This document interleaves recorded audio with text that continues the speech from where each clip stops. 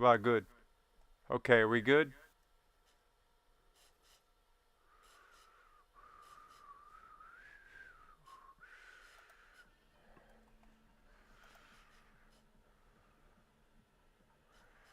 How about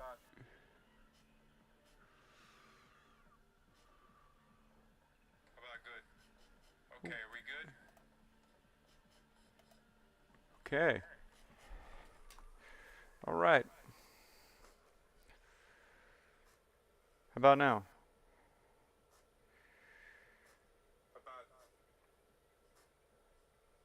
Is that good? Because I'm really excited if this is going to work or not. Okay. All right. How about now? We spent the last 5 minutes or so just trying to get this to work. I figured out the secret sauce with the OBS settings, but apparently because I don't have a long enough mic cable, we're going to be sitting on the floor today. Like it's 1999 again.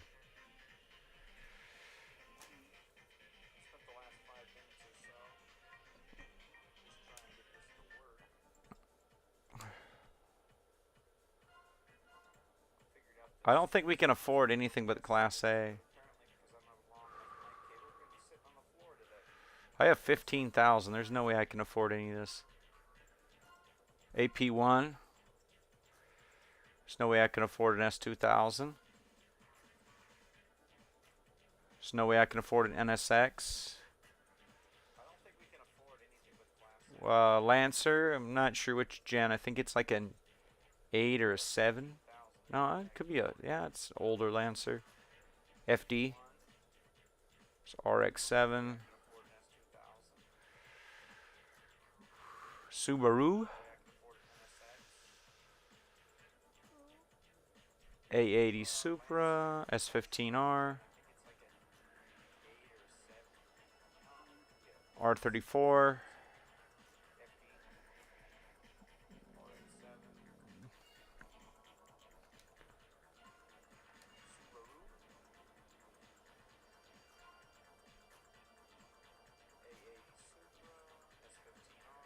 Front wheel drive Celica, circa year 2000. Another 180SX in their country, but in our country and here in America it's 240. We got here S14. Oh, this is the 200SX in our country. This is the one that people want. This is the I call this one the Coke 240SX because it's not the same. I don't like this body style as much. Yeah, if you get the JDM one from Japan that's available rear-wheel drive, yeah. DC2 Type R Integra. Another Integra.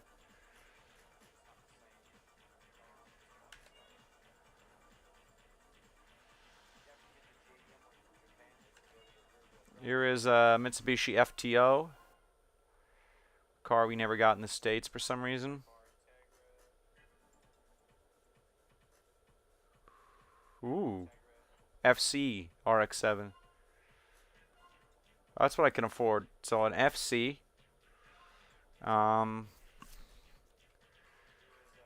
have 15,000, so I got it to something cheap.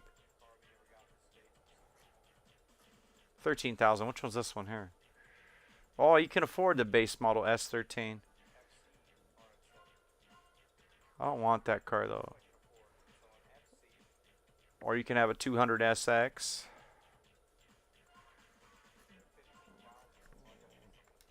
I'm going to go with Class C. I figure these are the cheapest. So an AE86 Torino. There's 11. W30. Oh, it's MR2. EG Civic? Oh no, it's not EG, it's a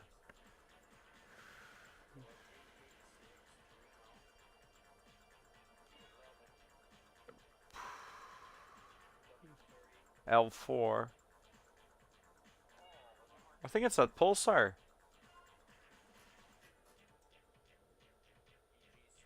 Ooh, a CRX? EG6. Dude, I wish I could get an EG for this cheap. 5,800 bucks? EK9 NB. I can't even afford an NB Miata.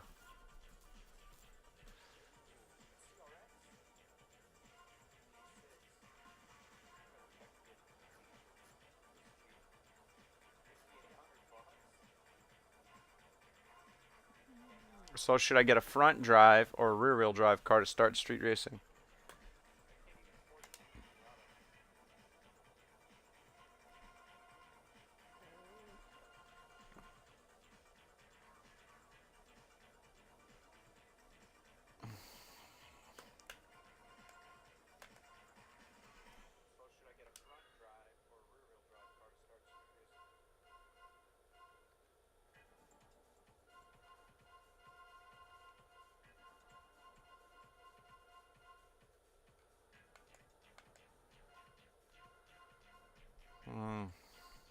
So I can have a license plate? Why do I have a California license plate if I'm in Japan?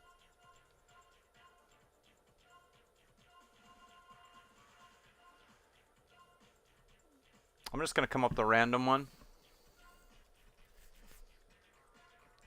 So I feel like,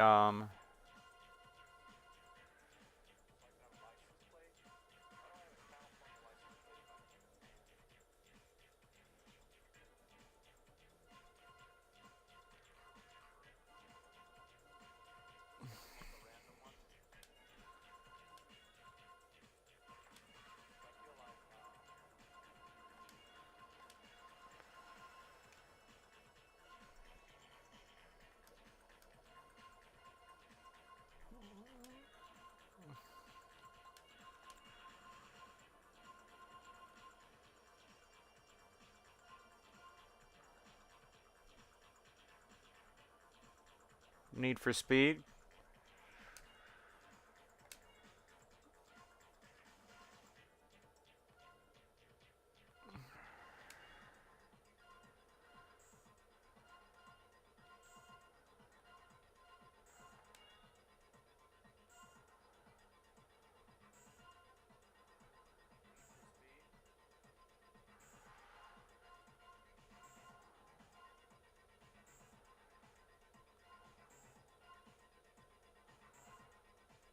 Strut Tower Bar.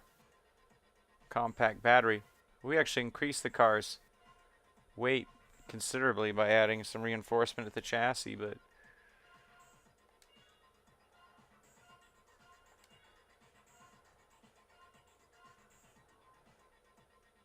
hood type 1.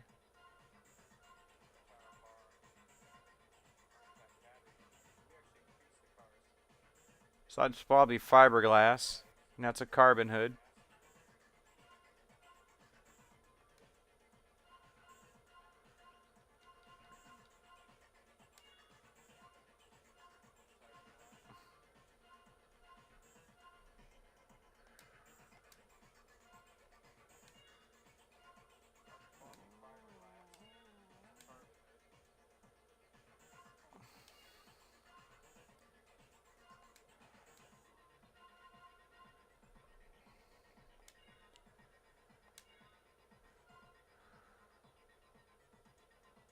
Replace plug liner, replace balance and adjusted.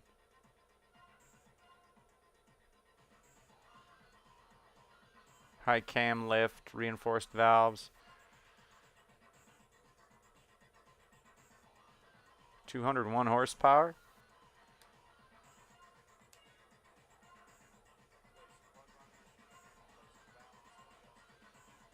Stainless steel exhaust.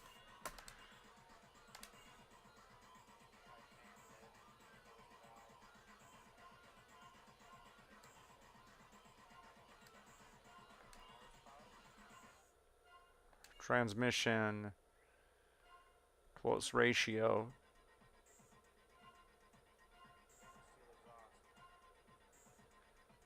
Close ratio transmission.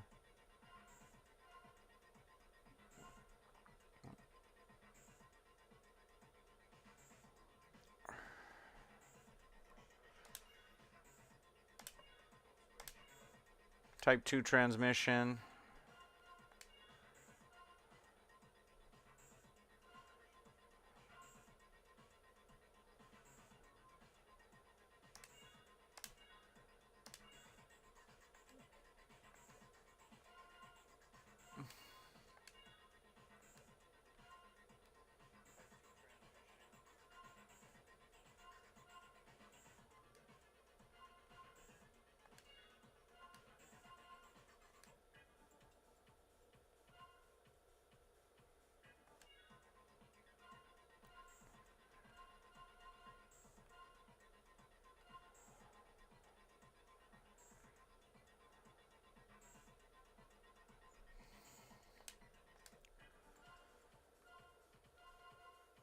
Okay, settings.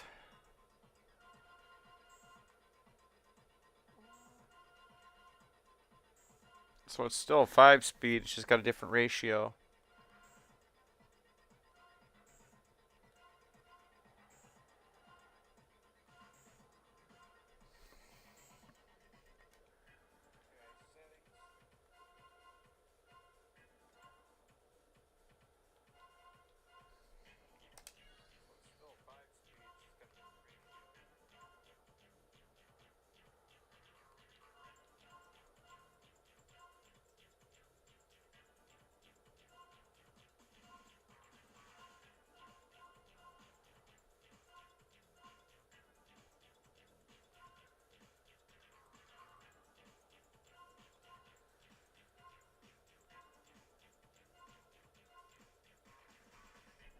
I'm gonna do the C1 line probably. Ooh, the wagon line. I'm gonna do the wagon.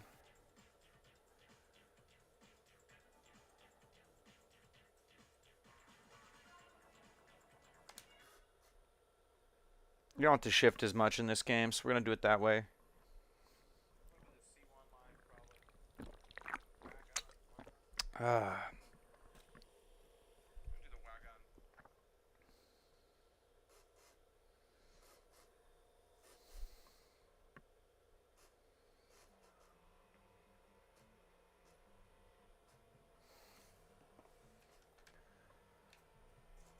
Which buttons shift?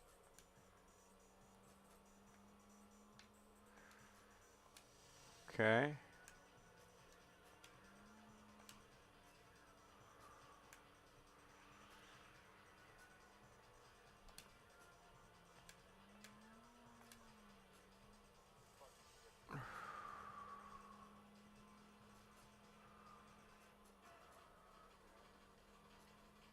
Oh, he challenged me. There's a little wagon there. Ooh, he's the wanderer. Oh, I have to be. I get challenged. I'm in front. Come on, baby. Come on, CRX.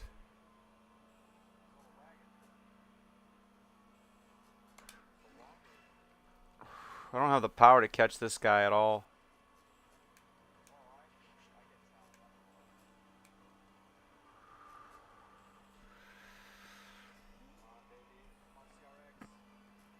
Come on.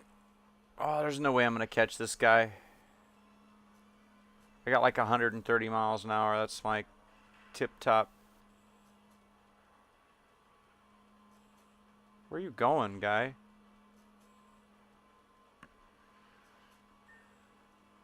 There's no way. I'm maxed. He's gonna take my money. Ooh. Oh, he took my money there. I should have rejected this guy because I don't have the...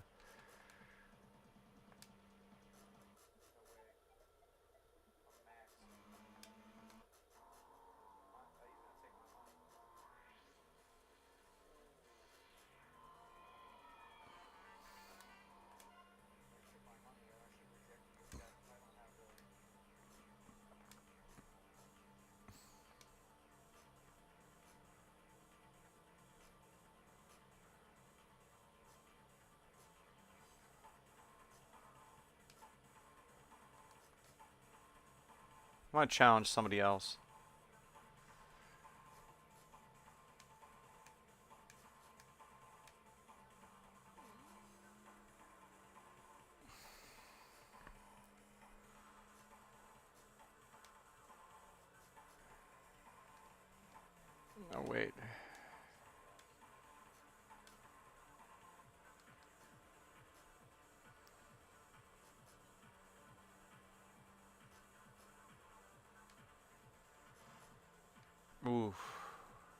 Yeah, I'm no Accio from Wagon Midnight, that's for sure.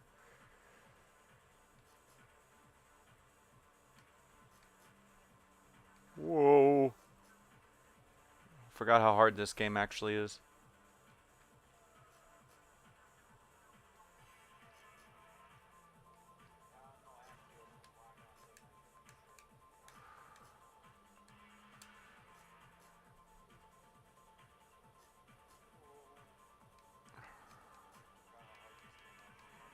Okay, he's not a racer. Manual shifting makes this game a lot harder.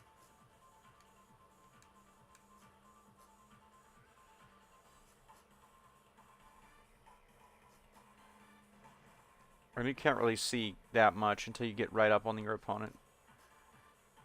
Okay. No, he's like a Toyota Tercel. He doesn't want to race me. Also, I rear-ended him. Oh, here we go. Pink guy. A pink Stagia? Oh, or is that a Legacy? I think it's like a Subaru Legacy.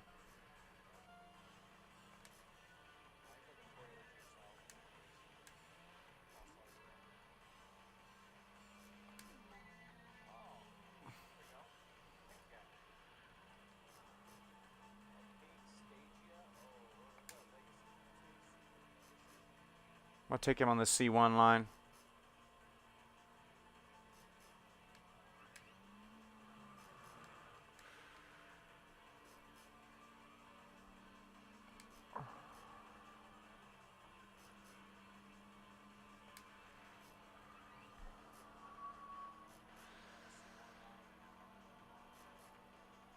I forgot how hard this game actually is, though, because like you have to be very, very gentle with the steering input. And I'm using the Retro Fighters controller, which is actually a lot smoother. The joystick isn't spring-loaded. It's like it's Hall effect, I think, so it feels really light. So it doesn't feel the same as like the traditional Dreamcast joystick, where it's got springs and whatnot. Every car you beat, you get a new one. So every car you beat, you get a new one. I like how the replay, I just scratched my car up. Keep driving. Hello, viewer. We're doing a little Tokyo Extreme Racer 2 on the Sega Dreamcast here. Captured from the real hardware, not an emulator. We're using the Retro Fighters Dreamcast controller here. And we're shifting the game manually, like all the cars. Normally I play this game in automatic mode because it's honestly easier to not shift. But we're in a Honda CRX, about a 89 or 90, because it was one of the cheapest cars to start with, and it's front-wheel drive. It's already hard enough to play this game. So you can get an all-wheel drive Subaru, but then you have no budget for mods to start out, and you can only go like 105. Ooh, I'm terrible. The Subaru is overpowered once you have enough money to modify it, though. It really is. That symmetrical all-wheel drive. So is the R34. And then later on, you even see the Viper. Because believe it or not, back in the 90s, the bubble economy in Japan, there were Vipers on the wagon. I've seen videos. I've never been to Japan, but I've seen videos from the 2000s, from back when I was a kid, where people were driving Vipers on the freeway and Ferraris and whatnot.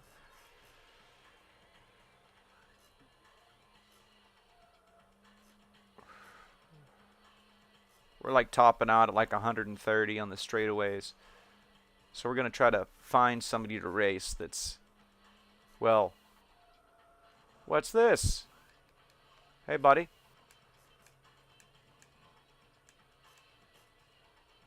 So you got to line up next to him, and you got to flash your lights at him to get a race.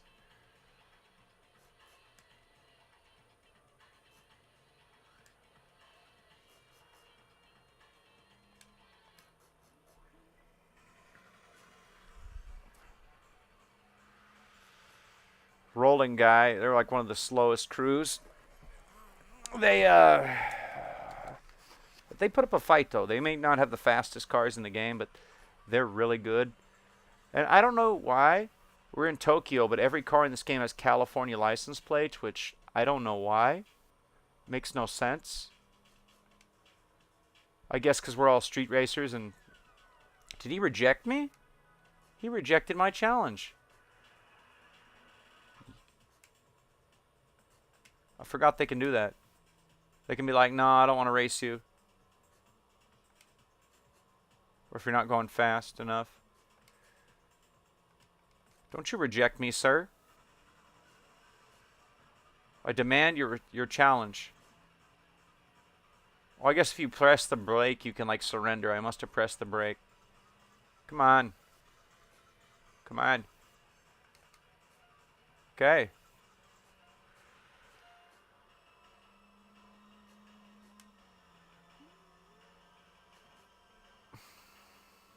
You must die. I am alone and best. Quote Speed Racer. Ooh.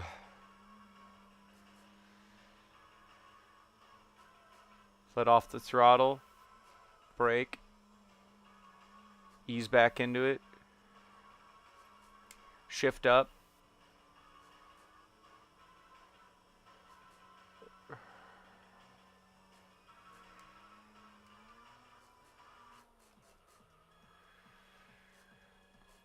Okay, we got 1,600. Ooh, 1,700 bucks. Dude, we're in the money. It makes you watch every replay, but I don't want to watch the replay. Come on. I don't care. I beat him.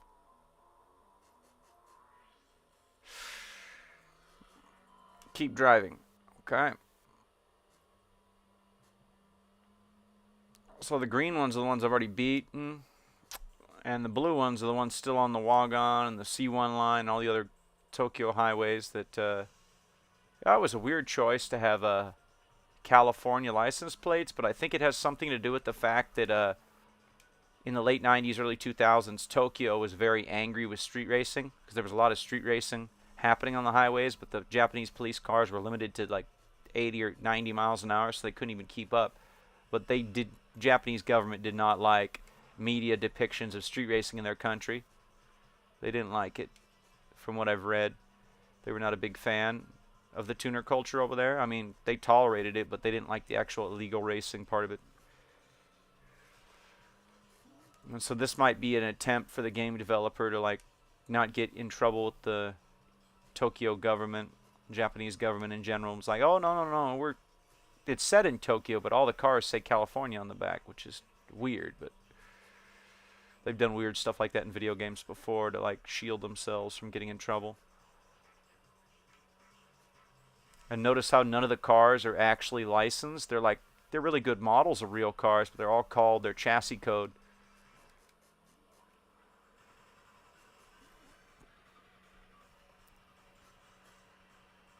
Like this one, this CRX is not called a CRX, it's called an EF8. So it's the EF chassis, but it's the number 8, the 8 designation being a CRX in the VIN number.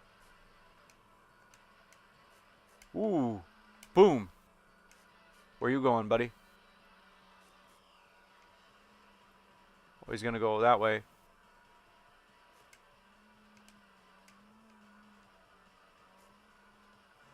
Ah. What's with me and guardrails in these old racing games? Hey, buddy. What about my paint? This game does have a little bit of lag sometimes. Or maybe it's the video capture I'm using, I don't know. This game does have minor slowdown on occasion. Because you gotta remember, this is an original Dreamcast. Manufactured in 1999. It's never been recapped.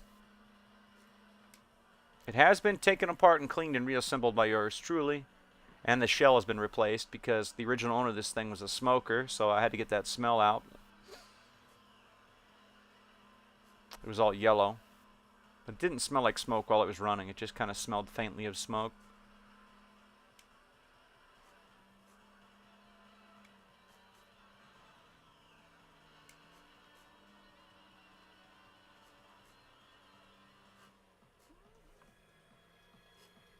Oh, yeah.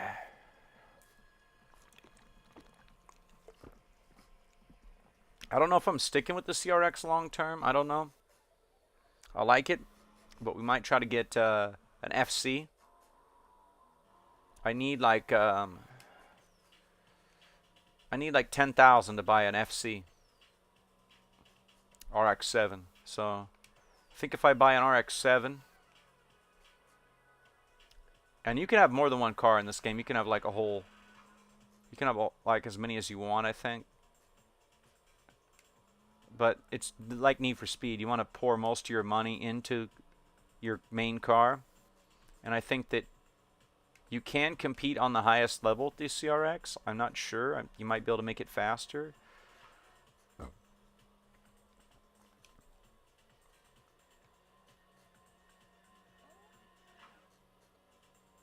I think there's a limit in this game, unlike the first game where you could just keep modifying your car endlessly. I'm not sure. I haven't played this game much, even though I've owned it for 12 years. The music's great, though. Just takes me back to the days where everything was just, hey. And the good thing about not having licensed music is I don't get a copyright thing. It's really annoying, right? So you have to have a Spotify playlist with all the songs in the game and pay for Spotify to have the in-game music, which is really weird to me. Like I wanted to play Need for Speed Hot Pursuit 2 on stream, but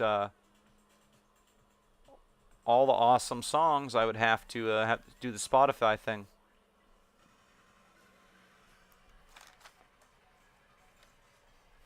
I mean, if I'm gonna play Hot Pursuit 2, I want to listen to Rush. I want to listen to Force of Nature. You know, or no, what's that one?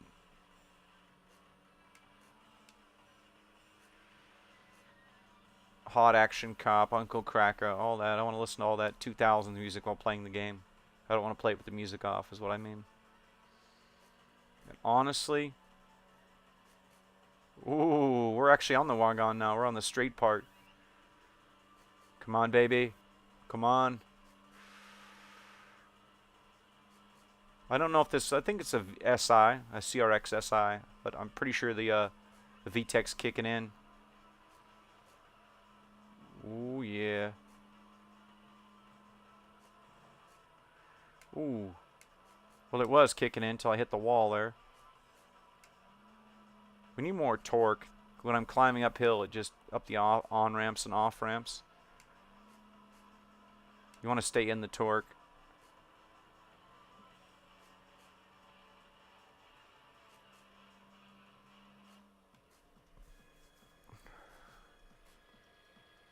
So how you doing, viewer? I can chat with you, I think. Am I signed in still?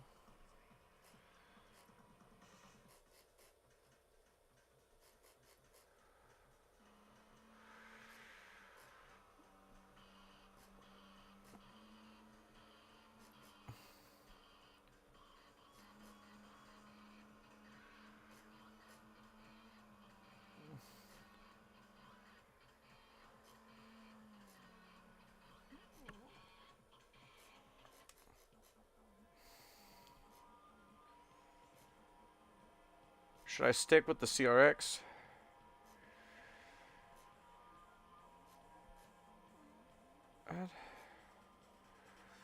Or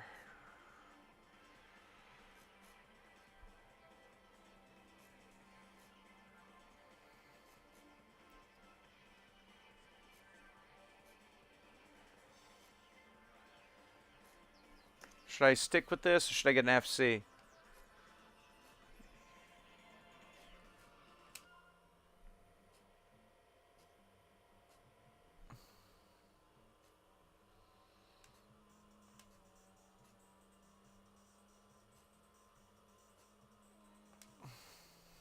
I'm on the bridge.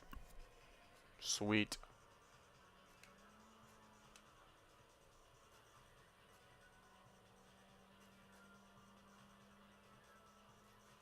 So I've only put 22 miles on this car.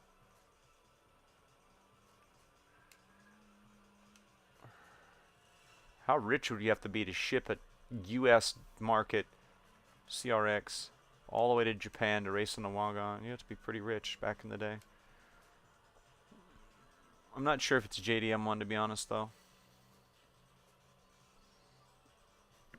I suppose you could just put a California license plate on your car in Japan, so that way they really wouldn't bust you for street racing. Okay.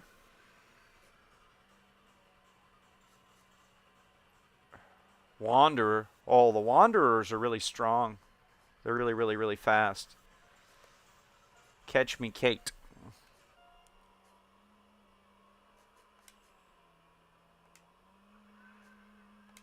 Ooh, come on, baby. Come on. Come on. Come on.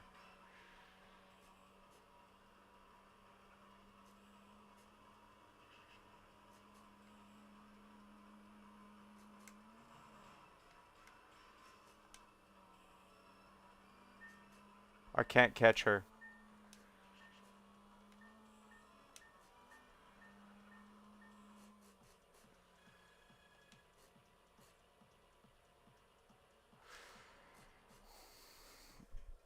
Yeah, Kate was too fast.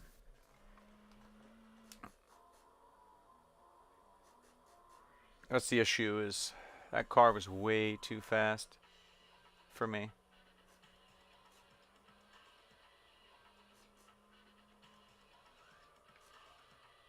I want to park up by the side and just let this guy catch up to me, I think. I think I'm the... Am I this one? I'm the one that's not moving.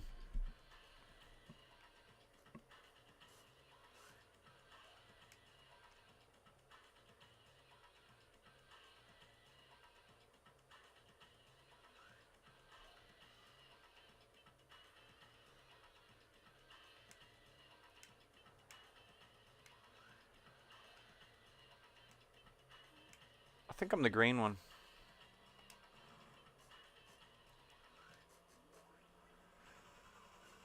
I don't remember if I raced this guy already.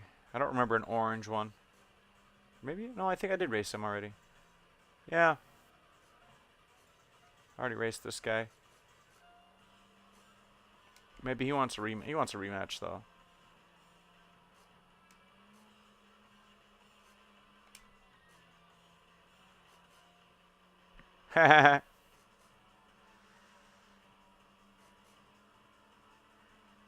What a difference 40 horsepower makes, huh?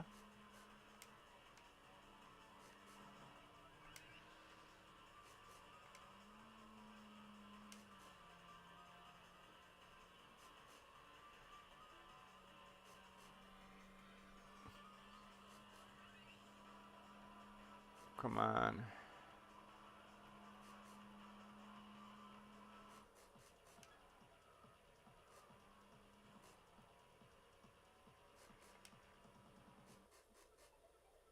Oh, it's already fought him before, so there's not much reward.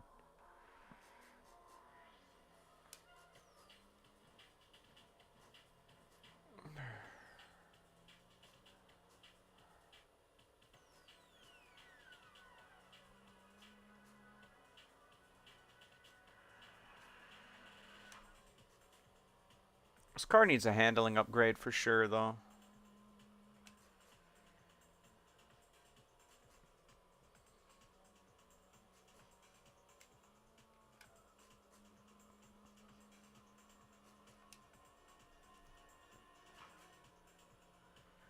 We need like some forced induction or something. Need a supercharger, turbo setup, something.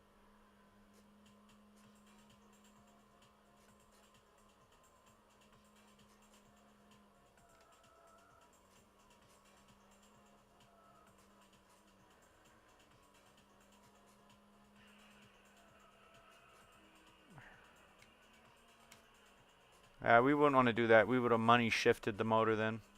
A money shift is when you over rev the engine by shifting the gearbox at the wrong RPM. You know, you like go, okay, the engine's at 9,000 RPM and then you shift down to second on accident. That would over rev it, and then you would just go boom, because the transmission can't handle that extra torque and horsepower and the extra rotation, because the engine's spinning faster than the transmission can keep up with, and you overspin the motor. You spin it beyond its maximum RPM, from what I understand. But money shifts happen a lot in drag racing and street racing. I know that. You're in fifth gear going like 90 and you accidentally downshift into second instead of fourth. Yeah, that would do it.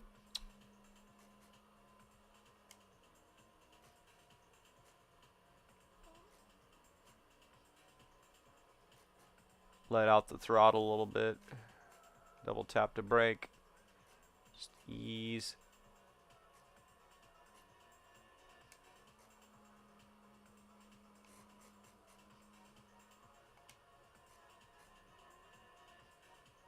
Is it this guy? Nah, another taxi. Come on. I'm looking for a guy that's going to weave around everywhere. It's not that guy. Not the guy in the Tercel wagon. He's not about that life.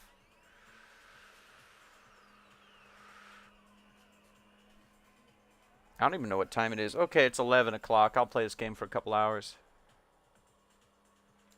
Was that the guy I was after right there?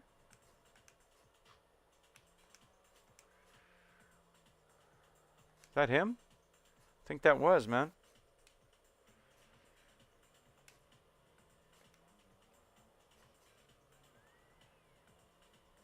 Oh, there he is. Yeah, in his baby blue Corolla.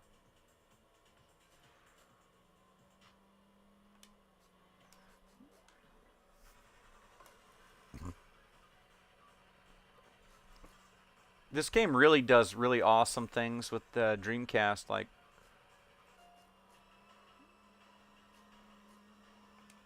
the only issue this game really had is your brightness setting on your TV or your contrast was set wrong. It would be way too dark.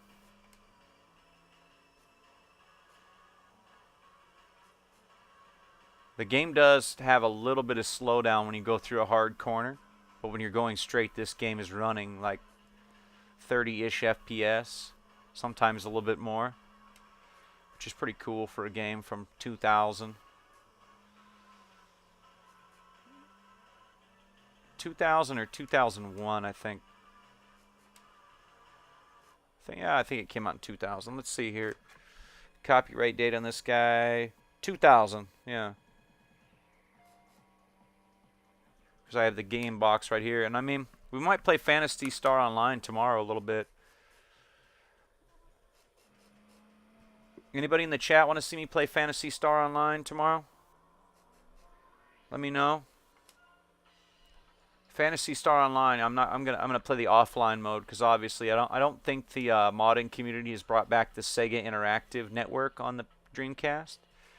I know that some of the websites still work, and I think the browser still works. I just don't think you can. I'm gonna go this way. Ooh. I don't know if I beat everybody I can beat in one night. Okay.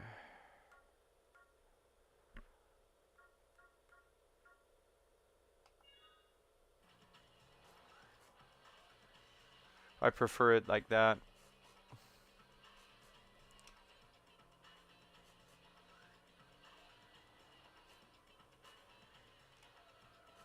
Ooh. I forgot. The cars are really floaty at first. Until you add the handling upgrades, they're way too floaty. And certain roads are actually, some of the roads are locked your first day due to construction. So you can't go to everywhere on the Wagon and the C1 line and the Tokyo Expressway on your first day out. Oh wait, there's one. Wait, I gotta like normal, wide.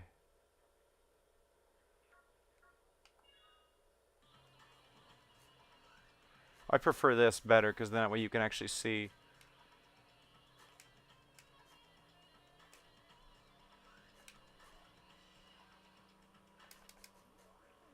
Oh, did I just challenge? I challenged something that's got more power than I do, didn't I? Ooh, an MR2. It's probably not a good idea. Ooh, he's all over the place. What are you doing, guy?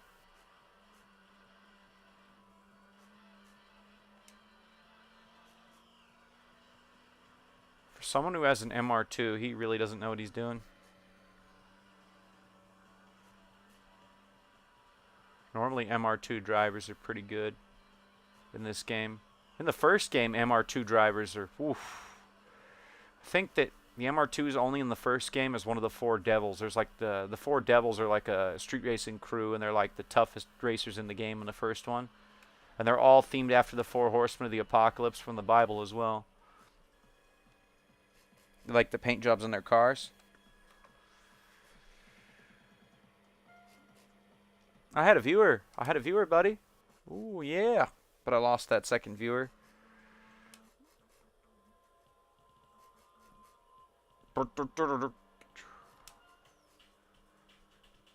Dude, I love the music in this game.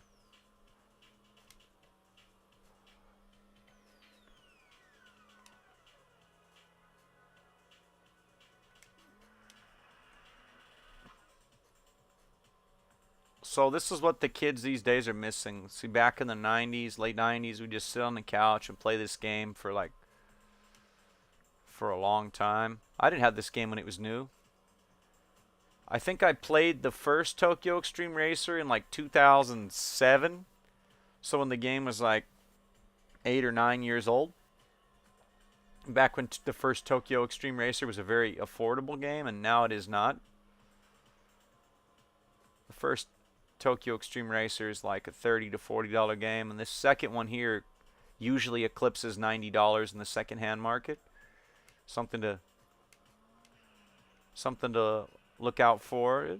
It's a relatively hard game to find, but it is out there on eBay and Amazon and at your local retro store if you want to pay a lot of money. I mean, it's a more polished game than the first one, and I think the cars handle a little bit better, and it's also the first game is a much smaller map.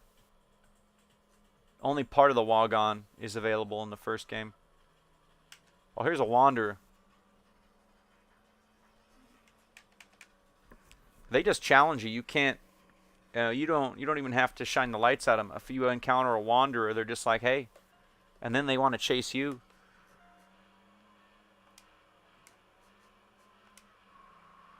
Come on. Must be like a Stagia or something, because I can barely keep up with this guy.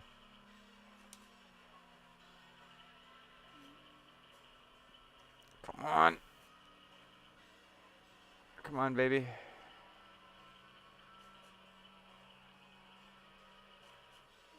I don't have the power. I need to put some more money into my car. This guy's just... I'm going to end the night and go back into the garage.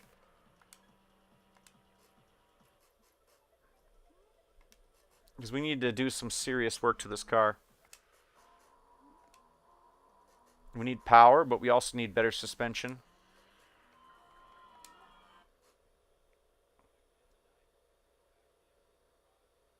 Your new battle name is Worthless Monkey? Seriously, I have been christened the Worthless Monkey? You gotta be...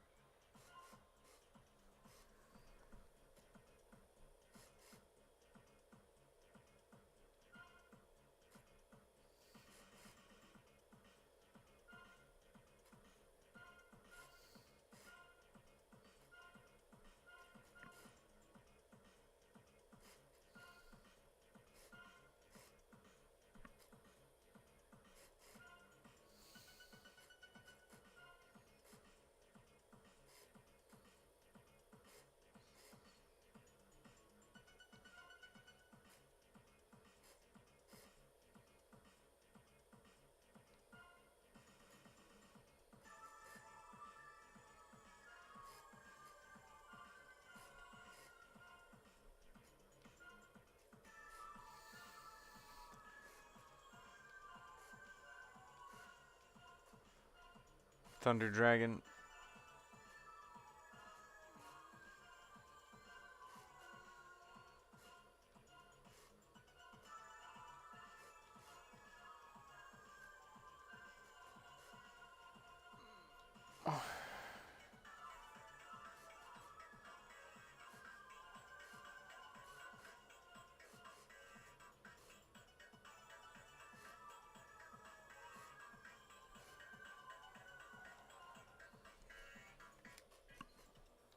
Okay.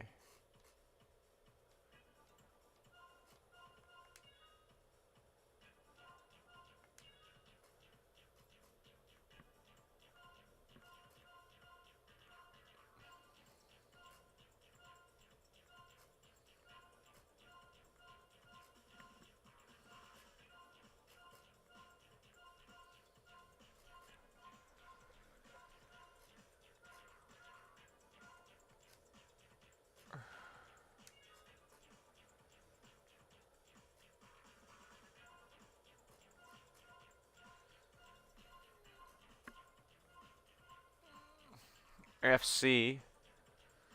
So an FC would be 12,000 credits.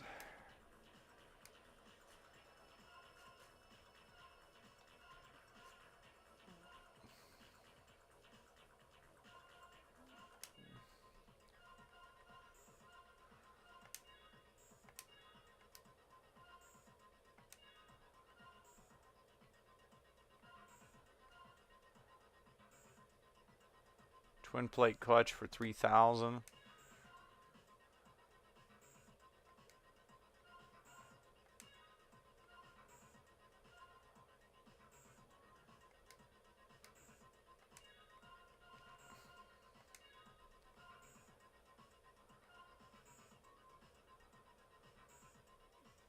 Adjustability.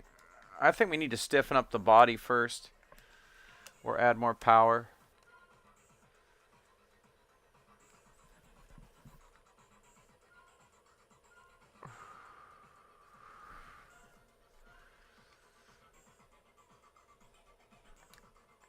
Oh, I think we reduce weight.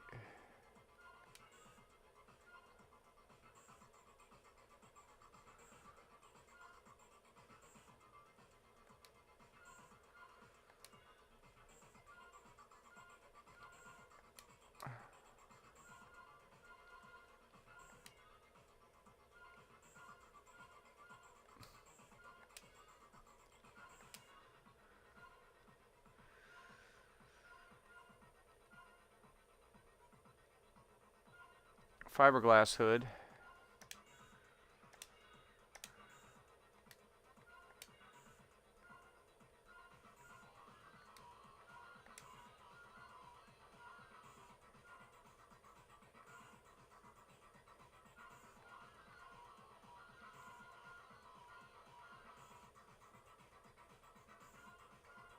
A red side skirt. Okay.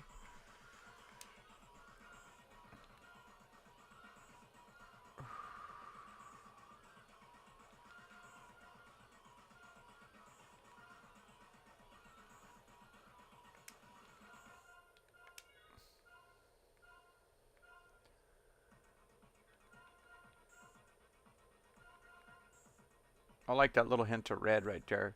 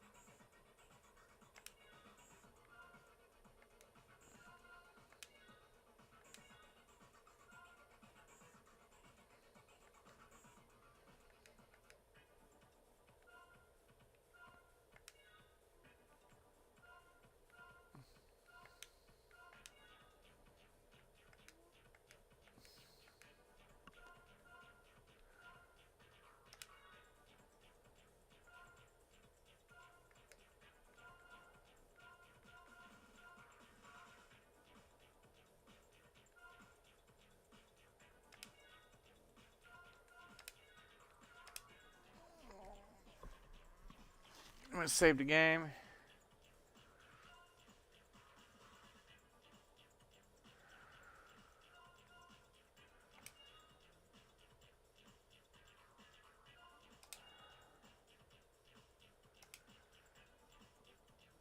I'm going to go back to the quest. I think I can go to...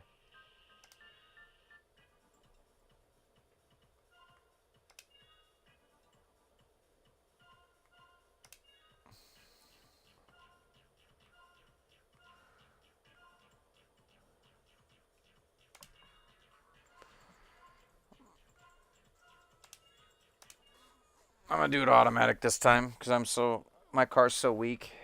I'm not going to do the shifting because this thing doesn't have any power.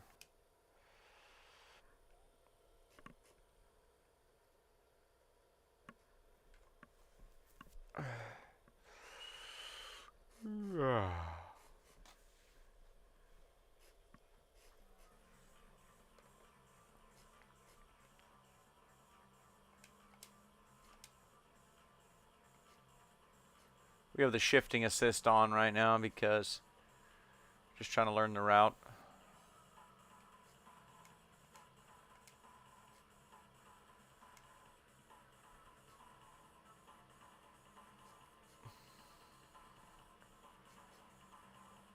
We haven't unlocked the Wangan yet. Can't go that way yet. The Wangan is not available to us yet, which is a shame because, or maybe it is, just not the full line. No, not the full line is available.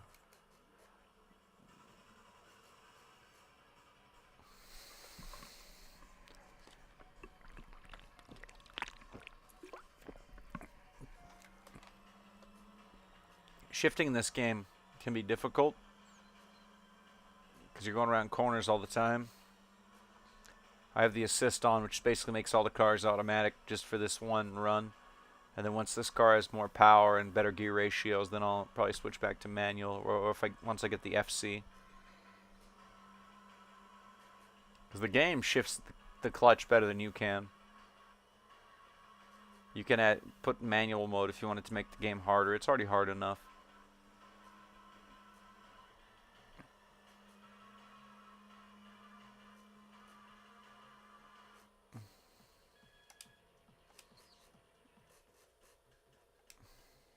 I do hate how it's trying to make me do the replay every time. It's kind of annoying.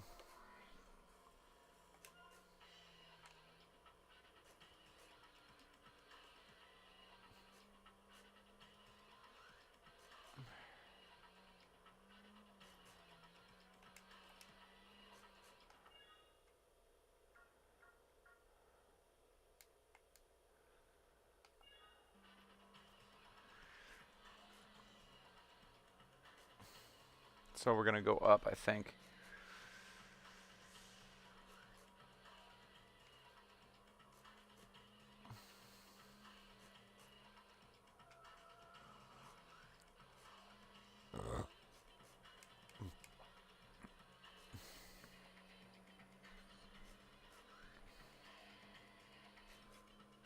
Hold on, I got to plug in my cell phone, though. So I can still answer you guys' questions and everything.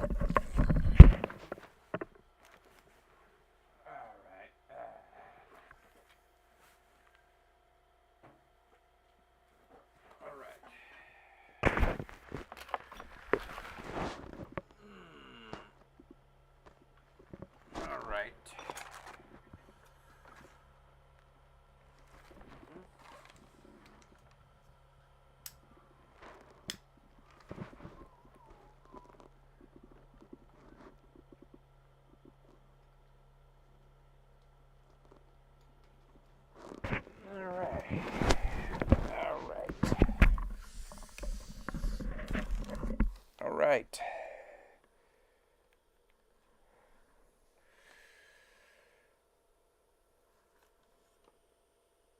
What's happening, everyone?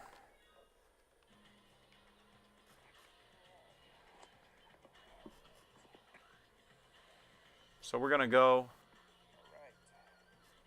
the Wagon. Maybe the C1 line.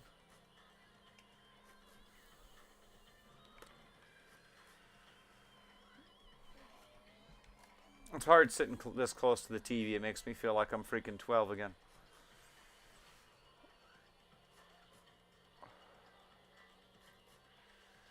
back in the 90s when you had that big, huge TV, big, huge glass TV, and if you sat too far away from it, there'd be glare, so you had to sit on the floor. Like, that's what we did as kids. We didn't have DVRs. Had a VHS cassette player and recorder so we could tape our favorite shows, but you'd have to set the timer.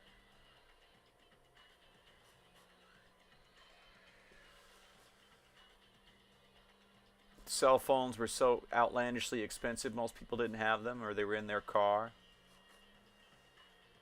phones. So it was pretty nice eating out back in the mid 90s, early 2000s, you know, see a movie without somebody. Ooh.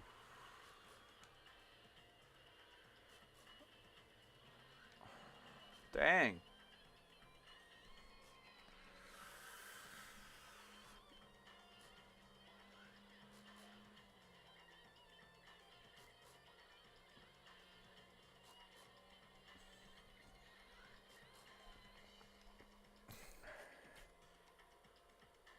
So I think we're going to go right. Because there's a guy right here. Ooh. Good thing I don't have to pay for body work in this game, am I right? The Heartbreak Kid and his, looks like he's in an EK. He's in an EK.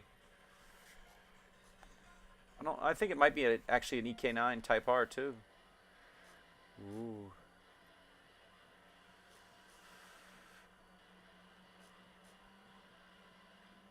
They will make contact with you to win the race, by the way. They're not above that. They're very aggressive in this game, and since there's no body damage and there's no like penalty for contact, the opponent drivers will shove you into a wall if they get the chance. And there's not very many streetlights on this game. In this game, I mean, they're every other one, so it's actually, it gets kind of hard sometimes to see.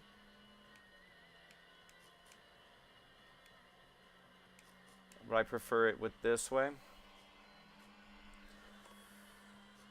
I don't know about the brightness settings would help on the TV or not. I really don't know. Hey, hello 3 viewers. We're trying to get enough money to get an FC RX-7 instead of this CRX SI. I really dig the music in this game. It's a vibe. I'd actually buy the soundtrack album if I could find it. Listen to this while I'm driving late at night, home from work.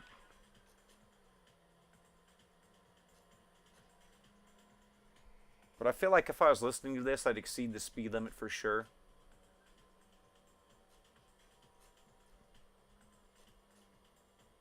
I mean, it just makes you want to drive fast.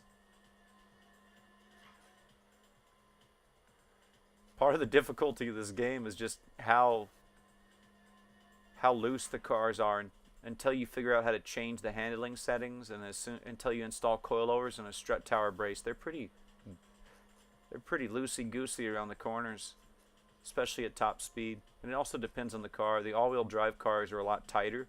The front-wheel drive cars understeer just like real life, and the rear-wheel drive cars, they just slide all over the place, but they're a lot of fun. This game's actually pretty realistic for an arcade racer back in the day. Ooh. Had 3 viewers, back to 1. That's okay. 3 viewers is an all-time high for me. I wish that people would like engage in the chat with me a little bit more. Maybe the algorithm's gonna actually let people watch me now. I don't think I'm gonna be the next Penguin Zero, or not the next Charlie. Maybe not.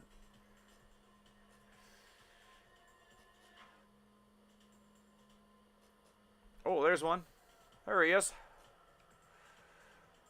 I like all the K trucks in the second game. There's all these K trucks just chilling.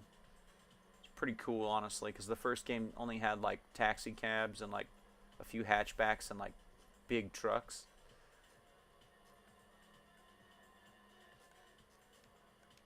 Okay, where you going, buddy? Which way you gonna go? Okay, he's gonna have to merge. Ooh, an FC. I don't think I'm gonna be able to keep up with this guy in the FC. I don't think I'm gonna be able to keep up with him.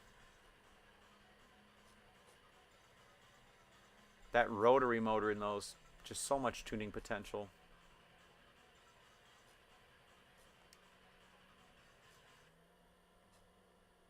What, did he reject my challenge?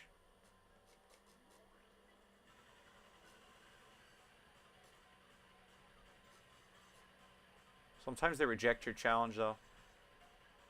Dizzy Dave. Okay, Dizzy Dave, you're gonna get it. Oh, come on. Man, I can't keep up with that. Isn't it a 12A? Is it a 12A or is it a 12B? I forget which rotary it is. I know it's like a 2-rotor in that, I think. I think they also had a 3-rotor. If I'm not really a rotary expert here, but I know that he's got more torque than me. But he's all over the place. Look at him. Come on, Dave. Oversteer. Oversteer. Ooh, I'm going to get you, Dave.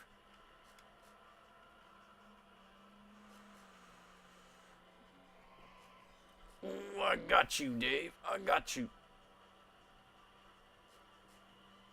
Also, what kind of name is Dave for someone in Japan? Is there any? I don't know.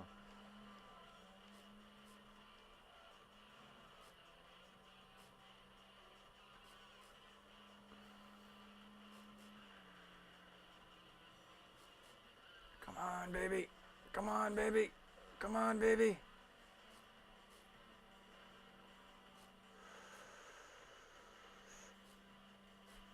Come on.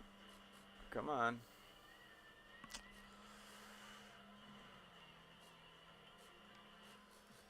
Barely beat Dave.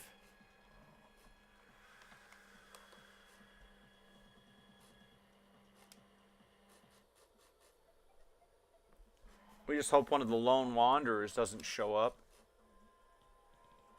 because we don't have the power to really contend with every car on the road right now. We are kind of underpowered, really. Top speed of 125. We can't compete on the long stretches of straightaway, but this thing handles pretty good. Other than me just slamming into the wall right there like a dingus.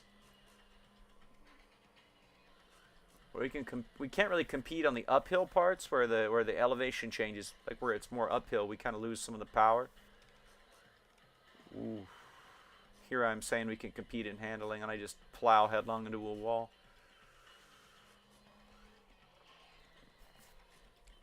So the blue ones are the ones we haven't beaten yet. Pink ones are wanderers, I think. And the green ones are dudes we already beat, if I remember correct. The mini-map is kind of hard to read.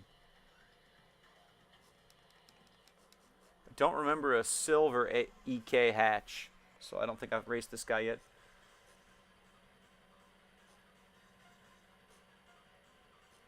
Tokyo Tammy.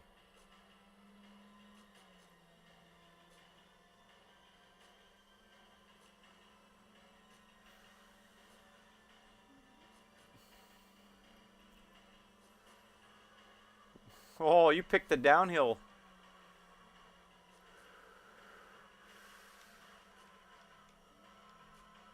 Oh, kiss the wall. No.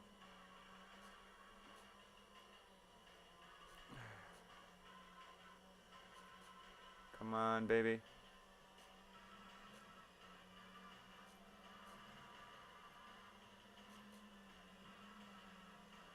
Come on.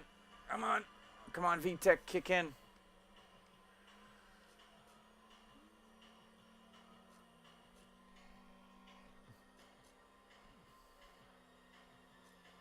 Worthless monkey. That's the moniker I've been granted, apparently.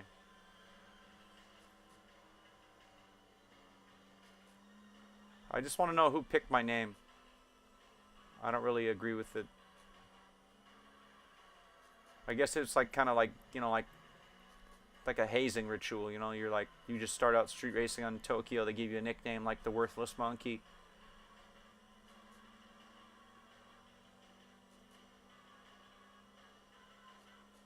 I wanted a cooler name.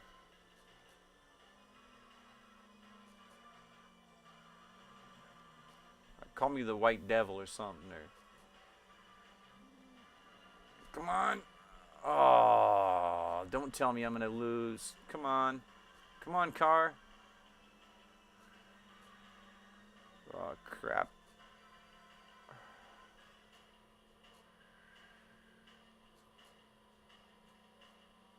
Come on.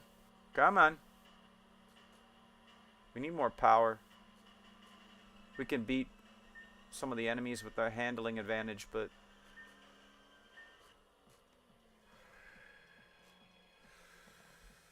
we barely beat Tokyo Tammy there.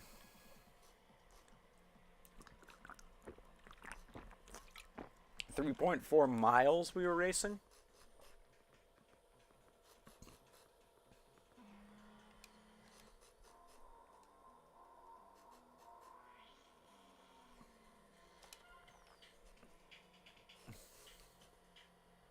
Oh crap, it's a Wanderer.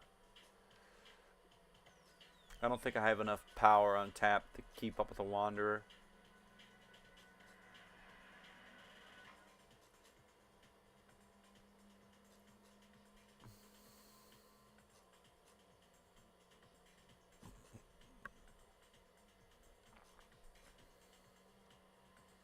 The Wagon C1.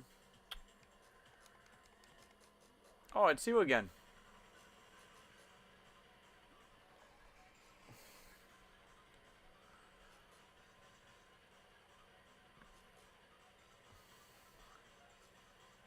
Catch me, Kate. Come on, baby. Ooh, a downhill section. I might be able to pick up some speed, get around Kate. Oh, man, I can't match that velocity of that car.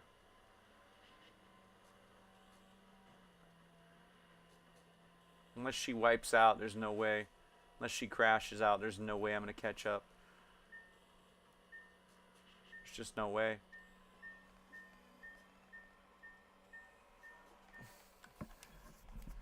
I need a better transmission or more power or both.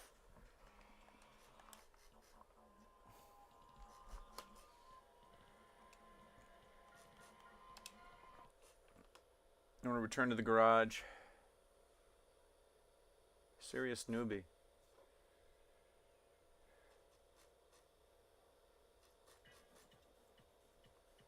Day 2.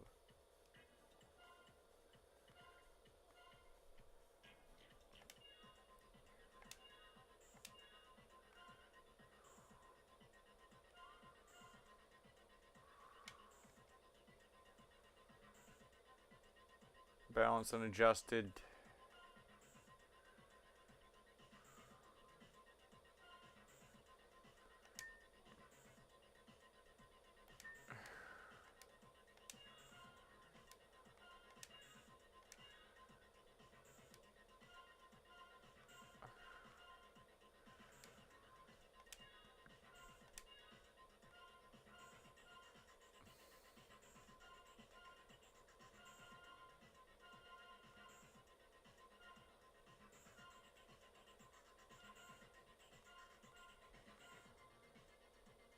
Twin plate clutch. Lightweight flywheel. Sports clutch. Twin plate clutch.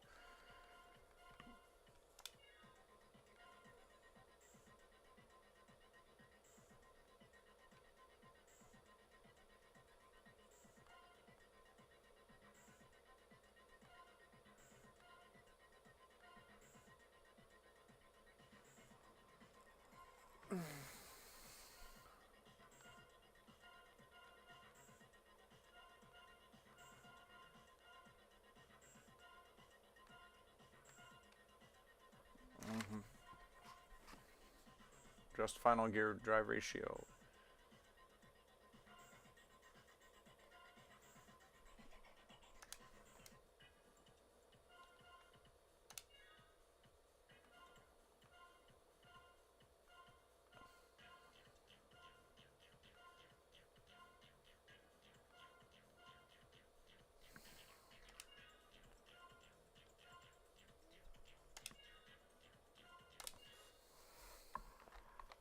Okay, we did all our tuning.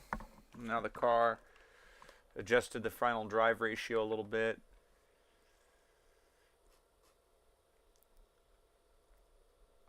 Put a different differential in it, different clutch.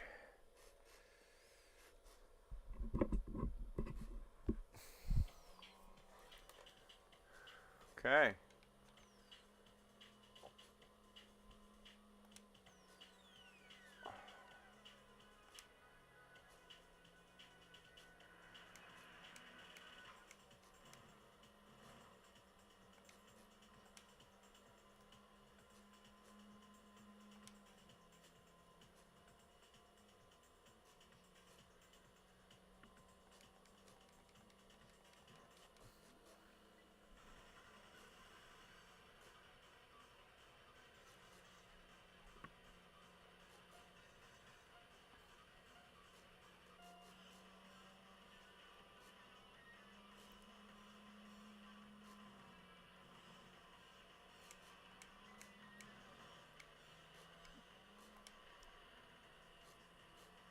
Come on, baby. Come on.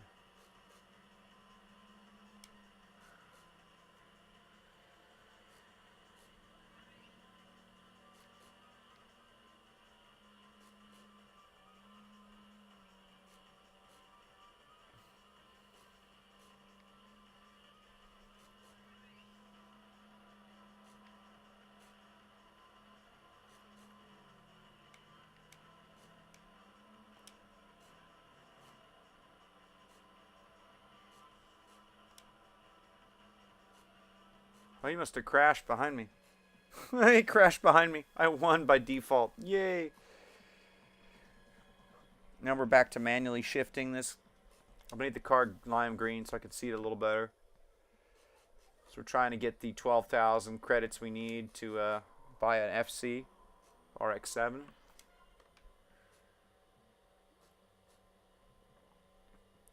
So we're going to do the C1 inner line here.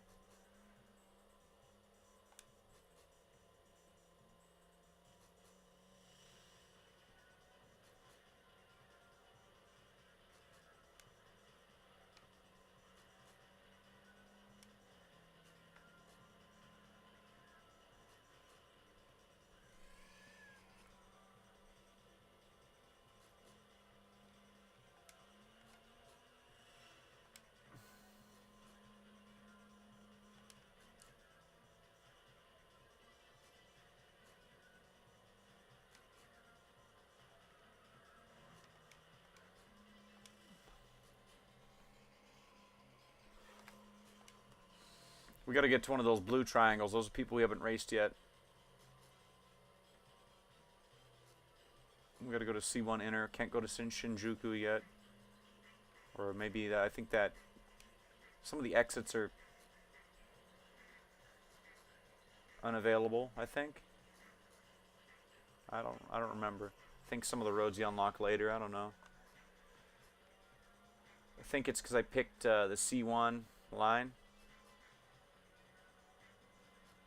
Like I'm on the ring roads instead of near the wagon.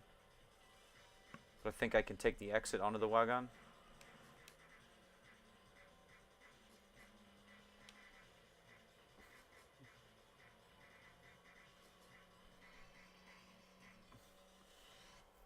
Because this game has it set up a certain way where if you pick a certain route, you have to stay on that route to race.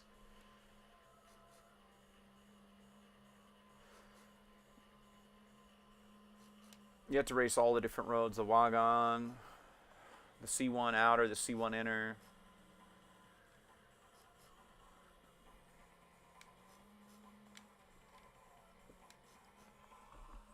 Alright.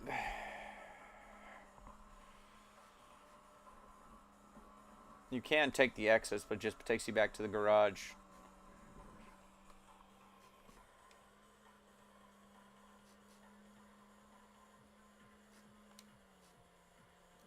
That's where I just have a drop off in power in 5th gear. We got here Sylvia.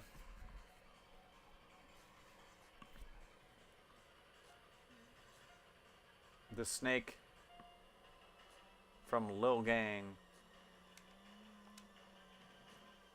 Whoa, buddy. You want to get a little shovey? Fine. Fine. We'll get shovey, buddy. Whoa, you see that?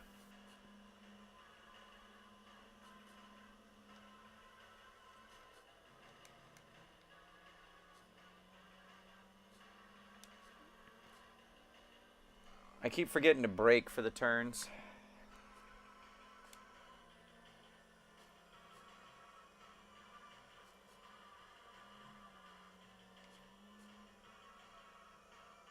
I'm letting off the throttle and just kind of easing. The goal is also to take exits and off ramps and on ramps to like kind of lose them, because if they like take the wrong exit, they lose. Like this guy, I think might have almost taken the wrong exit.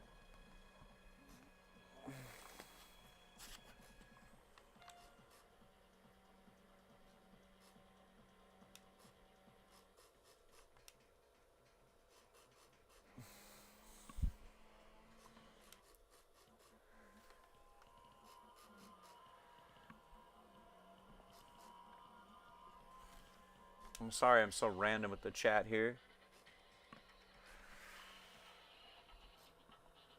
Whoa. All right. Did I unplug the mic or something?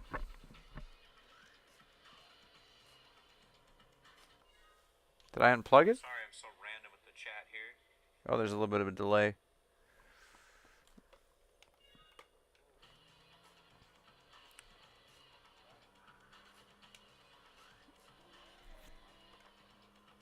So, we gotta find another person to race. We need to get another microphone with a really long cable or like a really long headphone jack extender or something from Monster Cable, or like something that'll plug into my Apple computer, like a streaming microphone that'll plug into the Apple computer, but it's not gonna be cheap. And honestly, I gotta fix my Toyota before I can even do that. I gotta fix my 2013 Toyota Scion XB because I love that car. If you're in Australia, it's called the Toyota Ruckus. It needs a steering rack and an oil pan gasket and some struts and some other things, but the engine's pretty good, other than that leaking oil thing. I have it parked because the leak's kind of serious and you can't really drive it right now.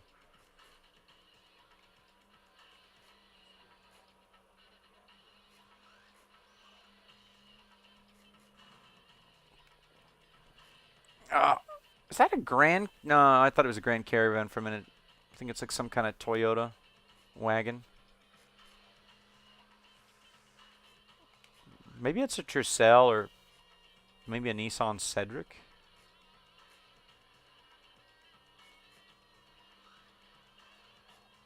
I keep seeing them for sale up here in the state of Oregon. I keep seeing Nissan Cedrics for sale that people have imported to the States, but they want like $20,000 for a Nissan Cedric, and it's kind of cool, but it's not that cool, you know?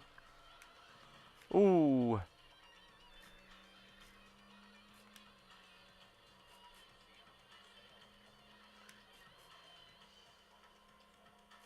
Or like, if you're going to import something to the States, like import a K car, or like a JDM Legend, or like an Evo 7 or 6.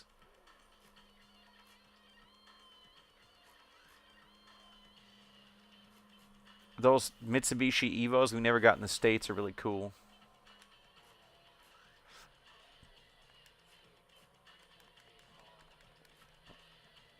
Ooh. There he is.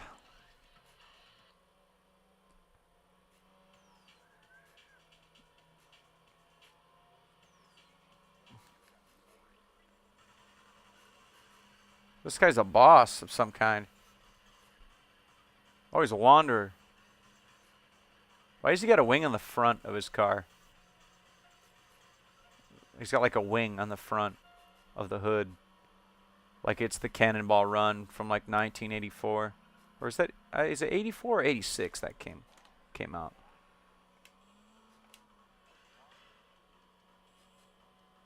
I don't think I can keep up with this guy. I want to try, but he's pretty quick.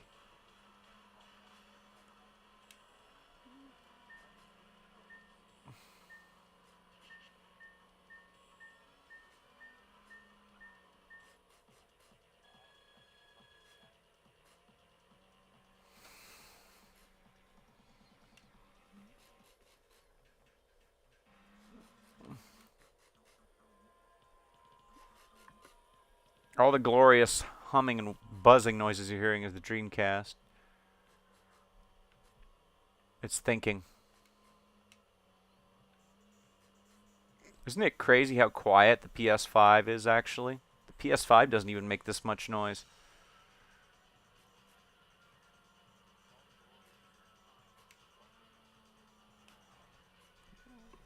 Dreamcast is one of the louder ones, and I think the PS2 and the original Xbox are pretty loud too.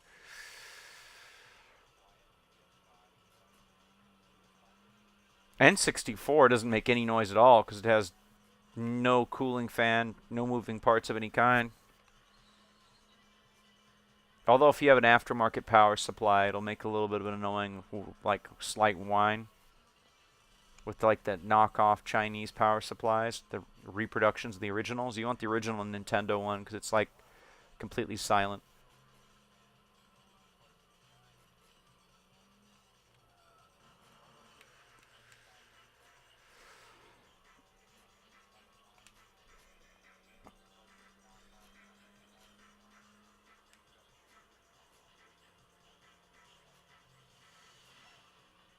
Okay, where's the guy I'm supposed to be racing? Where are you? Oh, there you are. Is that an eclipse? Oh, heck yeah, buddy. I like how they didn't, they kept, it still says eclipse even though it's like called something else. They're like, nah, we're going to risk getting sued for this one. Whoa, he's a bit of a he's a bit of a feisty one there, trying to shove me. Sir. Listen, Mr. Comeback Kid. I don't like you shoving around my car. It's rude to crash into another person's vehicle. This is not NASCAR. It's supposed to be Japan in the 2000s. You're supposed to have, like, etiquette and driving road manners. You're supposed to not slam into another motorist to win the race. At least that's my impression from early Japanese street racing videos from the 2000s and 90s and late 80s. They didn't crash into each other. They tried not to. But here's this guy just... He's like, I'm going to hit you to win the race.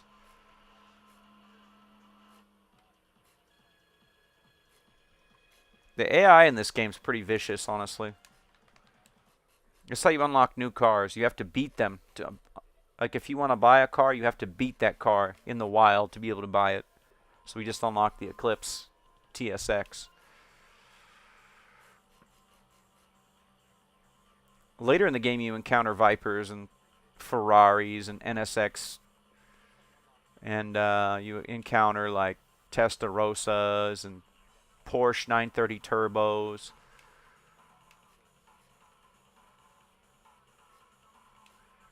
I think I'm going to have to get an FC RX-7 or maybe an FD to actually keep up with the Porsche turbos. Oh, I got to pay attention to the road here. Wait, did I go the wrong way? I'm the green guy, aren't I? I'm the green guy. I think I went the wrong way.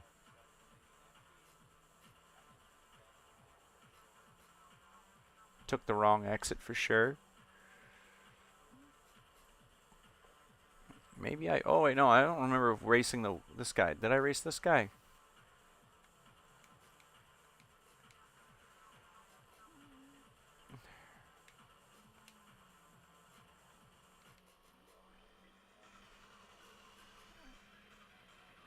Hello, viewer. You can chat with me, and I'll answer your question after this race.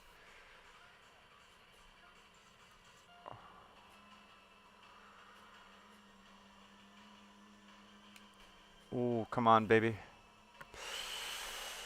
Yeah, the EK's got a little bit more grunt in fourth gear.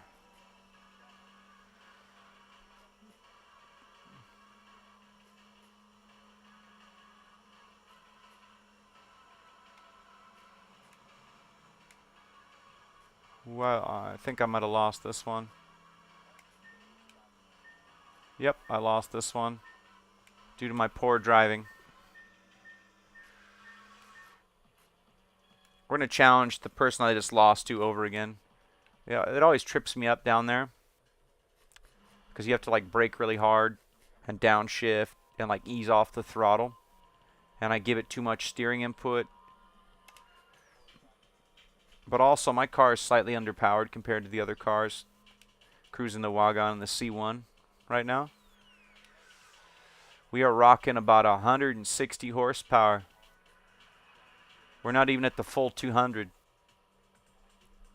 So I forget what the horsepower limit on this car is in this game. I think you can like tune it up to 220-ish. Because you got to remember this is the late 2000s. So they didn't have all the same performance parts we have now. And so in like the early 2000s, a 300 horsepower CRX was kind of out there, you know? I mean, now there's like 800 horsepower CRXs that run the quarter mile in the sevens, but this is 2024. It's 24 years after this game came out, so they tried to keep everything kind of grounded in reality as far as power levels you can realistically achieve back then. But I'm pretty sure there was someone stateside back then that had a 300 plus horsepower CRX for sure. There's probably a few people in Japan that had a car that powerful back then in that era as well.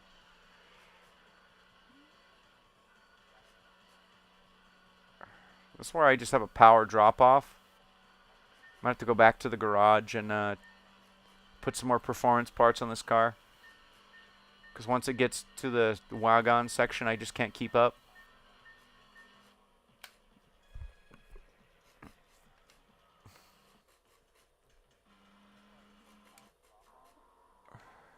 You can see I just have no top end. So we need more power or torque or both. Okay. Parts store.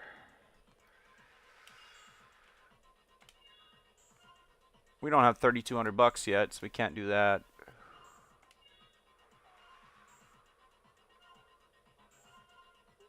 It makes the body heavier, but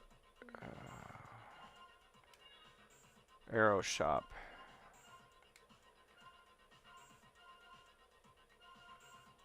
Accessory shop. We have the yellow lights, wheels. No, I don't care about the wheels. Tuned drivetrain. Type 2 transmission. Type 2 diff. Brakes, front tires. 2,000 for some coilovers. Well, I don't have enough money for coilovers. High grip tire 1. High grip tire 2.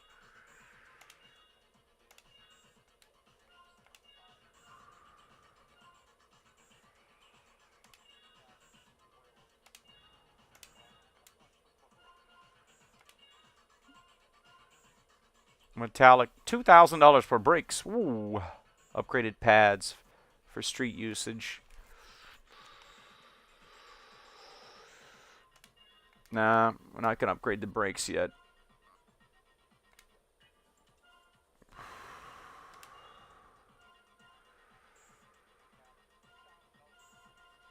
I mean, $2,000 for brakes ain't bad.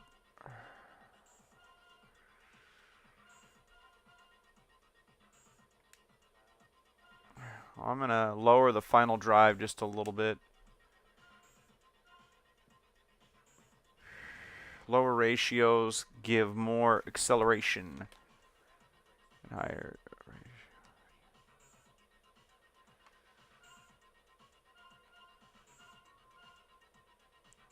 I'm gonna lower fifth gear's ratio a little bit.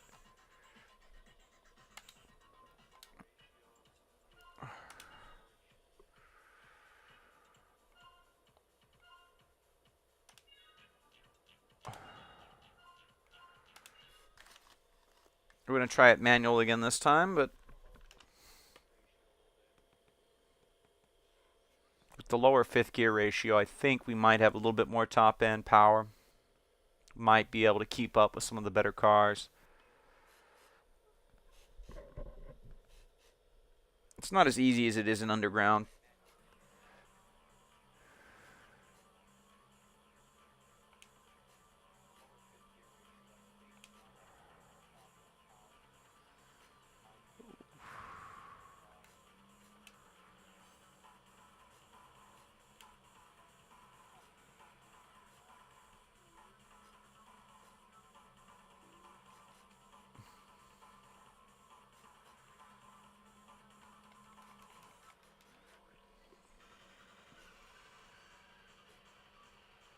Ooh, another Wanderer. Marathon Mary. Oh no, I lost to Marathon Mary last time. Ah!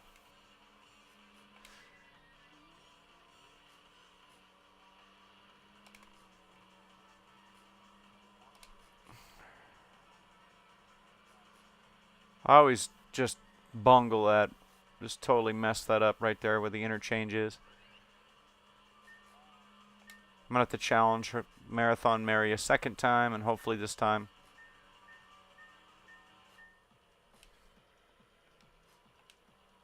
Because remember, I haven't played this game in years.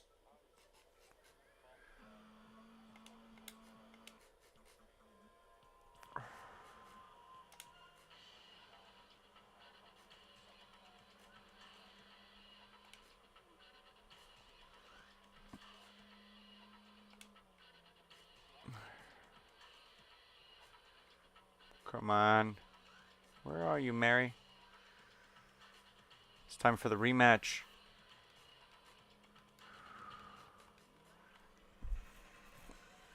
And for some reason, I always just drive right into the back of them and flash my high beams. I'm like, because that's how you start a street race, and when I play, just, oops.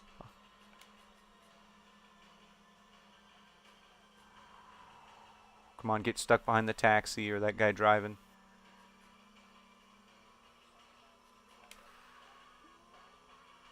Come on, baby.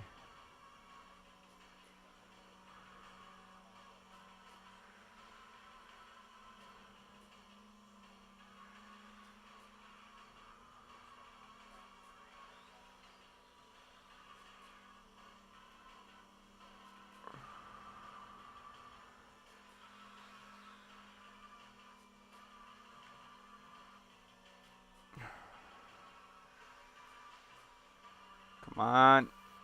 Come on. We just don't have the grunt.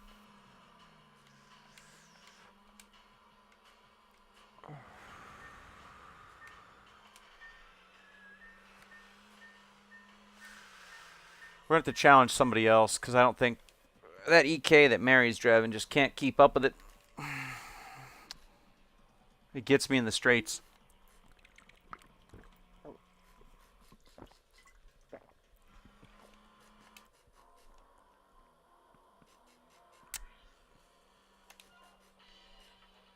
I'm going to go with one of the blue. Because there's cars you can't beat on your second day, but you can race them. And you got to kind of know what you can beat.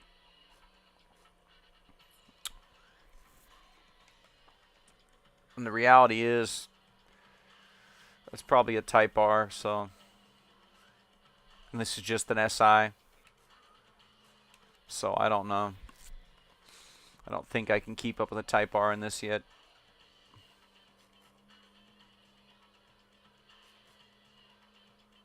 I think at 200 horsepower this thing would actually be pretty nasty, but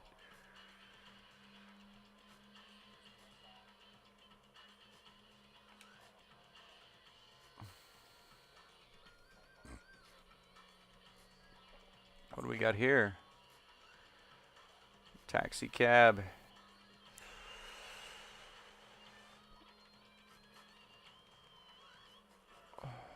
Battle rejected. This guy was like, this guy didn't even want to, this guy was like, no, you're not good enough for me, or what? Come on, buddy. Don't you reject me. I don't handle rejecting very well.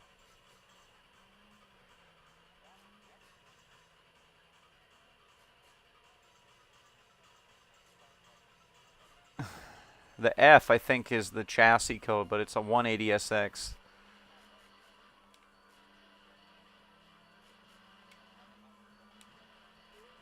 Ooh.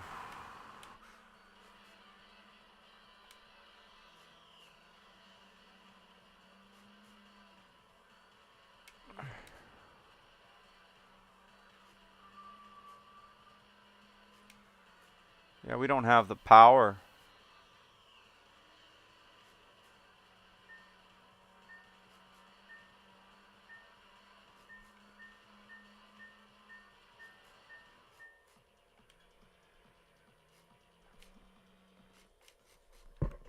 Maybe I ought to aim a little.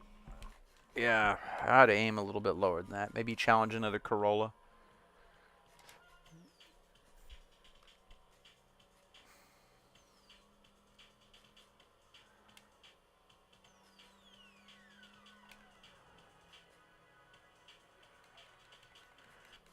Nah. I'm going to make the same mistake all over again.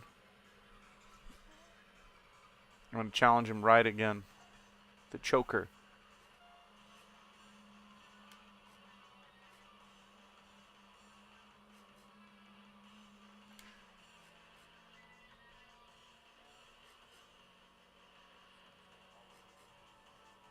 Come on.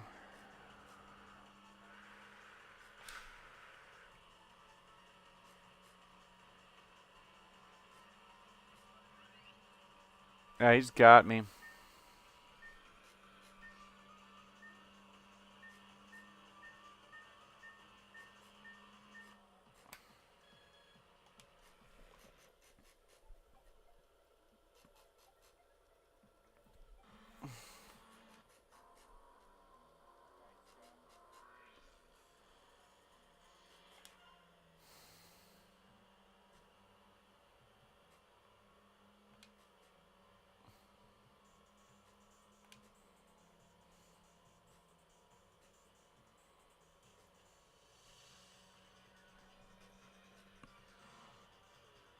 This game is actually pretty hard when you shift manually like I am.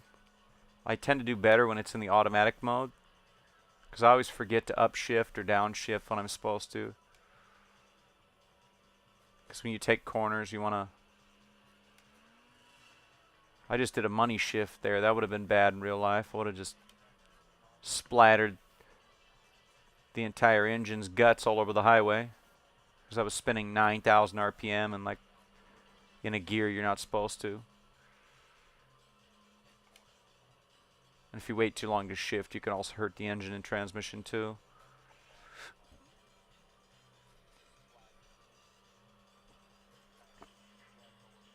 Okay. Maybe I can challenge somebody at full speed. Maybe it'll let me do that. If I go like...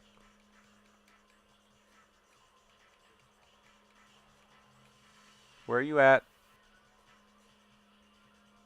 Where are you at, buddy?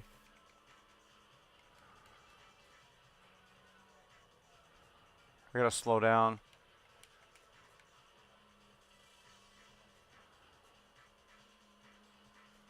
Come on, buddy. Where's he at? He's right behind me, isn't he?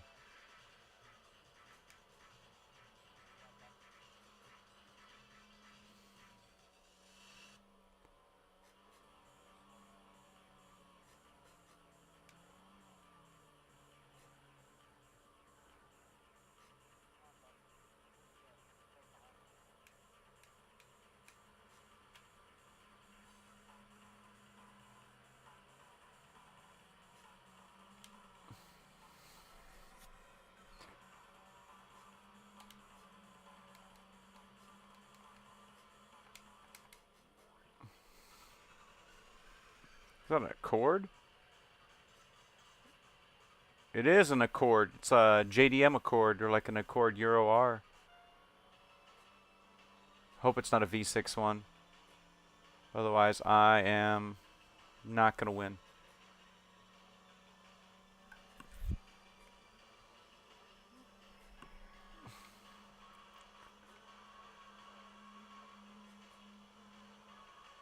Okay, maybe it's a 4-cylinder Accord, not a J series.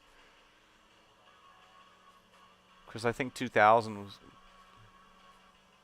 when they did the facelift.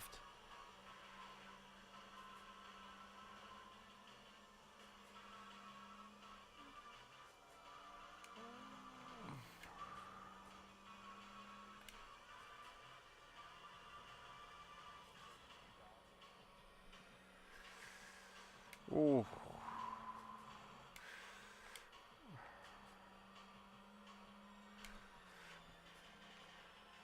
See how they'll try to ram you, though? He tried to push me right into the wall. You've been hit by, you've been struck by a smooth criminal.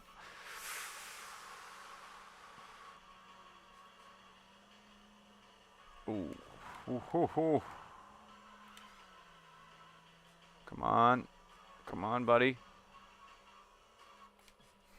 I barely won that one.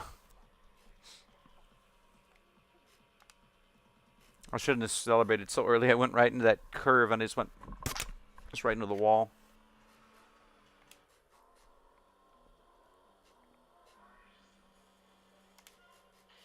I'm going to play for a couple hours, I think. I think I've already been playing like 2 hours, something like that. I lost time with track of time. I do want to play a little Phantasy Star Online tomorrow, maybe, on my Dreamcast. Although you can't do the online mode anymore, to my knowledge.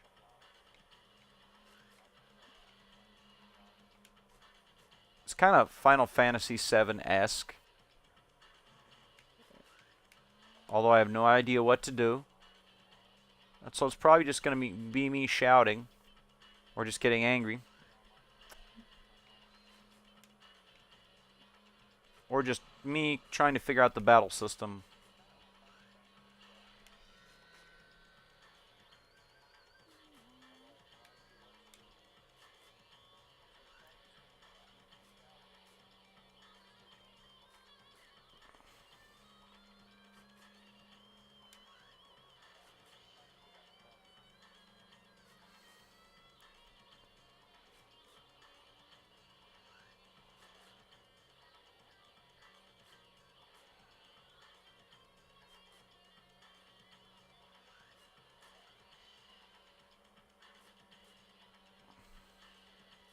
Although the only thing I don't like about the Retro Fighters controller is the triggers don't have any springs in them really. Or they have very light springs, so they don't like feel all springy like the Dreamcast controller normally does. And the stick's very light. It's very sensitive, which is nice, but it takes a little getting used to in driving games particularly. Because the original Dreamcast controller is very different. There's a lot of spring tension on the joystick and the triggers on a normal Dreamcast controller versus the Retro Fighter one. Is this guy in a French car? I think that's supposed to be a Peugeot.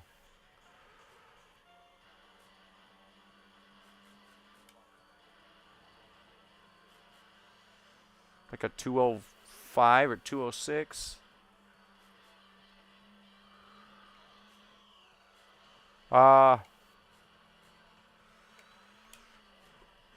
Whoa, buddy.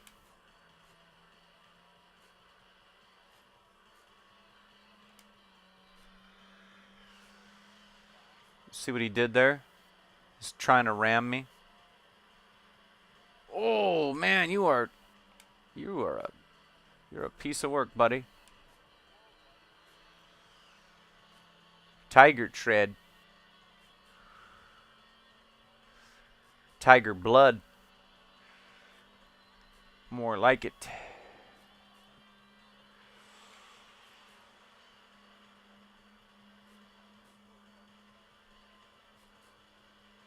Call me Tiger King because I'm totally beating you.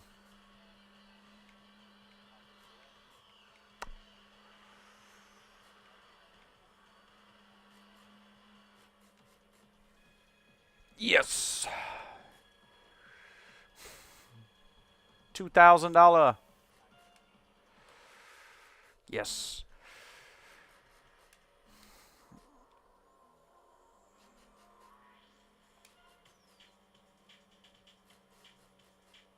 Too bad this game didn't have multiplayer back in the day. That would have been sick. Or maybe it does. I just never played it. I think it has like split screen.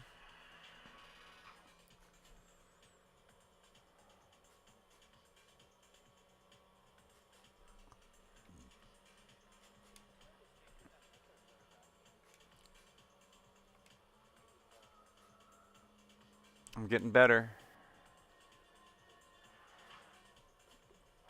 Although I'm not entirely sure where I'm going. Ooh. Just when I think I'm getting better.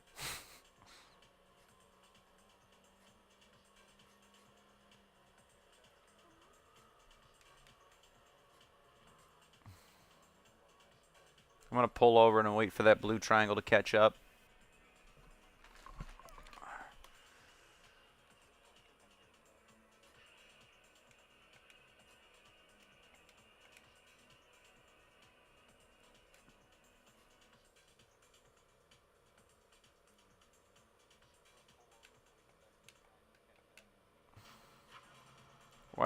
Wait. No.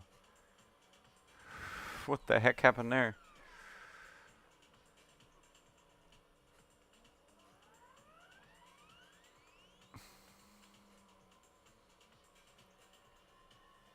I think I'm the yellow one.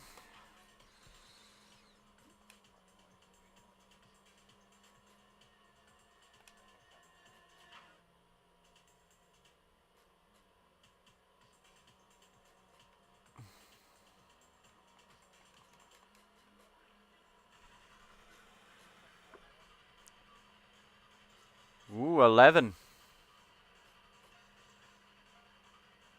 Ray Freak.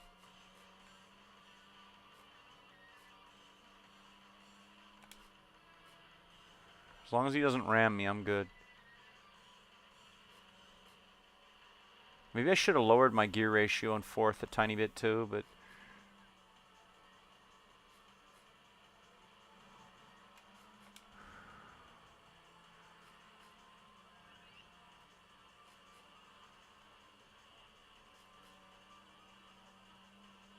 I'll tell you what. They need more streetlights in this game. Or maybe that was the vibe. Maybe I've never been on the Wagon or the Yokohama line or any of these. I've never been in Japan, but I imagine that they probably have more streetlights these days. It's probably a little bit brighter. Not like where I live in Oregon, where there's no streetlights, and people drive at night with their high beams on, and they only turn them off when another car comes. There's one streetlight in the whole town, maybe two. There's streetlights down by the river in the Industrial Port Authority area, though. There's a few of them over there. That's where the warehouses are.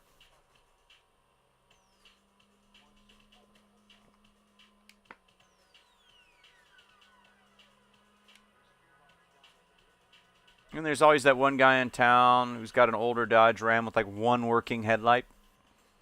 Like his turn signals work, but it only has one, this high beam and low beam bulbs on the left headlight are burnt completely out. And for some reason, he only drives during the day most of the time, but I've seen it at night. I'm like, oh, it's a third gen Dodge Ram with one burnt out headlight. It's that guy again. That's what happens when you live in the middle of nowhere. I just want that guy to change his other headlight bulb.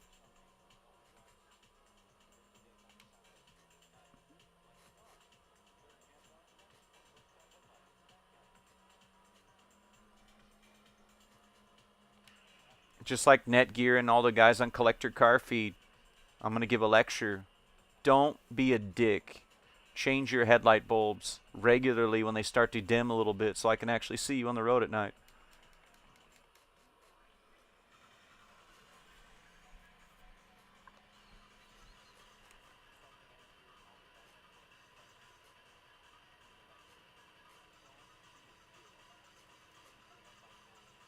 If I could figure out the decal editor on this game, I could put collector car feed on here. I could like stick it on the car, on the back window. It'd be pretty cool. Dabia line? Okay, I think that's where we're going next. Oh, you see that? Catch Me Kate just slammed right into the guardrail there. Ooh, I'm going to catch you, Kate. I'm going to catch you. Come on, come on. Ooh, come on. I just have like a dead spot right there where when I go uphill or downhill. I think I can catch Kate if I challenge her again, but when we're going downhill, I might be able to beat her going downhill.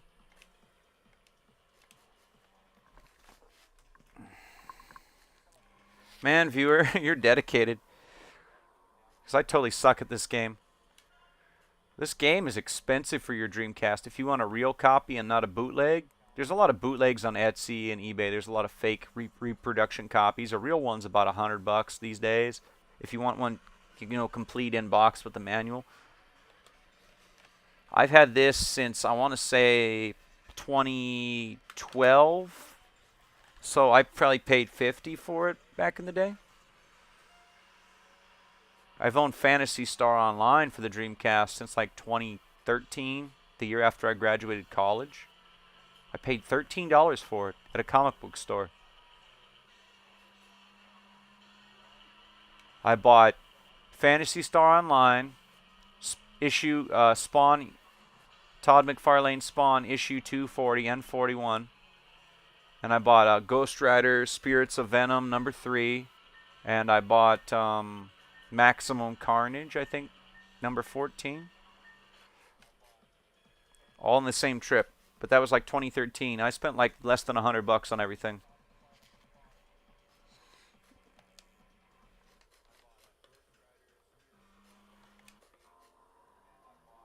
I used to love going into that place. Desert Sky Games in Gilbert, Arizona. Hope it's I hope it's still there when I go visit my cousin one of these days. I gotta go in there. I haven't been in there in like 8 or 9 years since I left, so I'm hoping it's still around. You never know with these days, all the comic book store closing and the old video game store closing. Because you gotta remember, retro video game stores and comic book stores, they're not selling what people need to survive. They're selling luxury goods, you know, stuff for your hobbies. You know, hobby shops that sell RC cars and drones, comic book stores and video game stores, and stores that sell Magic the Gathering cards usually go out of business if they don't last, you know, because sometimes they last 5 to 10 years, other times they don't. Sometimes they last for like decades. But there's comic book stores in this country, in America, that are closing after 40 years because of the economy. It's crazy. I even heard there's a retro video game store that's been in Arizona for like more than 15 years might be closing. I heard rumors.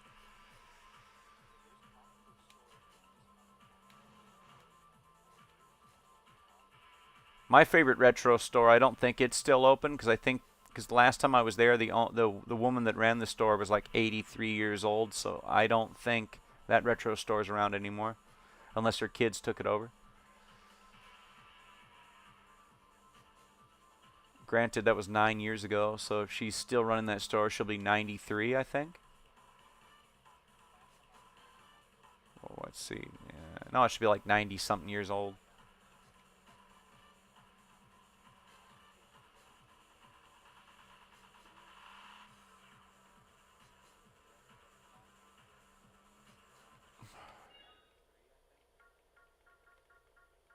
I'm going to return to garage and do some tuning. Smooth Newcomer. Why can't my battle name be Smooth Criminal? Why is there a piece of tape on my floor? Okay, day 4. I have almost 3,000 bucks.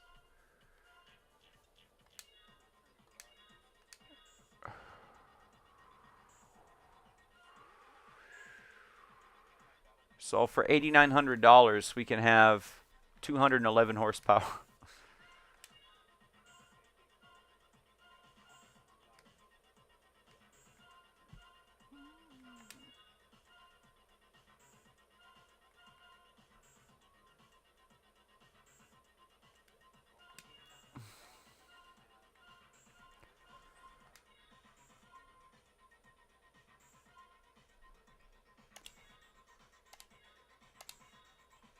Coilover suspension upgrade.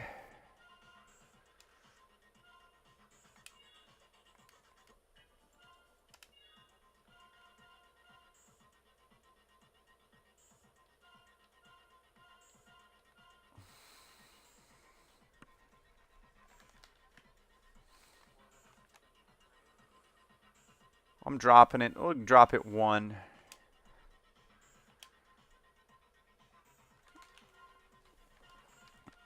And I think we're going to lower the ratio a little bit in 4th.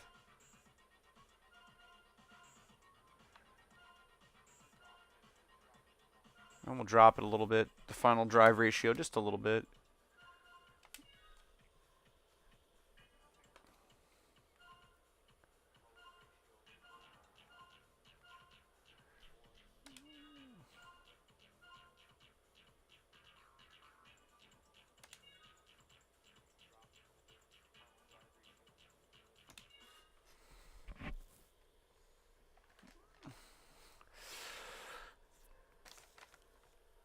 I'm going to have to pause it to pee in a minute. Oh, man. In a few minutes, I mean. I should do a video of my Dreamcast actually running. Like splice it in, because my Dreamcast is extreme green with a custom shell. And you can see the disc spin when you're playing it, which is kind of cool. I'm supposed to have a extreme orange, like a fire orange clear case come from my GameCube. I pre-ordered it last year, but I guess Marumasa Entertainment here in the United States is still doing the pre-production. They're still finalizing everything. It's supposed to be the 31st of August, I think. Or, early September I'm supposed to get mine. And I'm going to have to do a teardown and build video of the GameCube. I'm keeping the disk drive, unlike most people that build a GameCube. And I'm not doing any mods other than cosmetic mods. I wish I could solder good, or I'd do a Bluetooth logic board. Because you can actually add Bluetooth to your GameCube now. And you can add a battery holder that's where the battery's not soldered in for the clock. You can just, change it quick. You can also do an HDMI board too, and you can also recap it and all that. I wouldn't mind getting it recapped and have an HDMI mod done. But everybody that I talk to about getting the mod done, they want to delete the disk drive and do that stupid SD card loader stuff. I'm like, I don't want to play pirated games and backups. I want to play the real game off the discs I already own. Just in, with an HDMI logic board and an upscaler,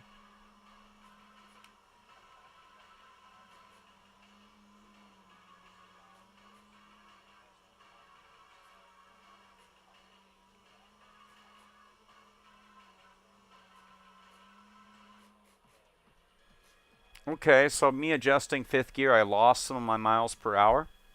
I need to bring it back up. But on these roads with lots of turns, it's actually making a difference.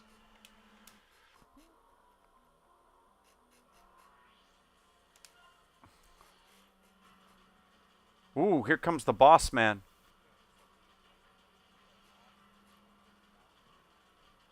He's the boss of Rolling Guy.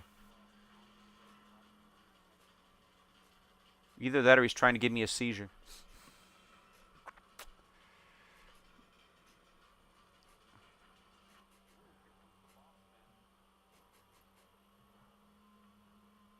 Wait, I thought we were supposed to fight or whatever.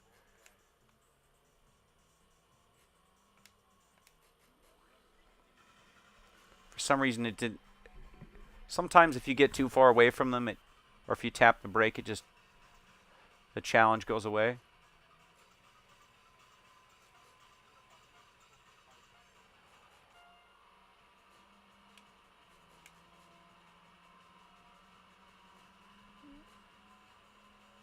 Oh, you hit a taxi cab.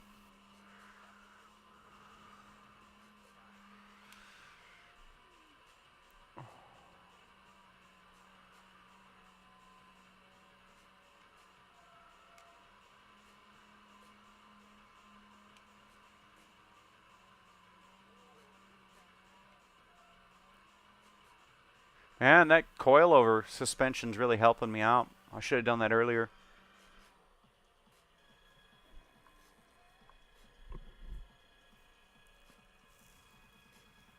Ooh, he had some serious monies.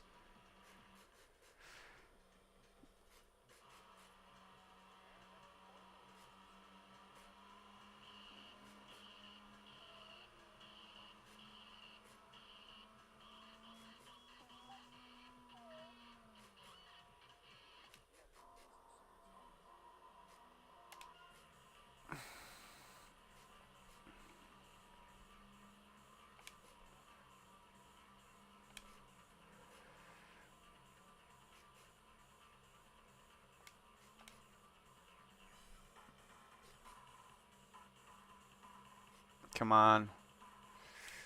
So we're going to go with C1 inner again. And we're going to let off the throttle and kind of...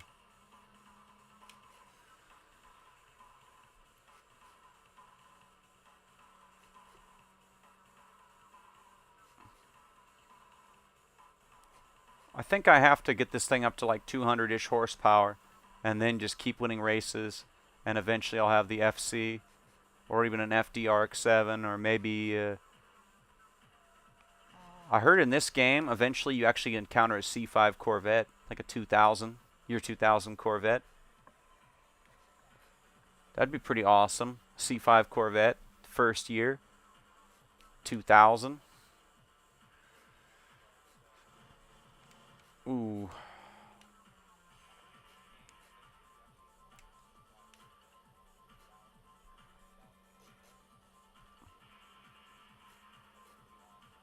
Blue K truck. Here you are. Nope, taxi cab. Where are you?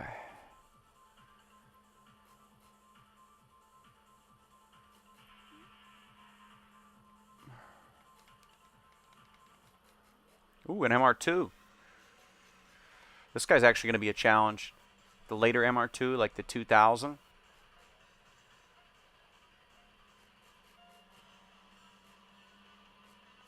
Because this game came out right when that car was released too.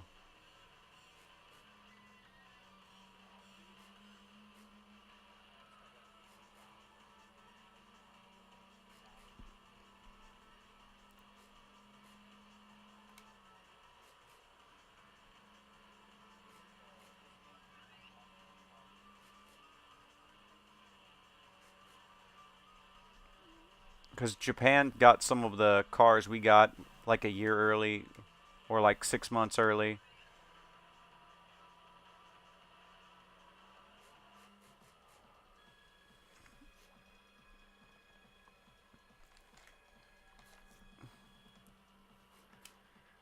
Ooh, that was pretty good.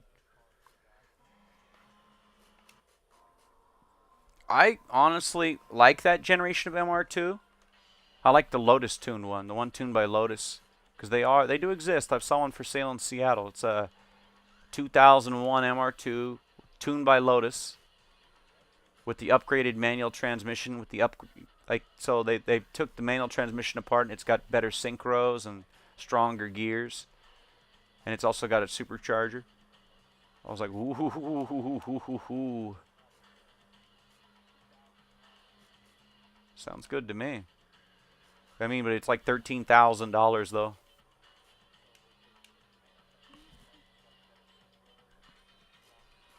And you know, it's kind of the tip top of my budget for a car currently.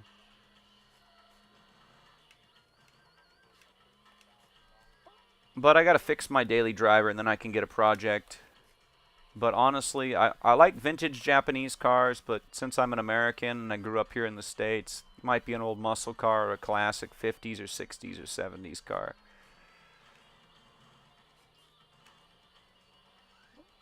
Could be vintage German. There is a Carmen Ghia for sale for 2,500 bucks, but it's kind of rusty and engine not included, so I don't think that's a good deal.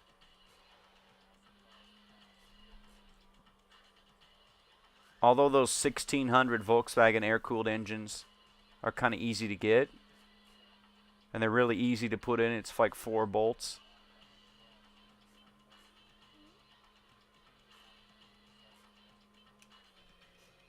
But I think if I'm going to have a project car, if I can't afford the finished car, I can't afford to build one. So like if I can't afford a running and driving finished Carmen Ghia, I don't think I can afford to actually restore one. And so I'm going to try to set my expectations, maybe late 70s or mid 70s, early 80s, 90s car.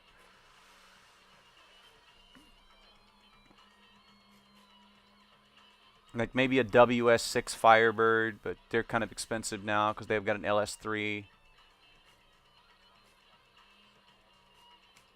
Or maybe I could get like a IROC Camaro. They're still kind of cheap. I saw like an 80s Camaro for sale for like $1,000 around here. But it's pretty bad. Needs some serious body work. It needs everything. It still runs. It just has almost no compression. And it smokes like a fog machine at a rave.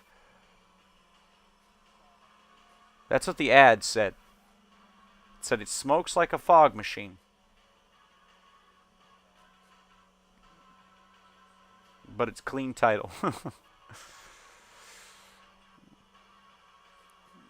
I like it when sellers are honest and have a sense of humor about the car they're selling. It's like, yeah, one of the ads I saw for a Ford Mustang say, yeah, it's a piece of junk, but with some TLC and money, it could not be a piece of junk. They're like, yeah, it's a piece of junk now, but spend some money on it. You know the funniest one I saw in Marketplace recently?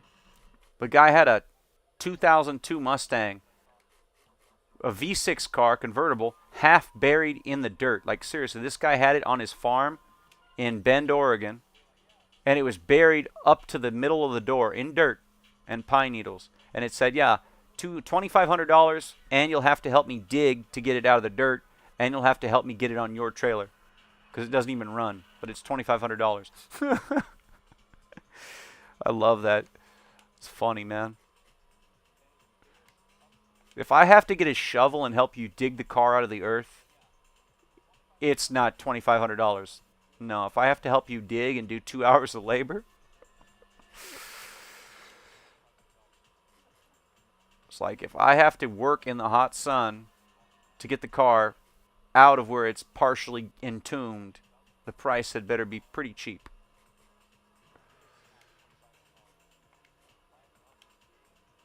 Especially if I got to drive the 6 hours to Bend. Well, 3 hours there, 3 hours back. Almost 4 hours. And every time I go to Bend, Oregon, it's so beautiful and so quiet and just, the weather's so great. I don't want to leave.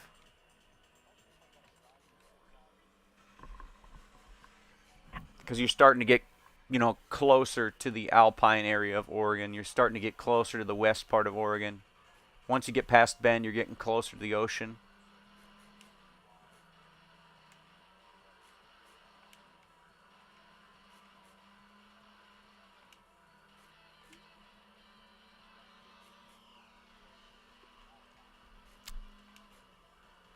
Rains a lot over there, though.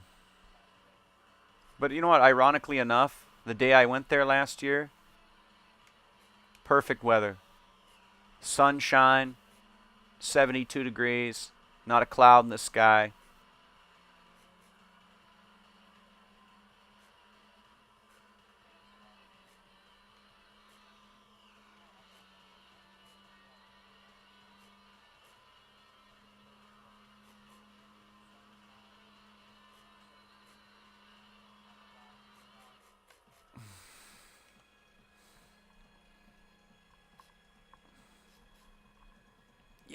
Yeah, I'm almost at 5 grand.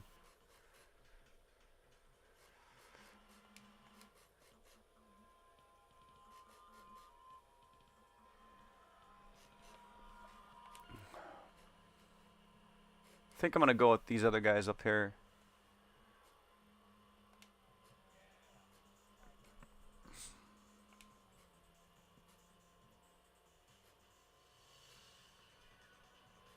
I have yet to encounter a boss, and honestly, sitting on the floor kind of hurts because my mic cable's not long enough.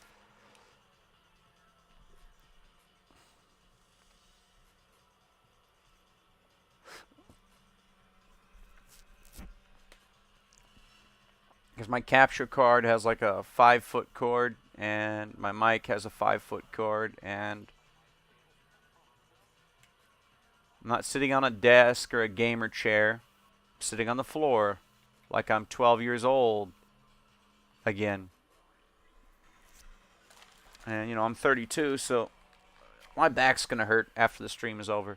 I'm going to have to sit on my memory foam mattress and just play Minecraft or play Stellar Blade or something or watch a movie. I wanted to get the new Luigi's Mansion, but obviously I'm saving all my money to fix my car. So I basically am only paying my bills and, every once in a while getting a $5 DVD at the Goodwill or whatever. Borrowing a car to get to work.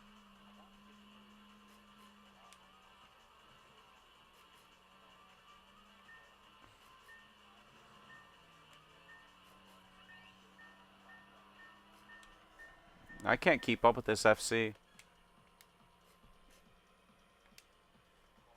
I'll be back in a sec. Oh, man. Oh. Oof. It'll be about 2 minutes. I'm gonna have to pee real bad.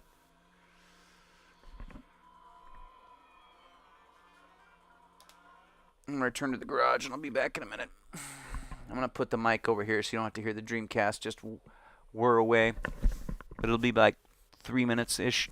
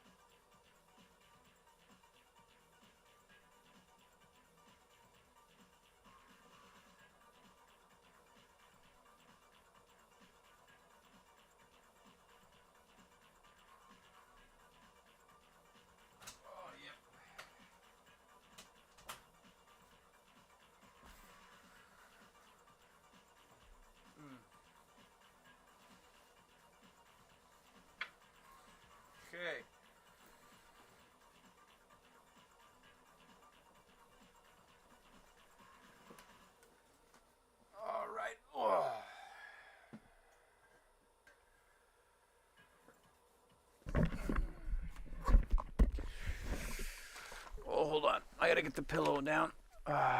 There we go. Put a pillow on the ground. That way it doesn't hurt as much.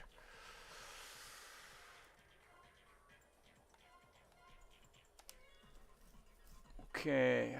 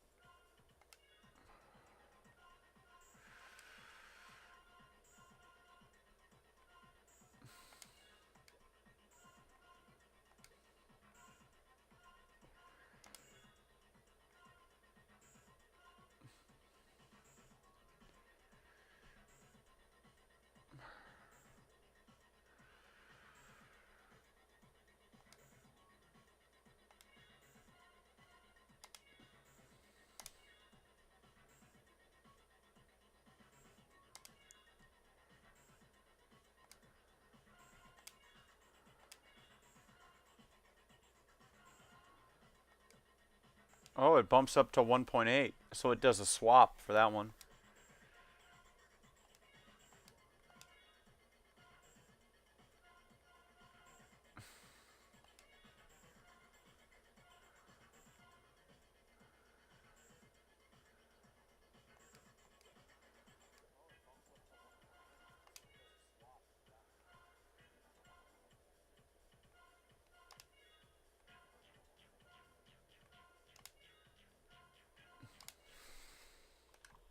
Thank you for waiting, viewer. I'm back with 2 sparkling waters, and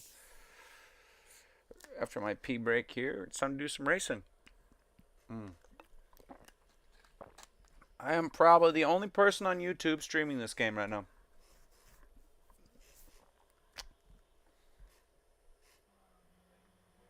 Because I don't think anybody else is going to stream this game. At least not in this year. I mean, there's probably other people that have, but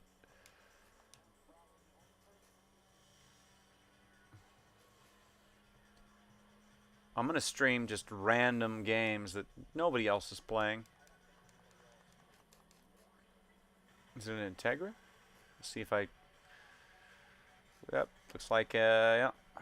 DC2, Integra.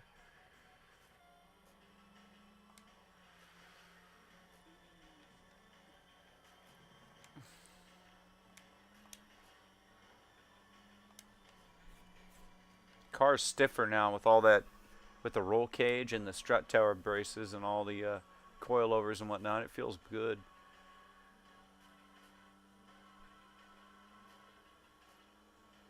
All that stiffening actually made the car a little bit easier to drive.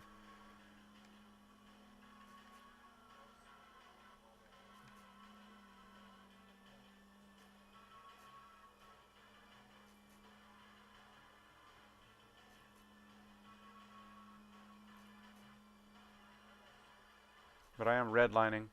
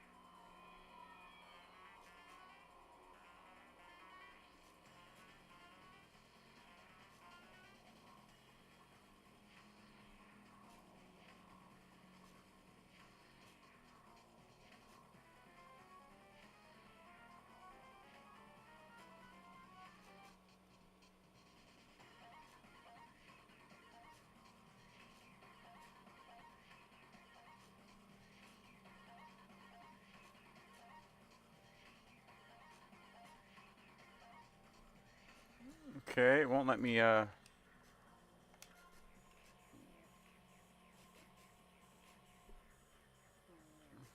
gonna post my little message here.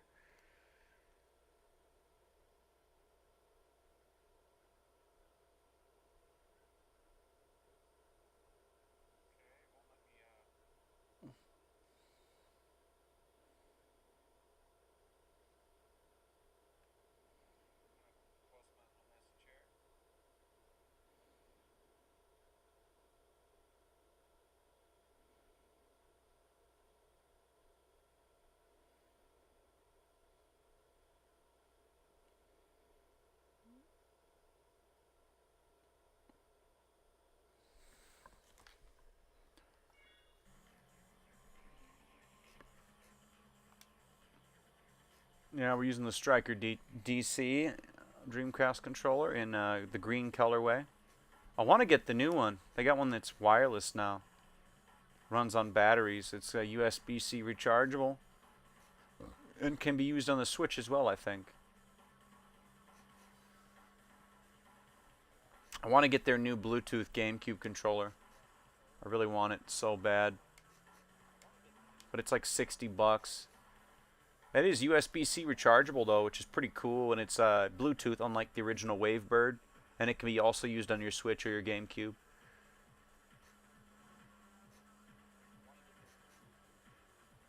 Which I think is pretty cool.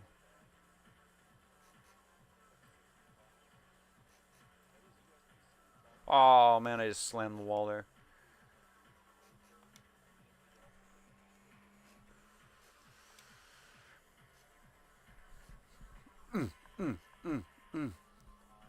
I like this music. Makes me feel like I'm at a nightclub. Even though I don't really like nightclubs. I like the music though. I don't like dealing with drunk people or people that are high on drugs. I really don't like dealing with them.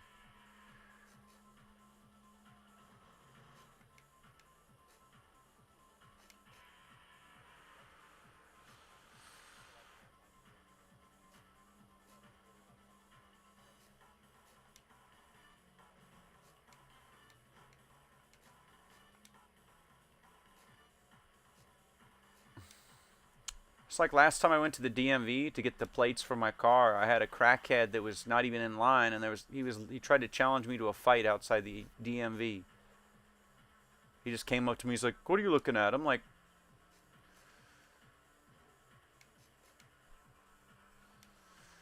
Ugh.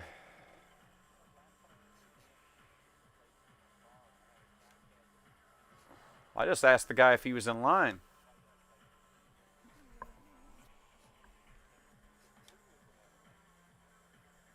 And then he cussed me out and told me I was ugly. It was like, I don't care if a crackhead thinks I'm ugly. I'm not trying to date some crackhead, random dude. It's like, you're not my type. First off, you're not a woman. And second of all, you're high on drugs.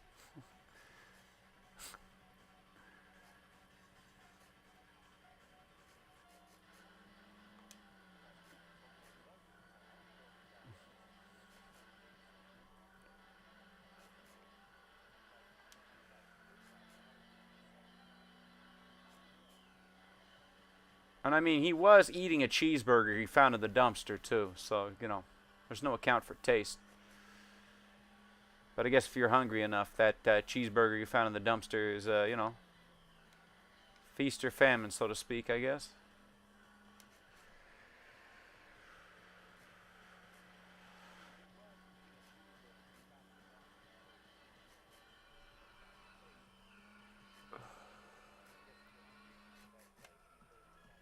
Ooh. Instead of Monster Energy, we're drinking some Perrier Lime. I'm trying to be healthy and not just drink massive amounts of caffeine and sugar. Even though I already had 2 Celsius energy drinks today. The Zero Sugar Celsius with the pre-workout, 200 milligrams caffeine. I drink 2 of those a day sometimes, which I probably shouldn't. But I'm so used to it. It's like 400 milligrams of caffeine a day. But then again, I used to drink like 700 milligrams at one point in my life of caffeine a day. And then like a half a gallon of water.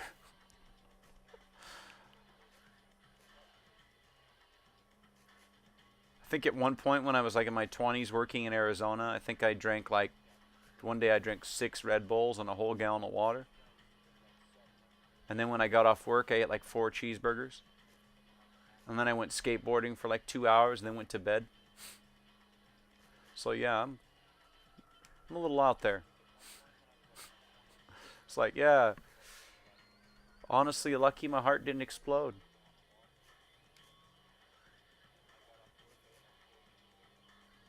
So I'm waiting for the guy on the blue triangle to line up with me. He's going to have to come around this corner.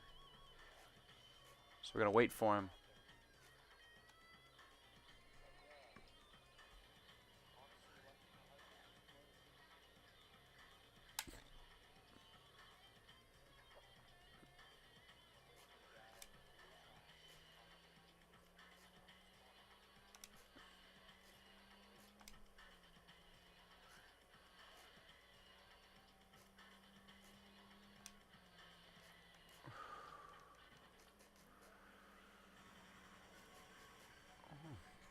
Is it R32? Oh, Sylvia. S14? Oh, he's a dealer. The dealer.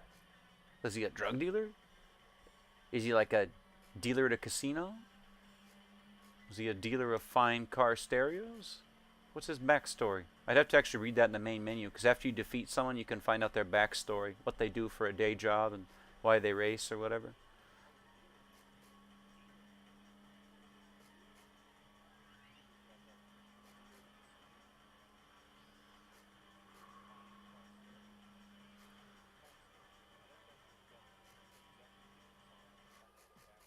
Draw? How is that a draw? Oh, he quit.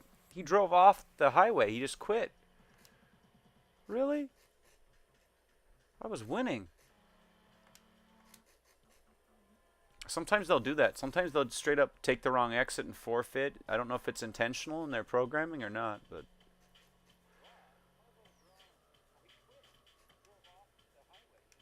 or maybe he took the wrong exit or something. I'm gonna wait for him because you're not getting off that easy, buddy. Come on.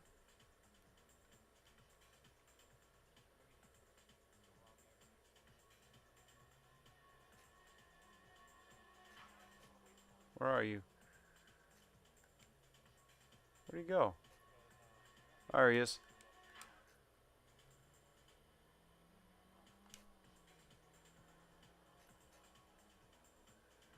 Just drive all slow and see if he'll fly by me or not.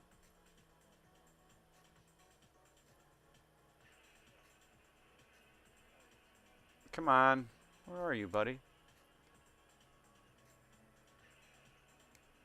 Oh, he actually... Did he leave the highway? He left the highway.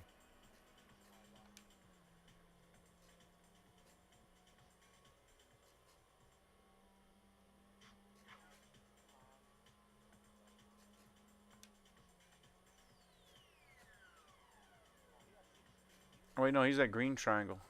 Is he green triangle?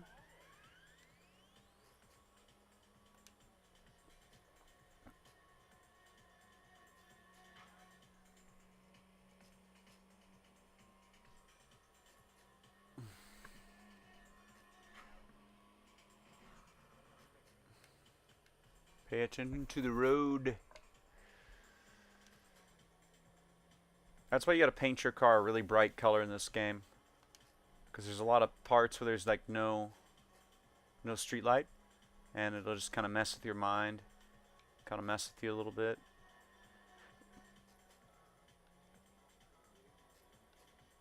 The good thing about the Striker DC Dreamcast controller by Retro Fighters is when you hit the trigger buttons, it's instant response.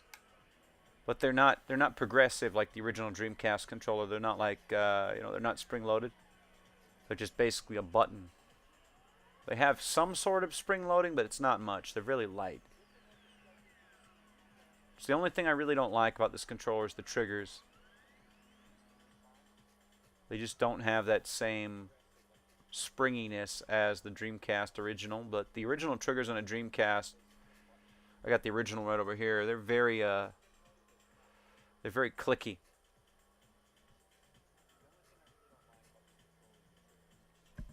Like, where is it at? It's up here. It's like, well, that's the original. What it sounds like.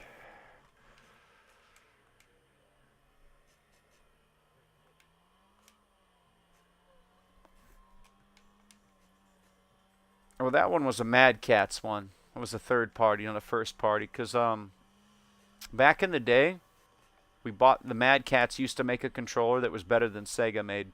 Like, the joystick felt better instead of those, and it had a rubber cap joystick. Like the regular Sega one had these little dots that would dig into your thumb, and if you played for a couple hours, they'd hurt your thumb. You'd get like, some people got blisters. And so the Mad Catz one had a,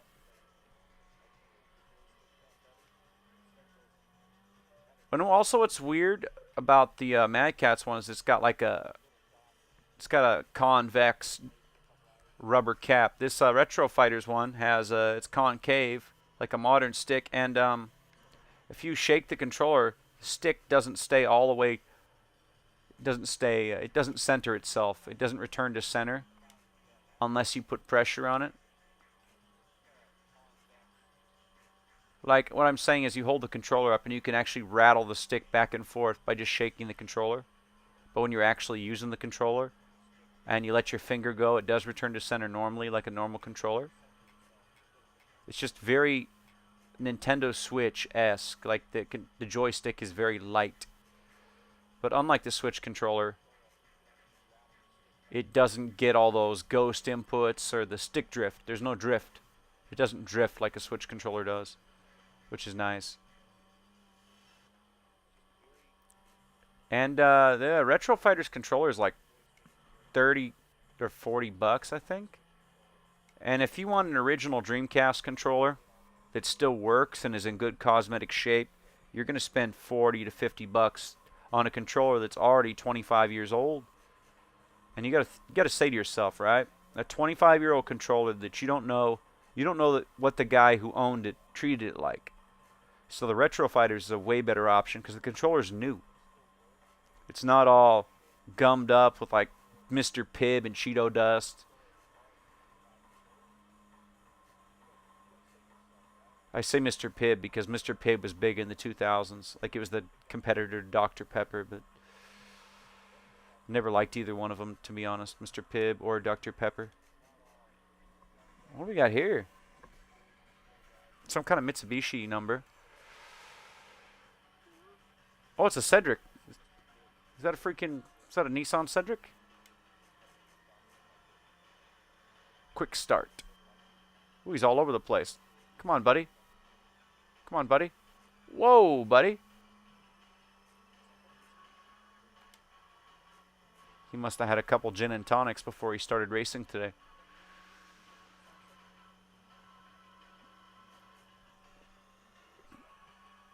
Drinking and driving is bad.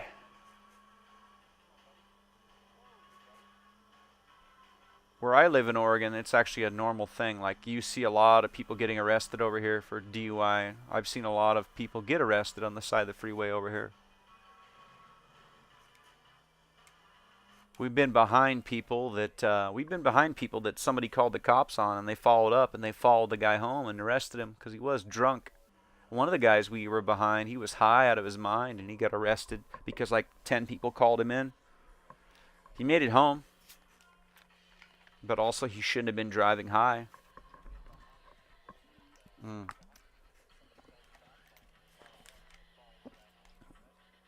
I didn't call it in, but I think one of my relatives saw it.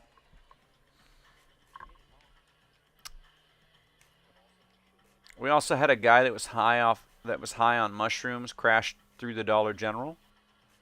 In my part of Oregon, one of the Dollar Generals got crashed into by a guy high on mushrooms. He was going 100 in a F-150 or a Dodge Ram. I can't remember which, but he went all the way to like aisle 3. Nobody got killed, though.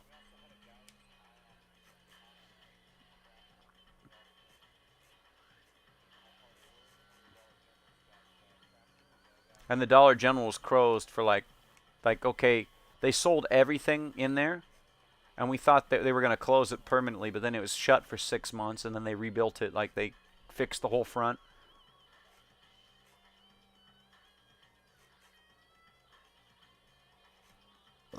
These are the Wanderers, the purple ones, the pink icons.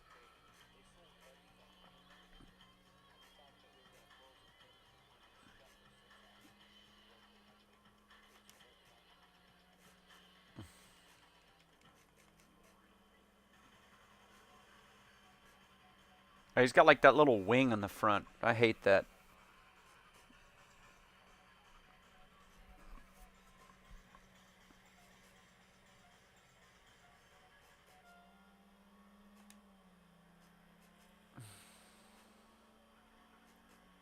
Oh, did you see that?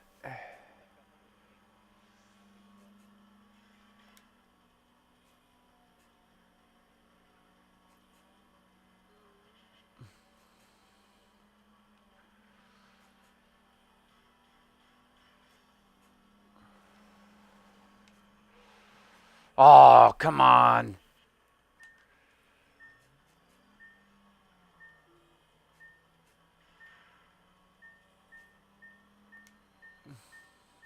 I had to challenge him again. Because I hit the thing.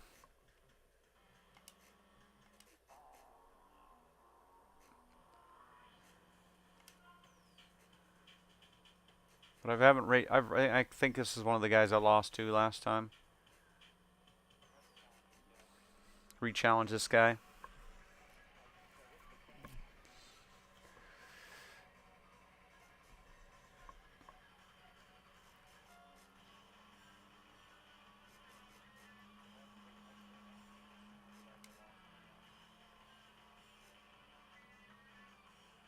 Because he wants to go over here.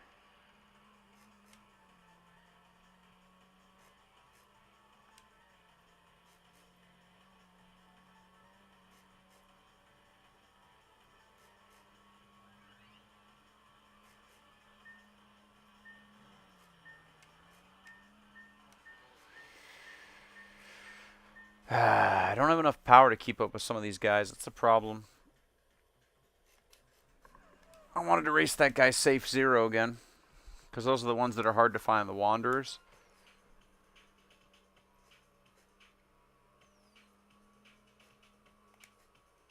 But it's okay, it's all a loop. We can like loop back around.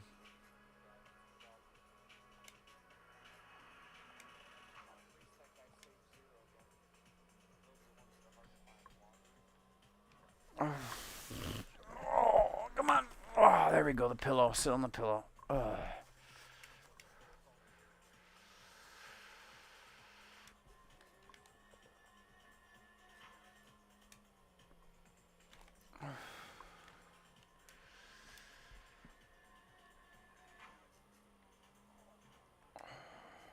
It would be weird if somebody from Japan was watching me play a game in America about Japan. But it'd also be kind of ironic, but kind of funny.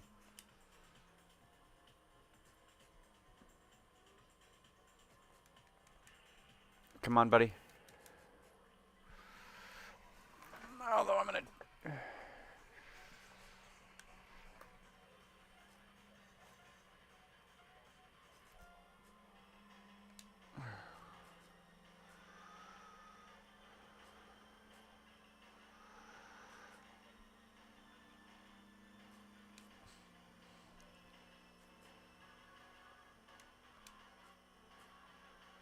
This is where I wish it would let me bolt on a Jackson Racing supercharger or something.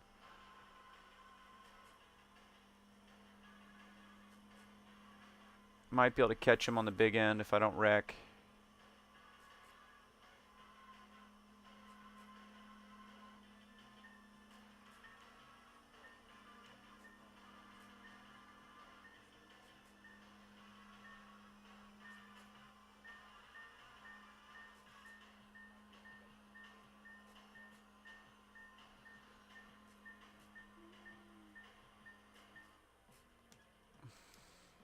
Okay, we're gonna keep trying though.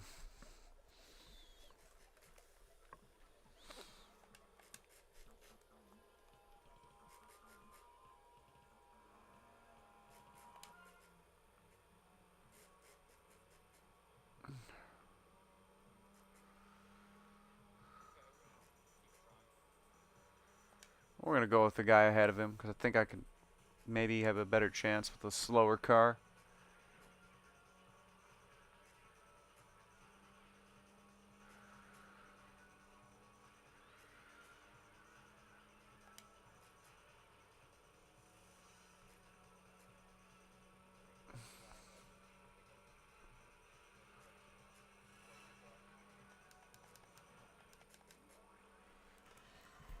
Not a fan of the color of this guy's car though. It's like a vomit colored EK with a weird body kit on it.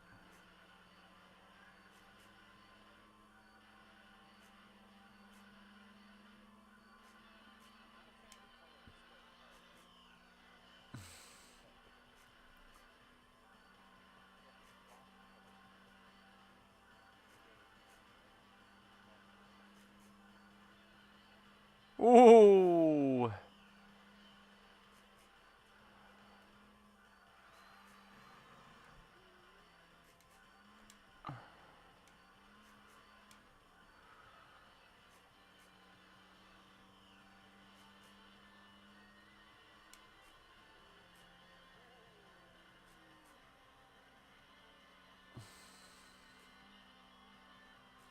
Come on.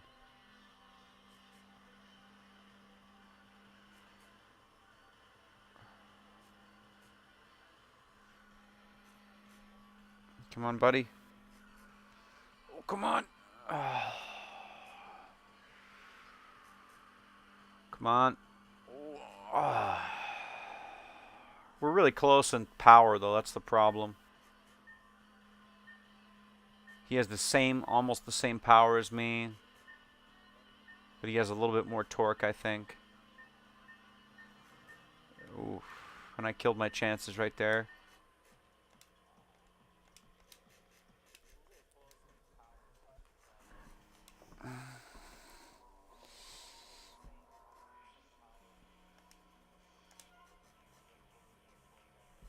Okay, there's another person I lost a race to and haven't beaten, but I've encountered before. Another one of those pink triangles up here.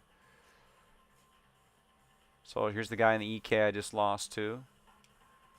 And up here a little bit of another few little clicks up here is another guy. I'm hoping it's that Wanderer because I think I can beat that MR2 if I really focus. Determination. Oh no, it's her again.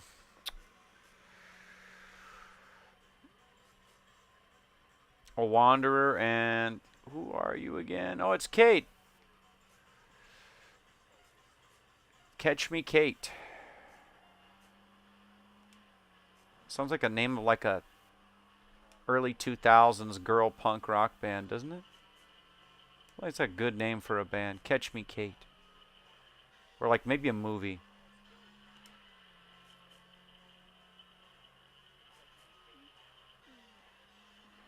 Oh, really? Did you have to merge right there, buddy?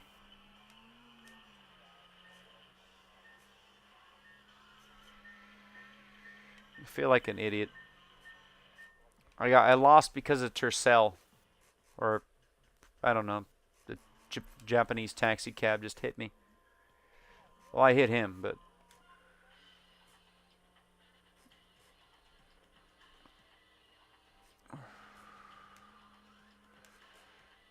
Like, this is some Grand Theft Auto stuff right here where, you know, you're just winning the race and then a civilian car just pulls right in front of you and you just get clobbered and just...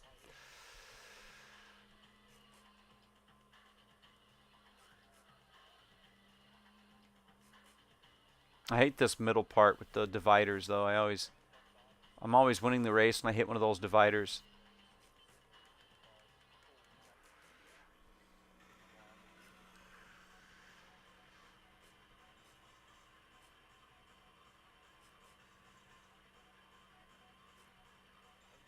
I think she's driving an FTO Mitsubishi, which is pretty awesome little car. I wish we could have them over here in the States already. I think that they're almost legal, or they are legal. They're just really expensive. I haven't seen one yet.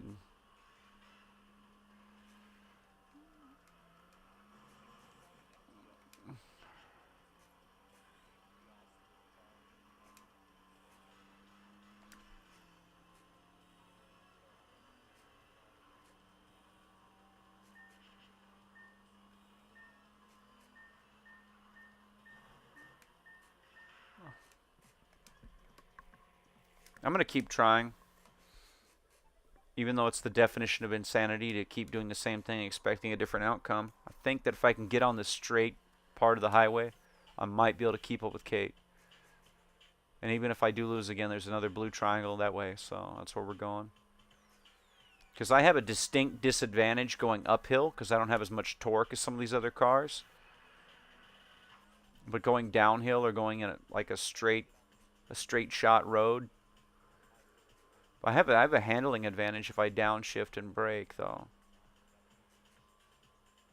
It's just a hard game because the physics, it takes a little getting used to.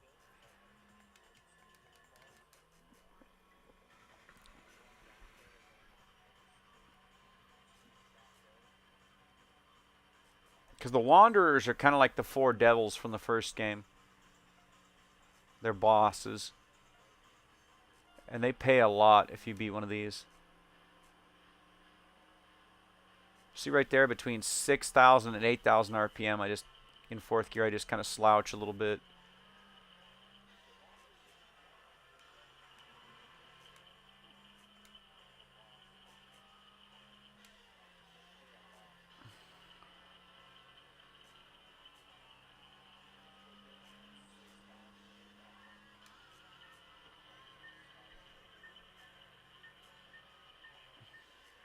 I don't have enough power to keep up with Kate, for sure.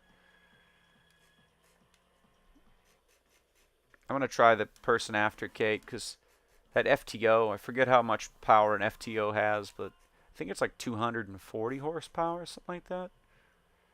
Because the game claimed it had like 200-ish horsepower or somewhere in there.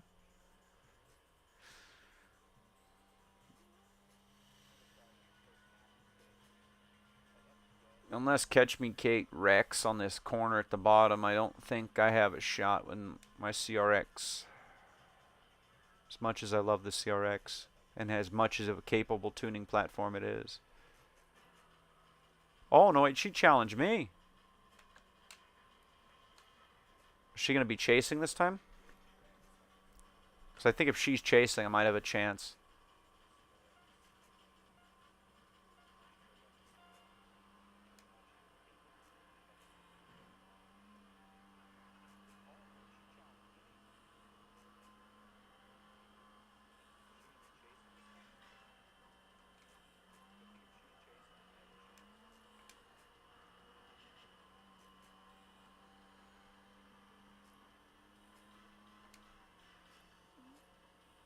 Ooh, downhill, downhill. Ha ha ha.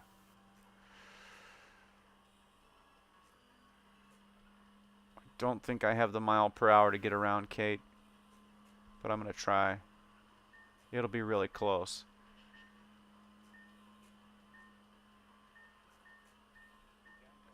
You can see there, I'm about 20 miles an hour off pace.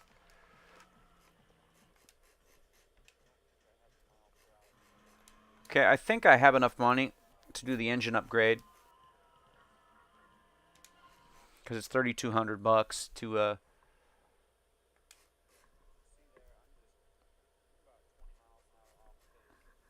we need a little bit more power.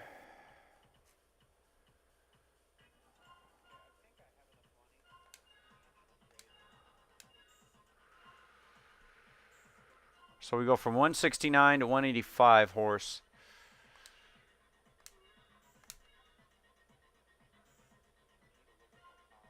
That's 201. The second upgrade's 201 horse, and you're a 1.6 still. And then the third upgrade, you do a 1.8 with 211 horsepower. So it's probably a B18 swap, this one here.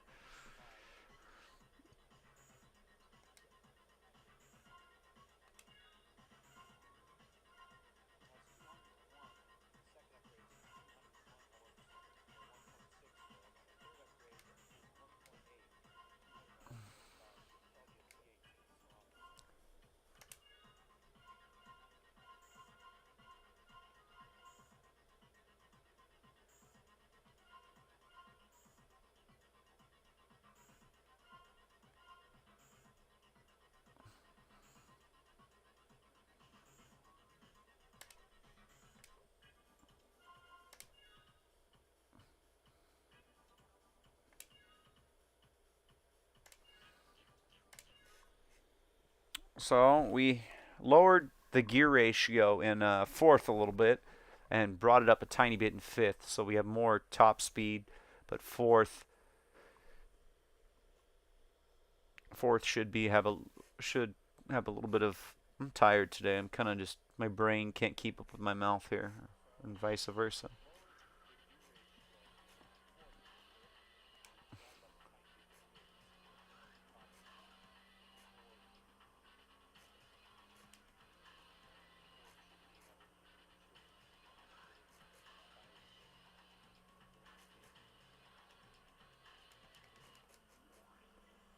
Ooh, is that 11? I think I can keep up with 11.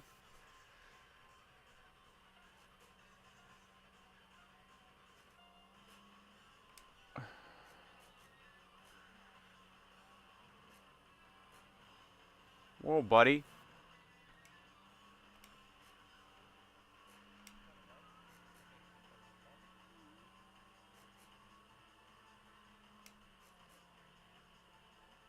He rammed me though. He's right up there though. See him? Ooh. I got you, buddy.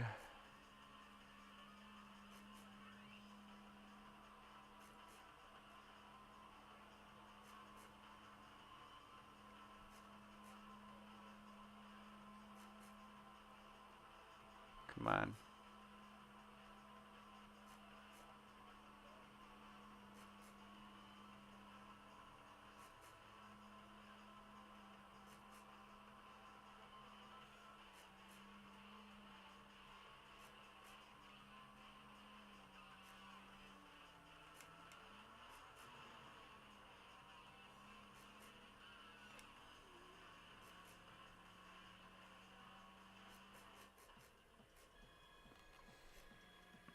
Yeah.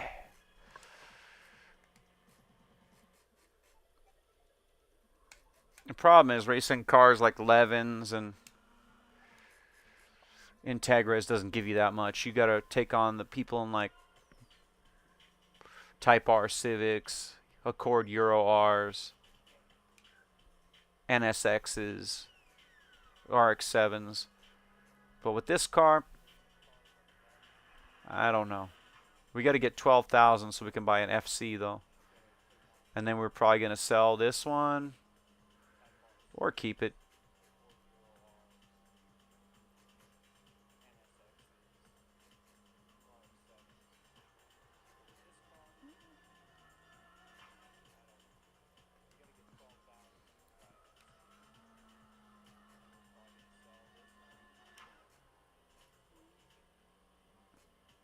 I probably put about 12,000 into it, plus the $5,000 purchase price, or it was 5,800. Yeah, it was 5,800 bucks,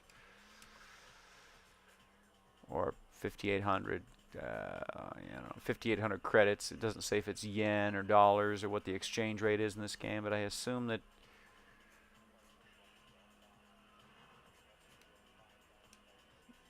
And I still don't understand why every car in this game has California license plates when we're clearly in Japan. But all things aside.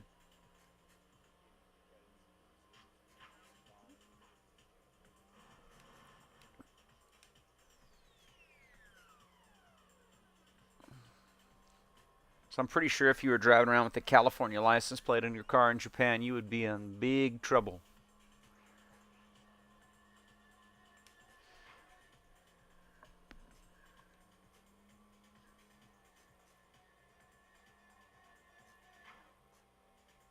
Although you're allowed to keep, if you import a car, you're allowed to keep the Japanese plate on the car just for decoration. Like, they don't honor it, but, you know. When guys import the car, they usually keep the original JDM plate and put it in the trunk. And at car shows, they're like, show off or something.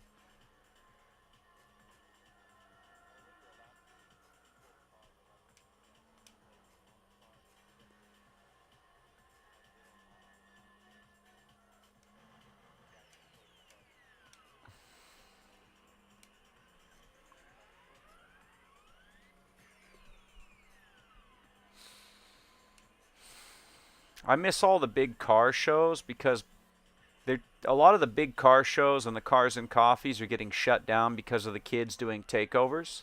The takeover kids are ruining it for a real car enthusiast because all those stolen Hellcats and Infinity G35s and G37s doing donuts and intersections and causing accidents.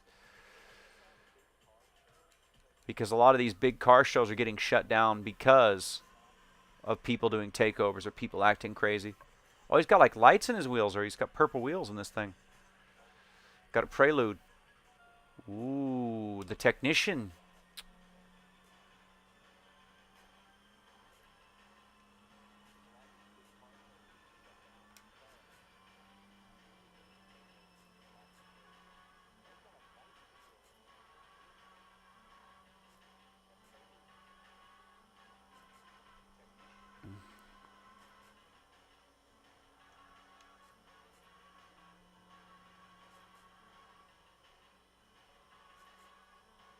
I'm going to try not to brake. I'm just going to try to like ease off the throttle for this turn.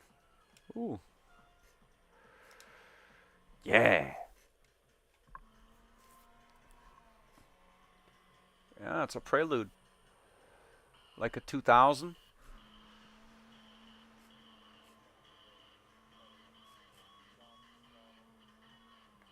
I really dig the replays in this game. They're pretty cool.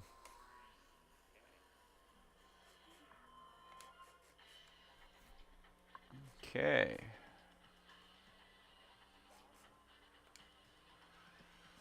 Who's next?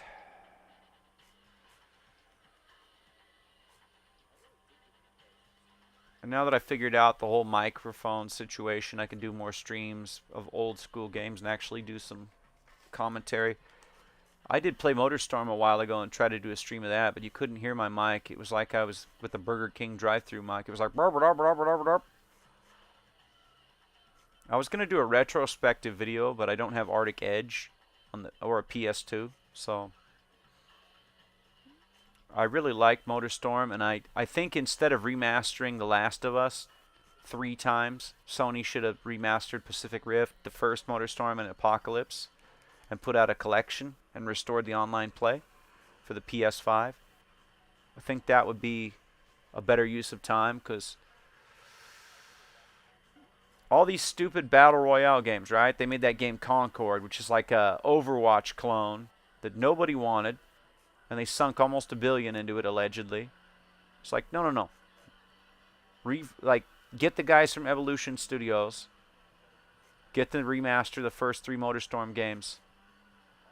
I'd pay $120 for those in a collection. Play them in 4K. You know.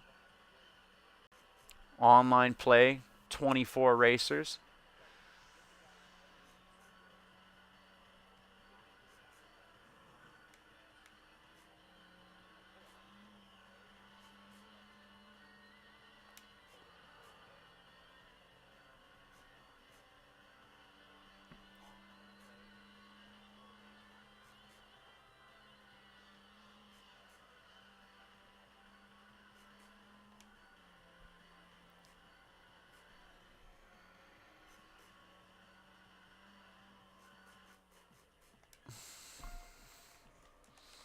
I remember in college coming home from a long day. I'd come home from a long day in college and I would play Pacific Rift.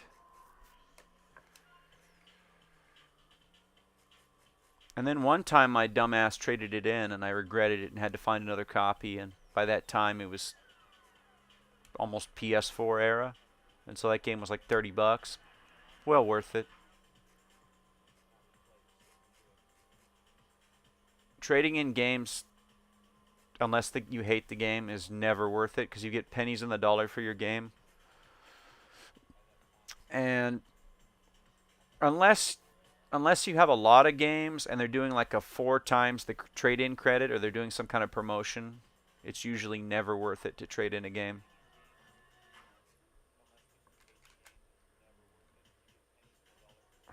Come on. Where's the reverse gear?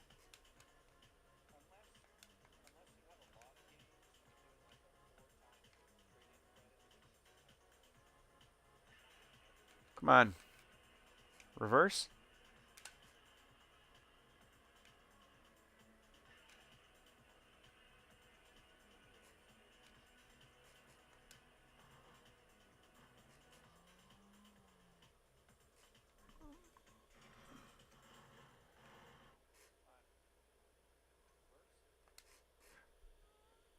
Oh man, it made me go to the next day. I wanted to race.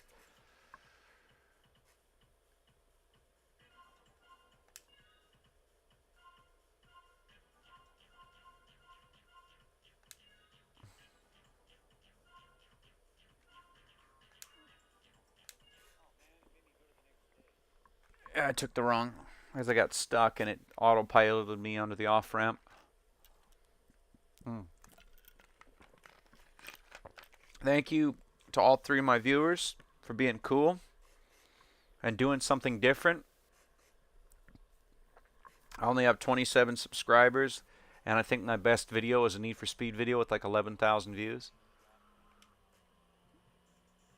I am eagerly awaiting the rumors, if they're true or not, because there's been rumors that Most Wanted is getting remade and it's coming out in time for Christmas. And I will be on that game a lot if the rumors are true. I'll be buying that game the day it comes out. I might even take a day off of work just to get it the day it comes out.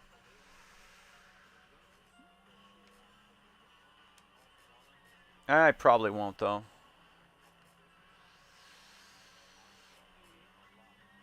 Because by December it'll be snowing here in Oregon, and I'll have to either borrow a truck from my relatives, or I'll have to get a ride with one of my buddies who's got a four-wheel drive, because it gets pretty nasty when it snows over here.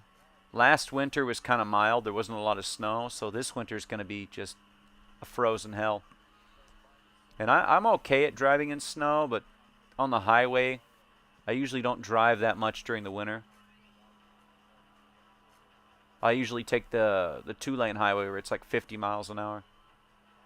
And then I slow down to like 45, because when it's all icy out, you don't need... See, everybody thinks that you should go exactly the speed limit when it's snowing, and I think you should slow down a little bit. Like, you know, one of the rules here in Oregon is if it's unsafe to go the speed limit, you go under. If there's too much rain or too much snow or too much ice, you're supposed to slow down a little bit. Did I just get challenged by a guy? Yeah, I did.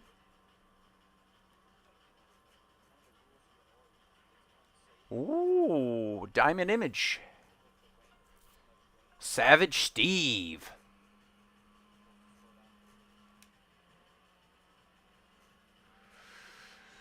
Savage Steve doesn't know where I'm coming from. It's mind-boggling to him, yeah. I was trying to sound like Macho Man, but I ended up sounding like Stone Cold Steve Austin more. Mashed potatoes, steak, gravy.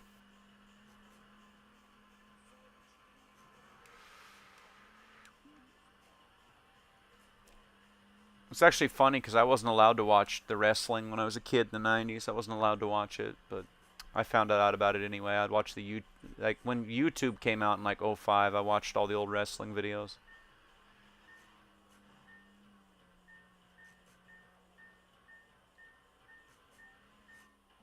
I used to get into a lot of fights at school because I was bullied a lot as a kid, and my parents didn't want me to learn wrestling moves because, you know, they didn't want me suplexing other kids. Although I did do that a couple times because, you know, me and my little cousins, they had the WWE Attitude game. Or no, the WWF Attitude. They had that game, and I played that game a little bit at their house, and I was like, like climb up to the top of the couch and like body slam each other, and my uncle would come up here like, "What the hell are you guys doing?"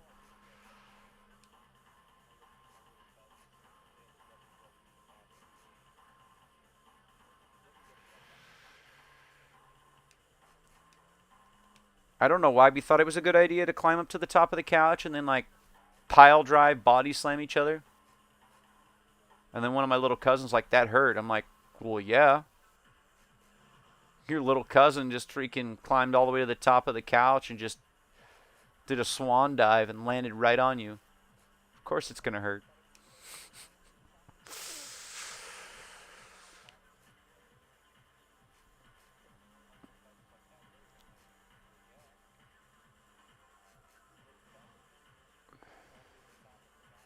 It was a different era though, you know.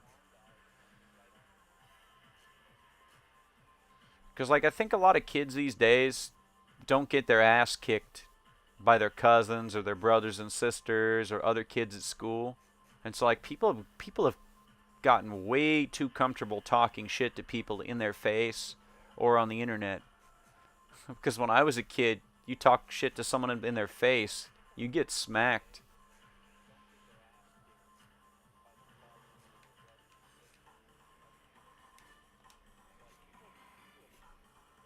I mean, heck, when I was 5 and 6 years old, the internet was new.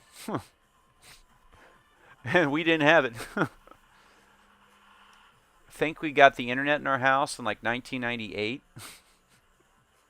And we had an Apple II at the time. We had an Apple II computer, like the second Apple computer. And like we had to put a disk in it to install the internet browser. And it barely went on the internet. Like just barely went on the internet. I'm talking, this thing was like making all kinds of noise. And then we got like in like 2000, we got an iMac. And I think it was like $800 or something.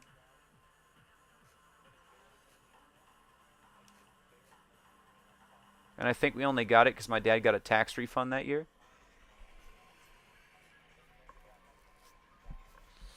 It was Blueberry. It was the Blueberry iMac with the Blueberry keyboard and a Blueberry mouse and the Blueberry floppy disk player that you plug in the back.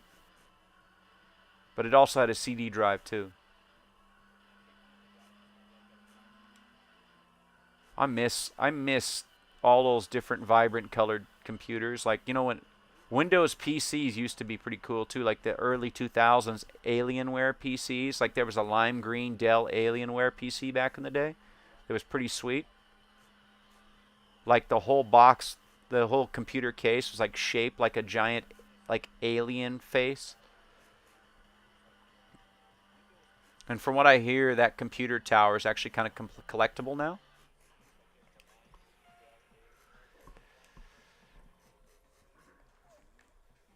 I know that the Hot Wheels personal computer is worth a little bit of money. There was like a Windows 95 and Windows 98 PC available from Hot Wheels from Mattel. It had like a matching monitor, keyboard, and mouse, and that's kind of a collector's piece now. It didn't have the world's greatest specs, but it could go on the internet and play the Hot Wheels CD-ROM games. That's pretty much all it could do. And they also do word processing, and you can hook up a printer. It was like, you know, your kid's first computer, you know? You get it so your kid could do schoolwork and like barely use the internet and mostly just play Hot Wheels games like Hot Wheels Stunt Track Driver. I saw the commercial for it when I was a kid in like 1999 when I was like 9 years old, and I always wanted it, but yeah, it never happened. That'd be funny if I got one of those and played Hot Wheels Stunt Track Driver, but that game's from 1999. And so is that computer. Like, I don't even know how I would stream that. I would have to like somehow have somebody build me a circuit board so I could plug it into the video card of that old computer and then like somehow stream it to my Apple computer, like somehow capture it. I'm not sure how it would logistically work, but be interesting. There was a Hot Wheels Highway 35 game that was different than the console version too, I think. I have it for the GameCube. Hot Wheels Highway 35.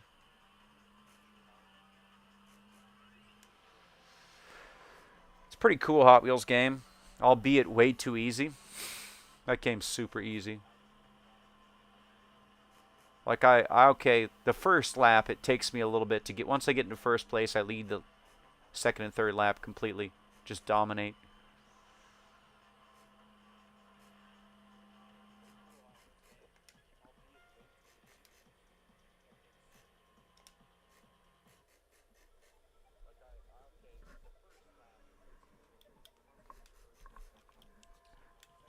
And there's like these like rings you collect that look like they're from Sonic the Hedgehog in that game too, that like give you boost or whatever.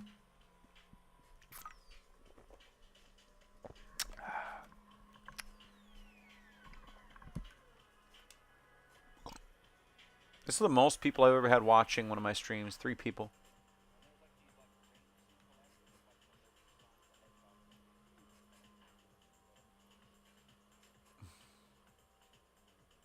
You know, there's one enemy in this game that you can only race if you're in a BMW E36 M3. That's what I read on the internet. There's like one racer in this game that'll only appear if you're driving a BMW E36. Oh, remember me? The rematch. I like how it's like a fighting game. That's what made this game so unique. All the Tokyo Extreme Racer games, but I never played the third one or the fourth one because I never had a PS2. Because you got to remember when the PS2 came out in 2001, the thing was like when it first came out, it was like $400 or $500. So I still had a Nintendo 64 and a Dreamcast when that came out.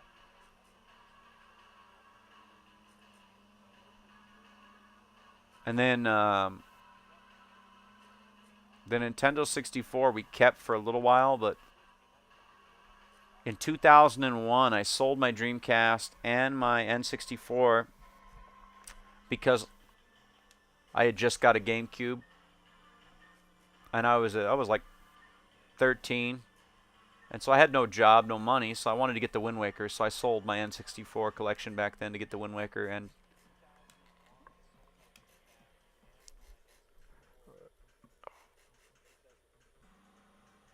I mean, do I regret selling my Dreamcast? Yeah, back in the day, but you got to remember I only had 2 games that were still working at that point.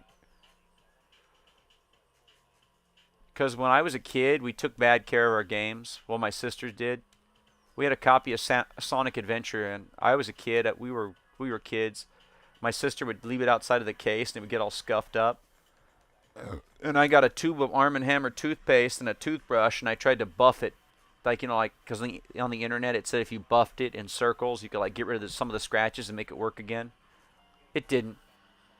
It made the game not work at all anymore. Because the game would skip and, like, freeze up, but then we tried the Arm & Hammer thing, and it made it worse. Some people say use Brasso, but Brasso actually eats the plastic the disc is made of, supposedly. Or the barkeeper's friend. That's not good for the plastic either. Dreamcast games are incredibly hard to get resurfaced as well. Because I had a copy of Code Veronica back in the day I took to a game store to get resurfaced, and it didn't work anymore after they resurfaced it. But, like, you know, I bought it on Amazon, and the seller wouldn't let me return it, so we were just trying to save the game at that point. Because Disc 1 worked, but not Disc 2.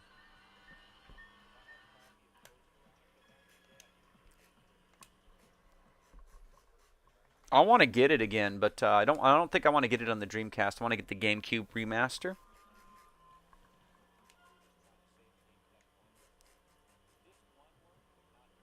Because I would get it on the PS2, but I don't have a PS2, so you know I'd have to buy Code Veronica for the PS2, which is like $70 right now, I think. Last time I checked, and then I'd have to buy a PS2 that still works, or get one that's refurbished. And I'm not paying DK Oldies price. I'm not paying $349.99 for a PS2. Like, what are they? Like, seriously, what are they smoking? And you don't even get a first-party Sony controller. And, like,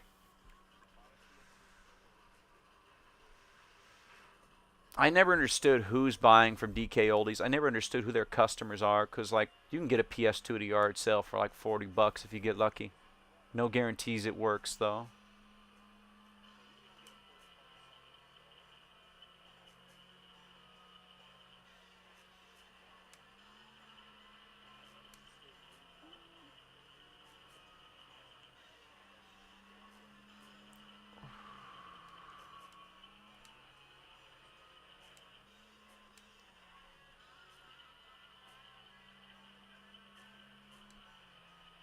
Come on, Kate. Come on. I hope she slips up. Because I've tried to race her like 6 times now. And I get so close and then just choke.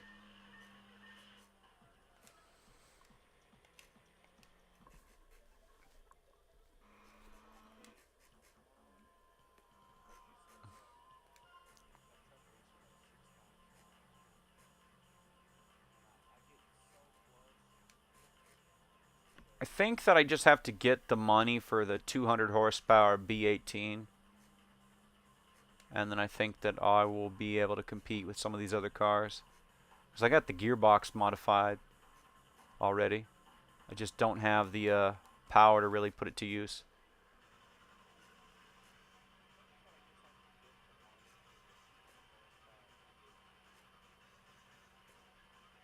Oh, it's the bridge, the texture from the bridge, because it's trying to do that chase cam.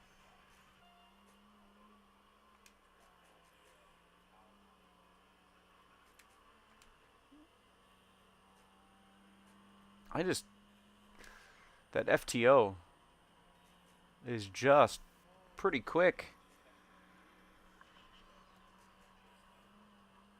Maybe she'll crash like I've seen these.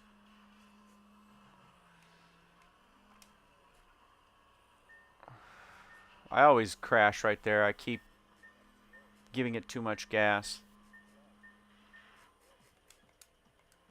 Well, if I beat Catch Me Kate, it's like $1,500, so we're going to try again.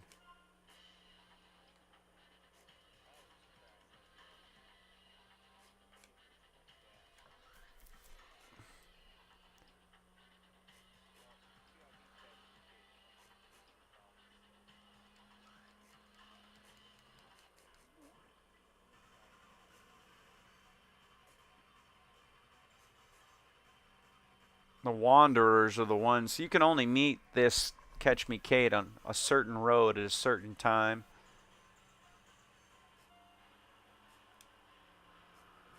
Oh, you gotta be kidding me. I didn't even touch him. My hitbox registered that I touched his bumper, so, of course.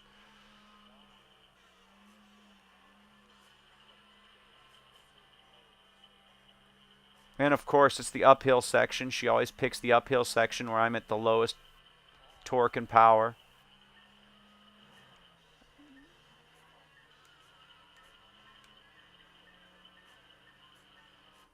I'm going to try one of the blue ones because I just keep getting just... I don't think I can keep up with that FTO in this car. See that? I just barely...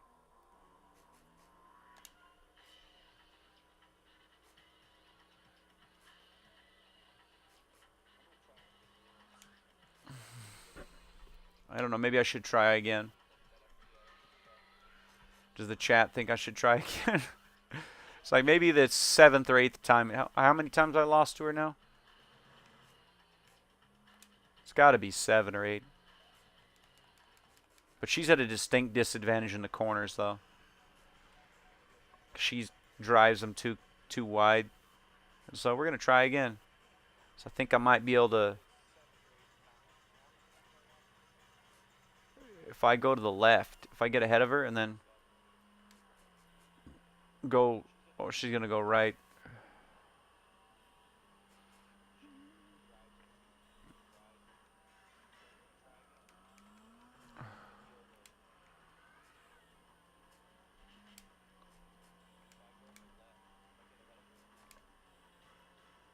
I think I need to put it on automatic until I learn how to shift better.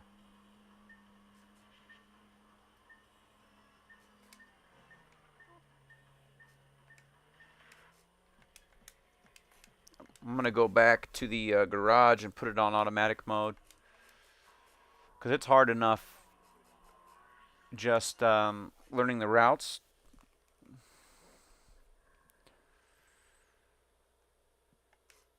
"31 wins, 29 losses. It's a pretty good ratio.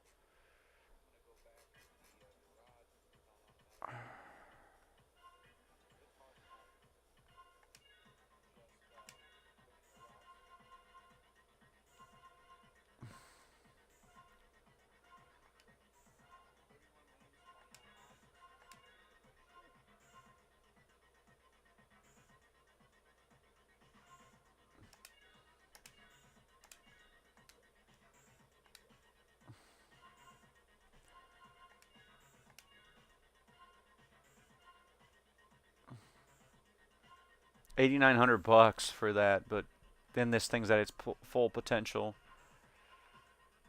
1.8 liters, 211 horsepower, 291 pound, 2,191 pounds.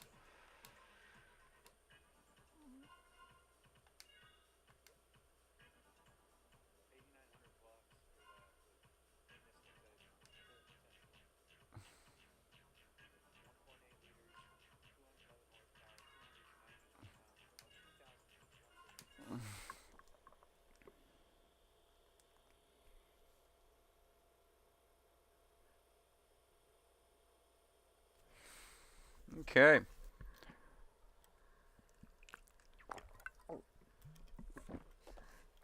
Ah, yeah.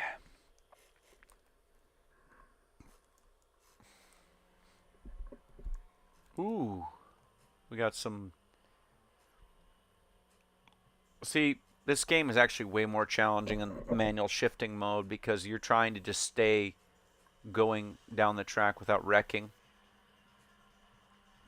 Because you're going like 130 on a regular highway with corners. A light pink FDRX7. Oh man, I am just all the way. Alice is probably gonna get me. Yeah, it had a little slow down there for a minute. Sometimes the game has a little frame rate chug every once in a while. Also, this Dreamcast has never been recapped. It probably needs new capacitors eventually. But they all look pretty good when I took it apart and cleaned it and put it back together, so. Even though it's like, this is a 1999 model. So this thing would be 25 years old?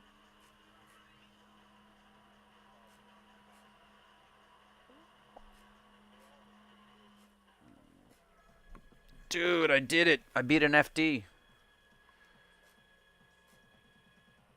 41.96. That's pretty good.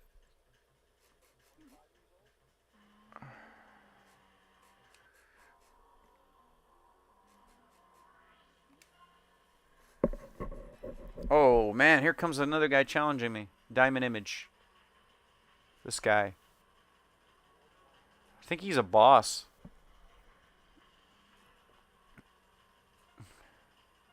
Oh, Savage Steve again.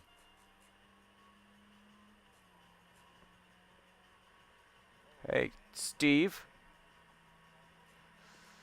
Steve always tries to ram you off the road. He's kind of a dick. And that's how he usually beats me, is he just does that slam me into the corner trick. It's like playing Grand Theft Auto Online, doing the stunt races all over again. I would have beat him if he wouldn't have shoved me. Or I would have at least come close. But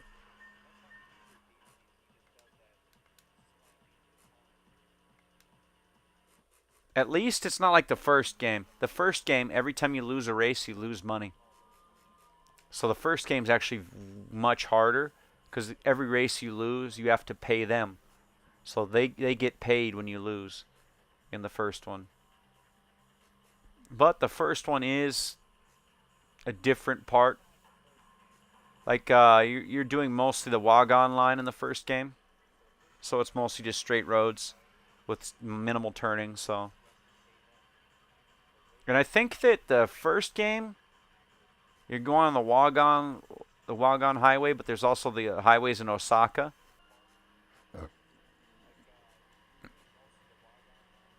And you go by Tokyo Tower in the first game, which is pretty cool.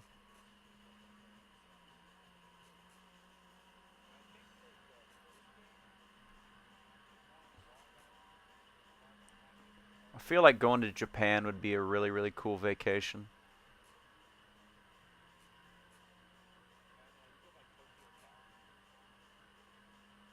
I'm a supple navigator now.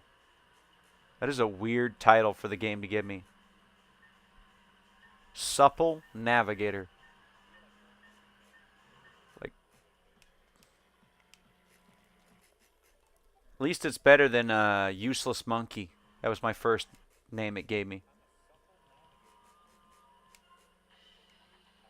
I was a dusk commander and now I'm a supple navigator. What a promotion.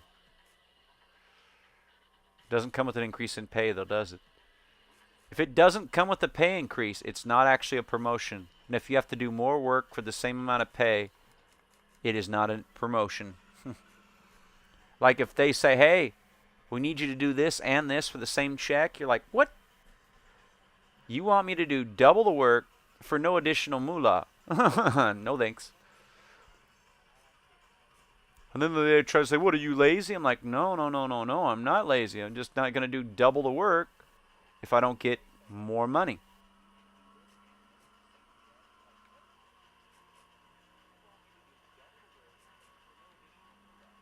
Or if you are on a job interview and they say you're going to have to wear many hats, that just basically means you're going to have to do a lot of stuff that's not even your job in your description.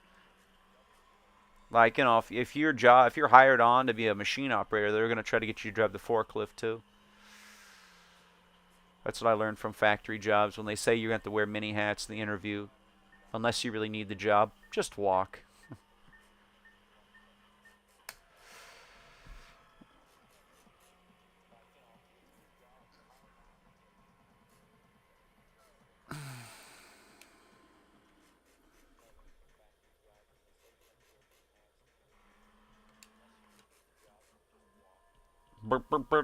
I like that. I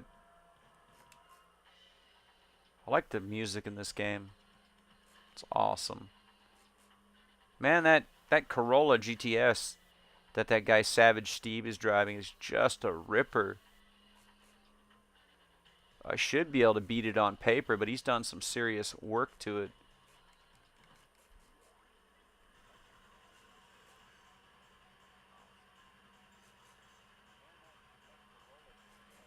I like how there's just different gangs of street racers you race, which is cool.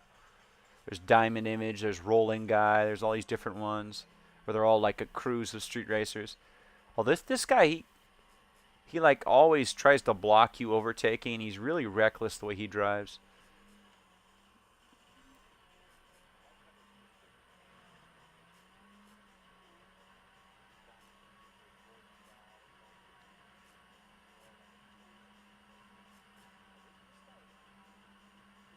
I just can't stay with him, apparently.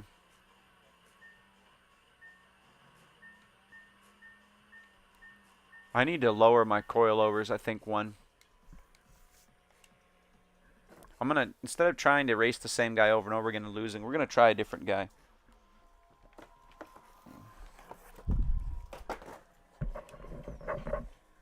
Because there's another racer down here on the Haneda line.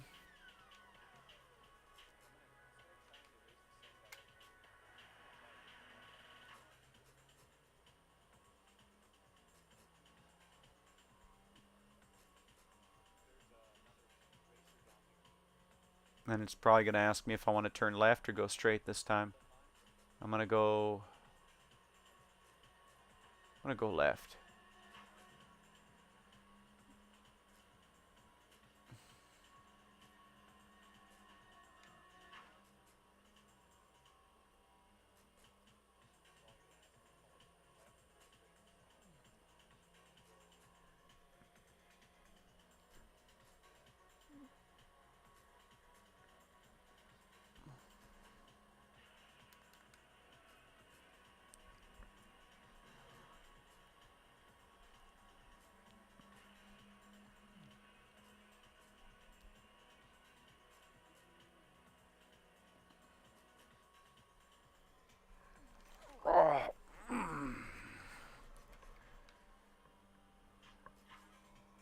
I'm sitting on the floor.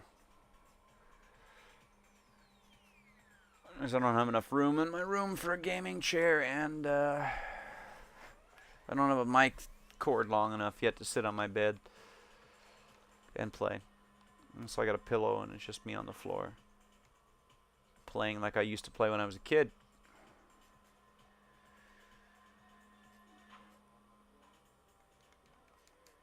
Oh, a Subaru. Subaru wagon. Mozart, man. Was he driving around listening to Mozart? Okay, I can dig it. I mean, I couldn't do it. I'll listen to a little bit of Mozart every once in a while, or like a little classical music, but would I drive around listening to it? No.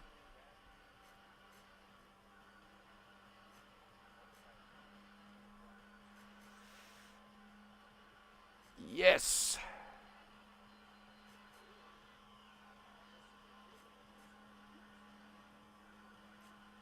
Oh man, I hear he's right on me.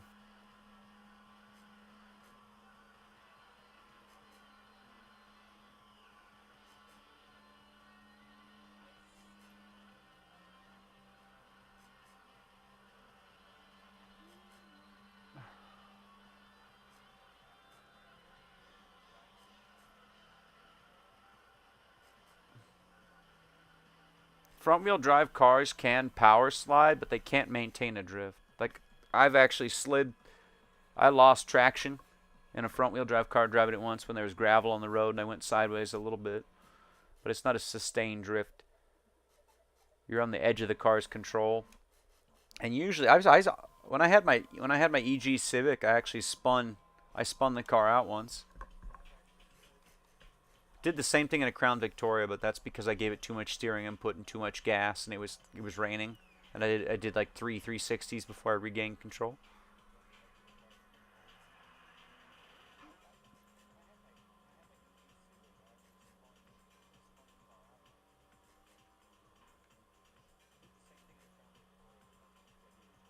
Although I'm lucky both times there wasn't a cop around when I did that stupid nonsense.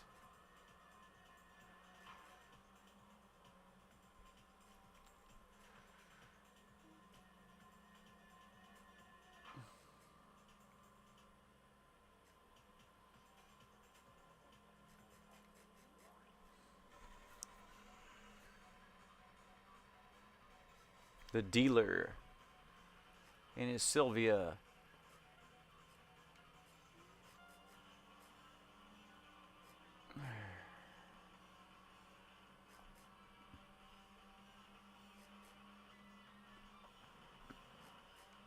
Oh, he tried to ram me, but I actually got around him.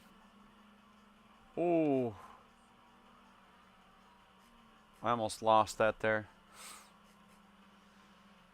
I'm a living proof that sometimes it's better to be lucky than to be smart.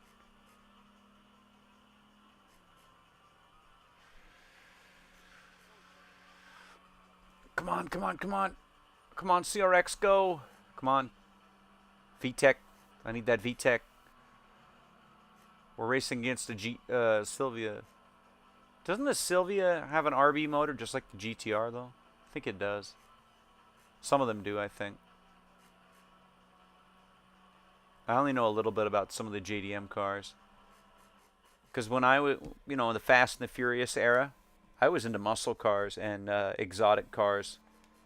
During the tuner era, I was more focused on like old school muscle as a teenager, but I couldn't afford any of it, so I ended up with the Civic because it was cheap and because my dad was like, "No, son, we're not going to help. We're not going to buy a Camaro." My dad knew if he would have bought me a Camaro, I probably wouldn't be alive today.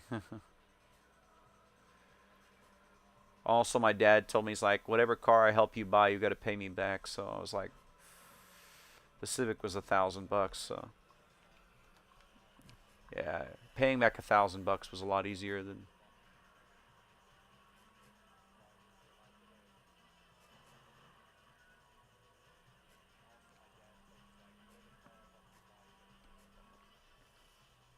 You know what's funny? I can still smell that car's interior. Like it had that certain smell. I can still smell it sometimes. When I close my eyes, I can still see it too, that interior. I can see that car in my mind still. Even though I sold it like almost 9 years ago, I can still almost, sometimes it's in my dreams. It's weird.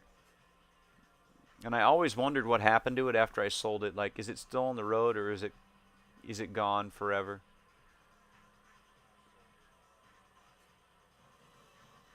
Does the guy I sold it to still have it? Did he repaint it? Did he rebuild the suspension like he said he was going to? He told me he was going to take it with him to Mexico City. So is my first car driving around Mexico City down by the beach? Or is it still in Arizona? I don't know.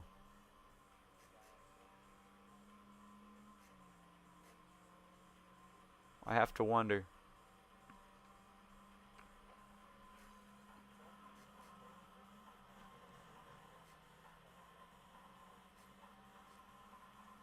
I have a feeling the latter's probably true. It's somewhere down in Mexico, probably down by the ocean. I think that because the guy was about ready to retire, and he was a dual citizen. He had citizenship in Mexico and America. He had like 2 passports, so I think he probably took it with him when he went back home to retire.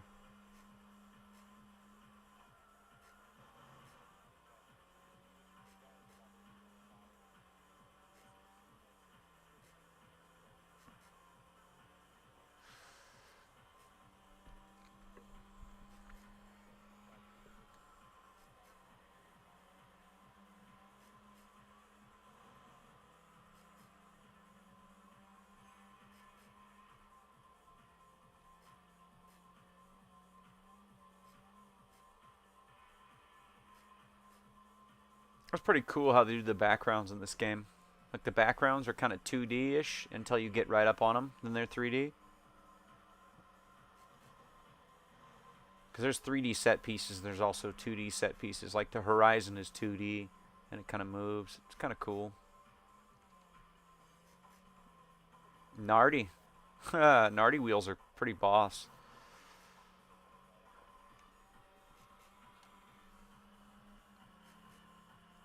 This game has just a banging soundtrack.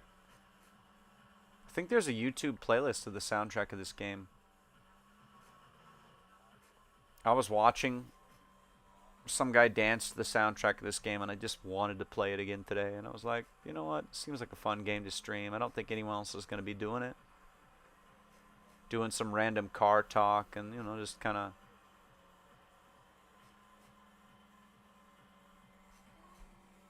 The Dreamcast is still ice cold, actually, after all. How many hours I've been streaming? People in the chat can tell me how many hours I've been streaming, but I haven't looked, to be honest. I think I started at like 11, so it's 12, 1, 2, almost 3 hours-ish.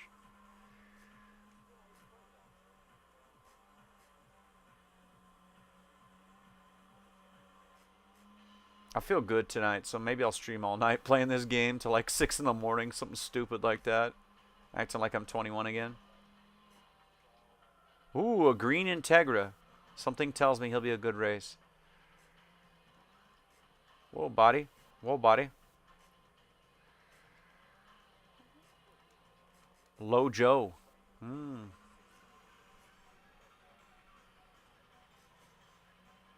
I hate the wheels he has in his car, though. But they are totally like late 90s, early 2000s. Ooh. Clearly not a Type R. This is a 4-door Integra, so it's not a Type R, probably.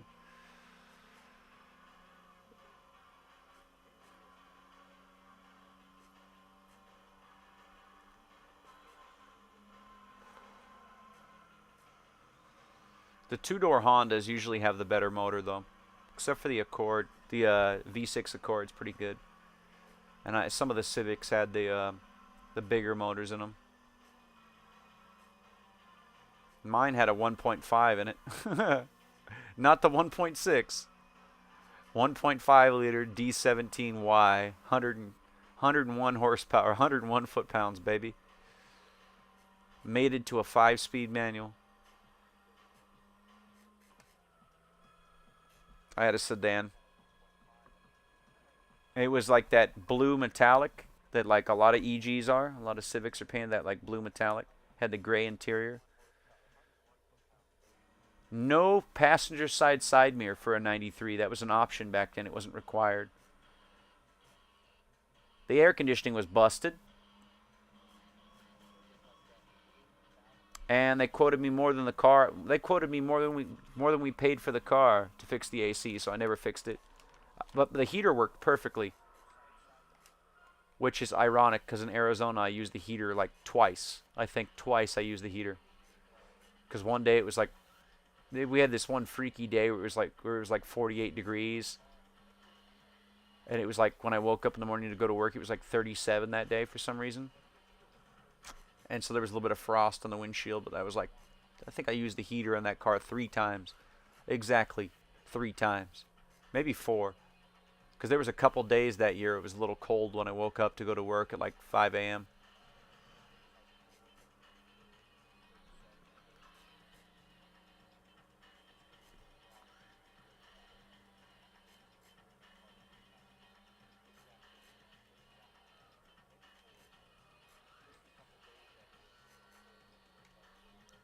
And that was the year that freaking Blue Raspberry Rockstar came out that year. It's like 13 or 14. And I remember every day going to this one gas station that was a really, really, really annoying to get in there. And the dude who ran the place was kind of a dick, but it was the only one in my area that had blue raspberry and blueberry rock stars energy drinks. So that's where I'd go.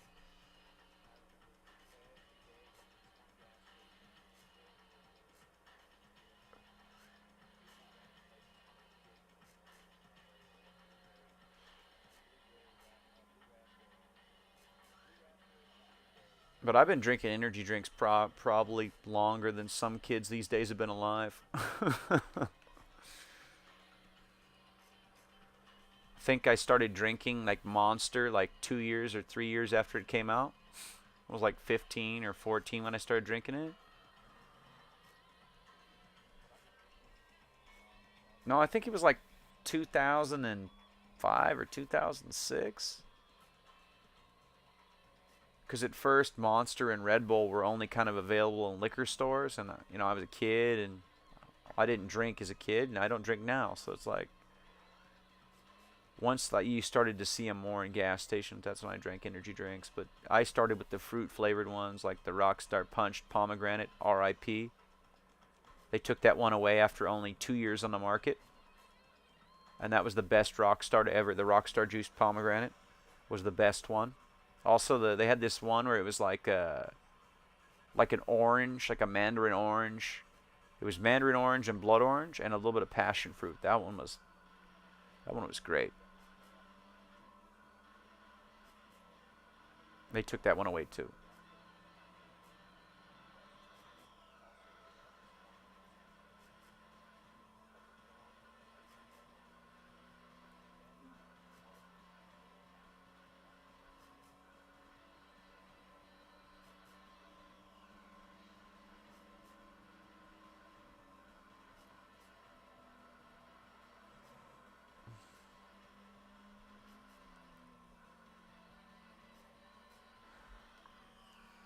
Come on. This music reminds me of Sonic Adventure for some reason.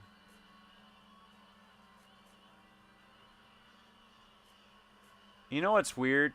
To this day, half of the community hates that game, and then the other half of the community loves it. But I grew up with Sonic Adventure 1 and 2, so I love it.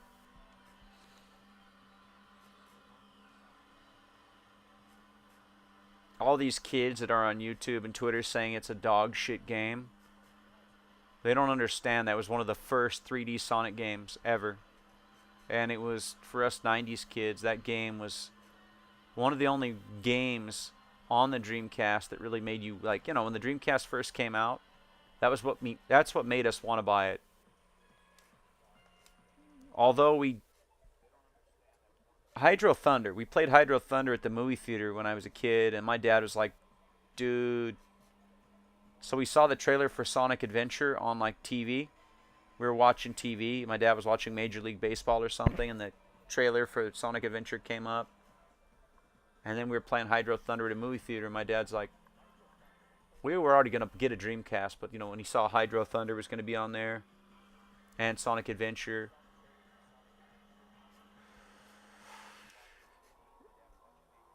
We also had Pen Pen Triathlon, and Pen Pen Triathlon, Test Drive 6, Um, Sonic Adventure, Hydro Thunder. What else did we buy for a launch game? I'm trying to think. Oh, we had Chicken Run, the video game based on the movie Chicken Run. That the Wallace and Gromit movie with the chickens. That game is so hard, and one of the worst things is unless you're playing Chicken Run on a CRT TV, like a glass TV, or you have the brightness turned way up. There's part where you have to sneak past these Dobermans and Rottweilers to get Mrs. Tweedy's dress. That part is like, honestly, I thought that's it's like you're playing a Souls game. You're playing a Souls game except you have no weapon and you can't fight back. You can only sneak around. So it's like a Souls game mixed with like Metal Gear Solid, but you're a chicken. And like the dogs will just throw you back in the chicken coop if they catch you. And then later you can get a weapon, but you can't kill any enemies. You can only stun them.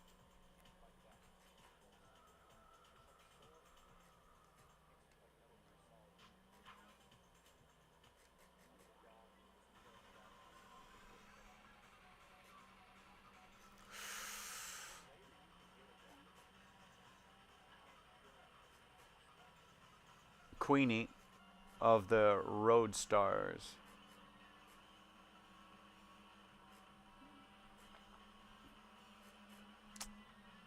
Come on. What are you doing? Trying to be a really aggressive and block.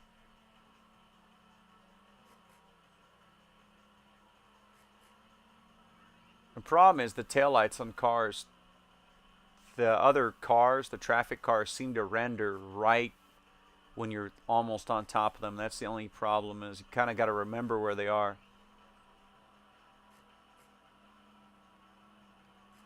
And sometimes the computer doesn't even remember where the traffic cars are. They just plow into one and you win.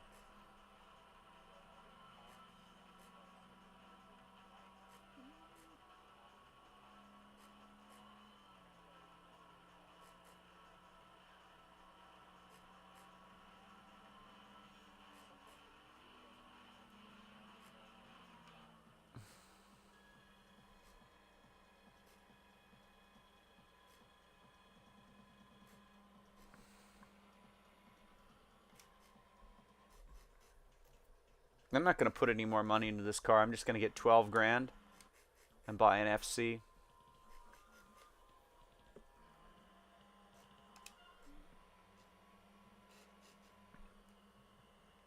We had 3, now it's just 2. It's okay, I understand. People ain't going to watch all night. I'm going to try to beat every racer I come across tonight. Now that this car is...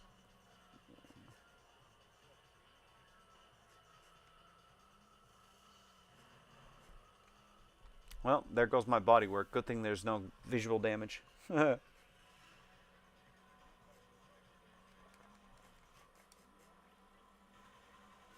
guy, if I beat him, he'll pay out really good, but... That's the Corolla GTS I don't like. The notchback one I don't like. I like the hatch. I like the initial D body style better. Like, it's the same generation Corolla. It's just his has got that. For some reason the game glitched up right there and he didn't accept my challenge. I must have accidentally hit the brake or something.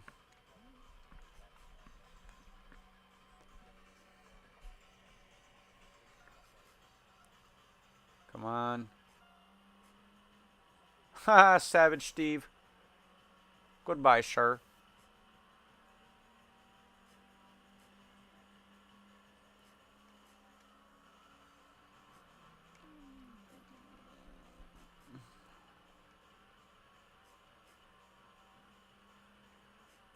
You want? Oh, so it's like that, Steve. So it's like that.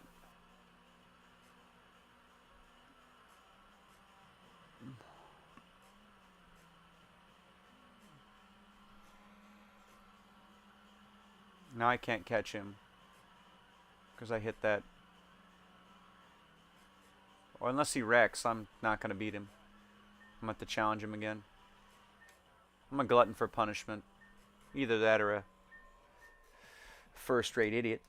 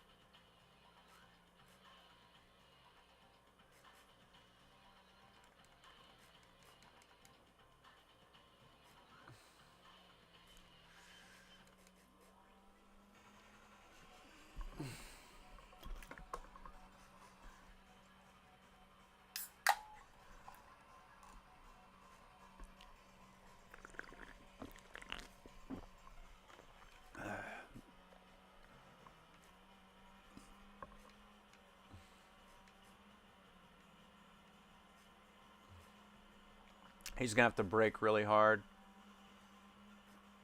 Unless he's going straight down, which I think he is. A draw? Did he leave the highway?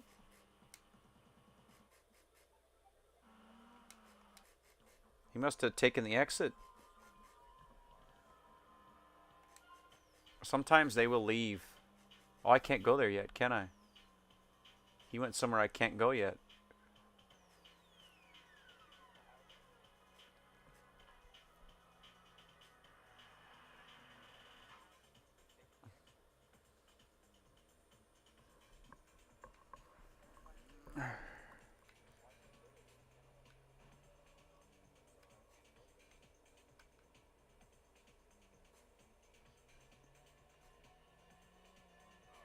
Oh, that was cool. The game just like won't let you drive the wrong way. That defied the laws of physics right there. The car did like a 360 hard flip. It's like this isn't Tony Hawk's Pro Skater.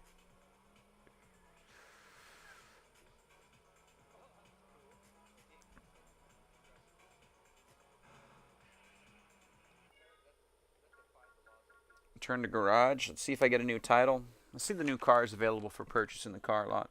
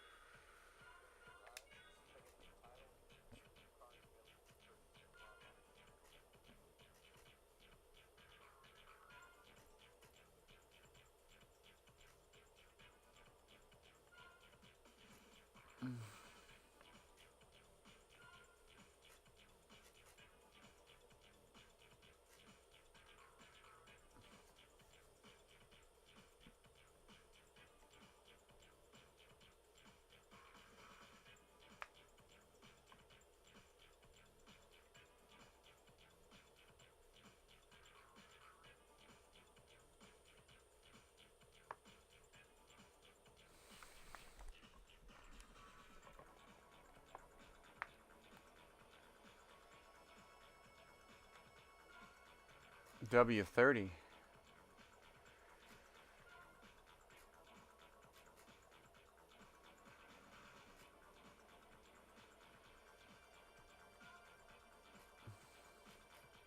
S13Q.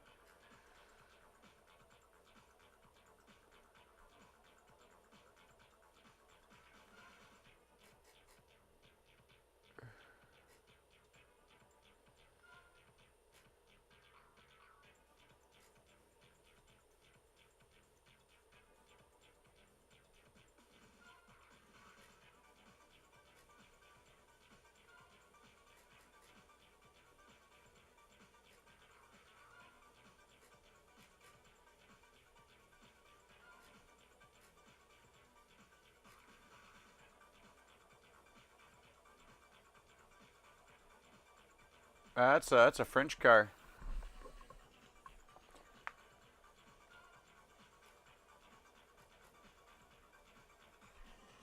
There's 14 cars in Class C I have unlocked.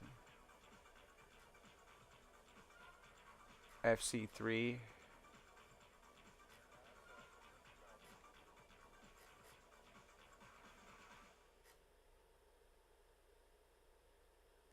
It has a 200 horsepower turbo engine and four-wheel drive with a sporty shape. 25 grand.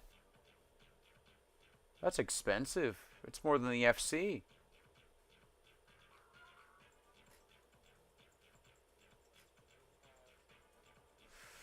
It's the front drive version of the FTO.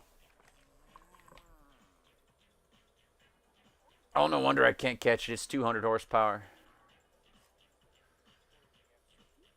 Okay. 220 for the Prelude.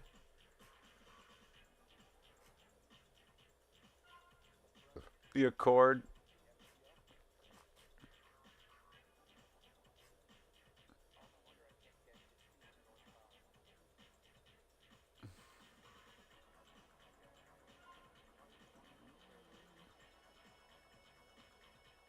Yeah, it's basically just your. I didn't know that. The V6 ones have 200 horsepower and they're 3 liters. Yeah, they're pretty nasty. Okay.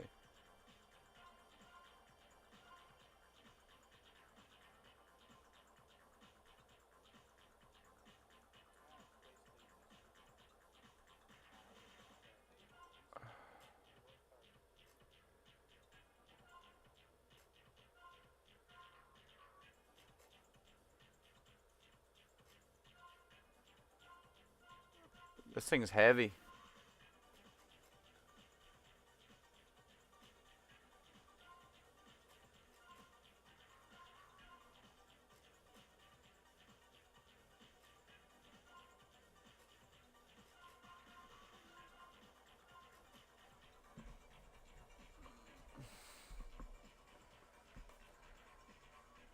Lexus.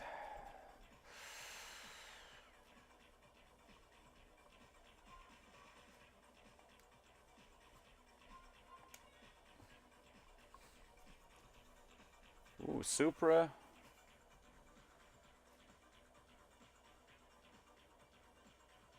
Is this 20,000?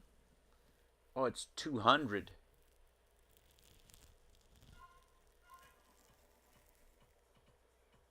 It's a Chaser. Sylvia. Type R. AP1 S2000. NSX. Evo. An FD. 37,780. Okay.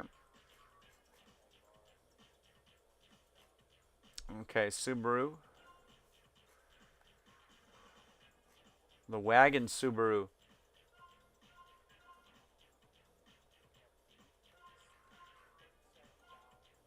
This thing's 29, but this thing is potent in this game, though. It's got a really nice torque curve and horsepower curve as well.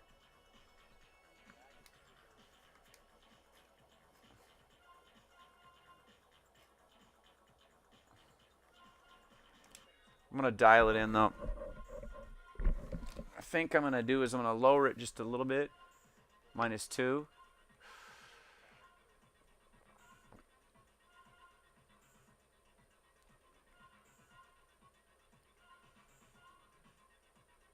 And I'm going to increase fifth.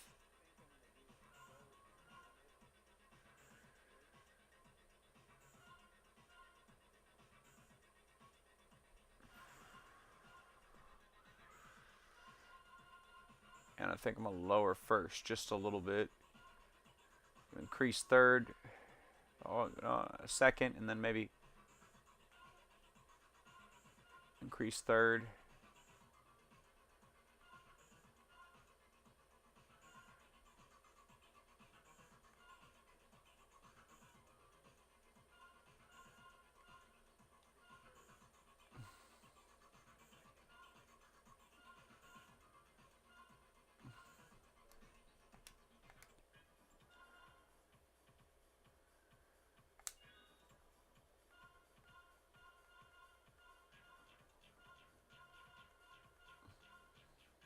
Yeah, you can't even do the whole line yet.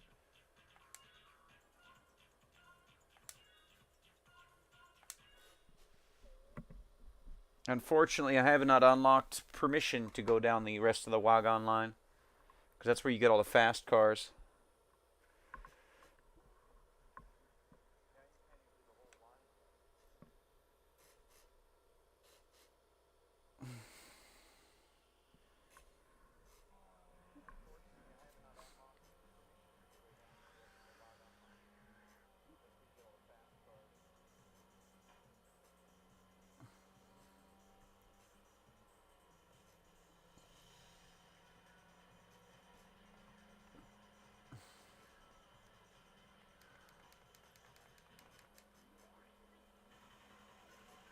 Is that what I think it is?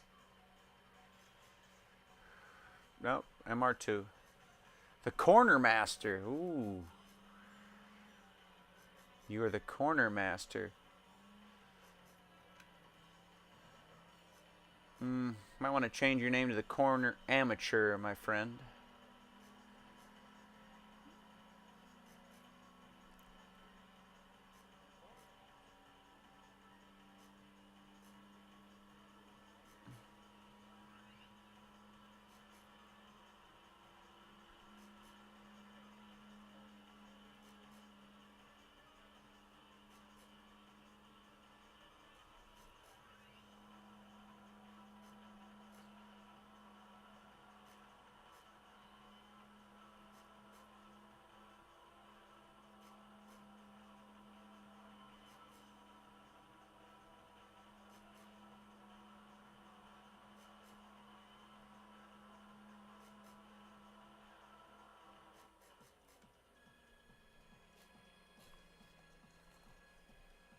Dreamcast still ice cold. Almost got the money to either fully upgrade this guy or buy the FD, which I'll probably buy the FD or the FC, or I could get the Subaru. But I feel like the Subaru is cheating because it handles so well, and it's honestly so easy to make big power. Like I think in this game you can boost the Subaru up to like 400 something horsepower or close to it. But I like the rear-wheel drive cars because they're more of a challenge. The front-wheel drive cars are also pretty hard. The all-wheel drive cars, you're playing it safe in this game. Although you can't get an all-wheel drive car till later anyway. Because when this game came out, those Subarus were still brand new, and they were still like a $30,000-ish car. So, you know, this game came out in 2000. That Subaru it's showing you is like a 2-year-old car, if that. It's like a 98 or 97. It's like a 3-year-old car. Ooh, Savage Steve. Why you do me dirty?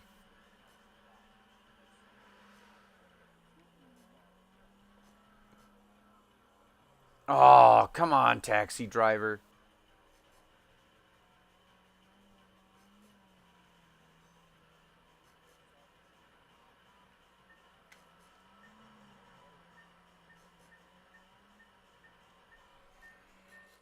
I'm going to have to challenge Steve to a rematch.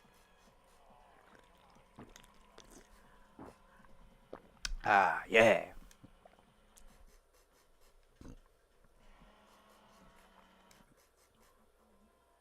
I want to unlock the rest of the Wagon, and I want to get the Fair Lady Z. I want to build the Devil Z in this game. Get the 69 240Z, Fair Lady Z, the S30 chassis. Get the wonder if it'll let you put an L series in it. That'd be cool. L28. Bored out to 3.1 liters, twin turbo.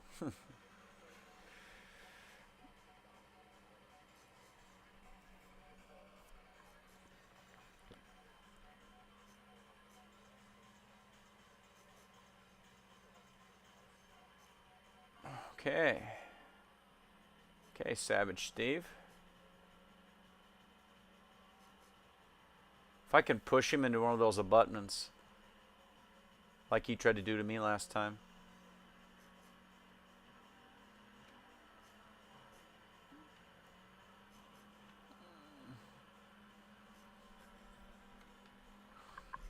Now you're gonna get it, Stevie.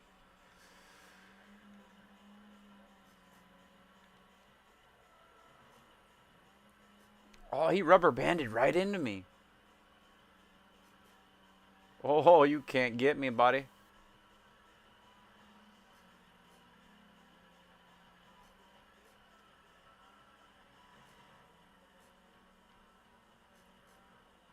Oh, come on, Steve.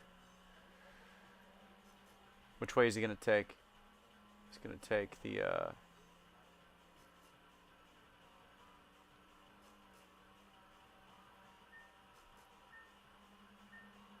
Come on, baby.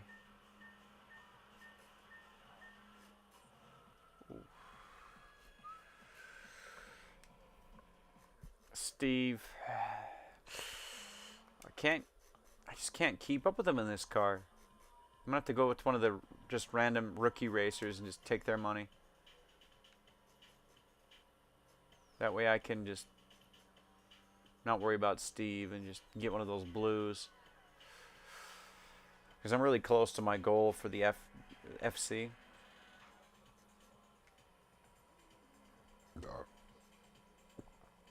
See, the problem with the CRX is it doesn't start to make its main power till above, like, you know, it really shines in this 6,000 to 8,000 RPM range. And the problem is, it's kind of sluggish at 5,000 to 6,000, 6,500 RPM. It's kind of sluggish. Who's this guy? Battle rejected? What? Well, you think you're too good for me, huh? Huh? Huh?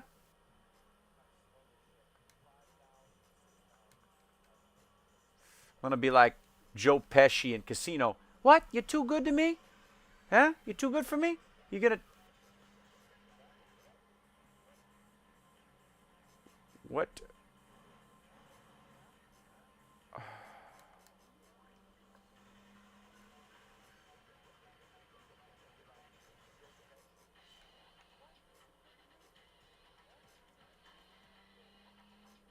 So he just rejects all your battles.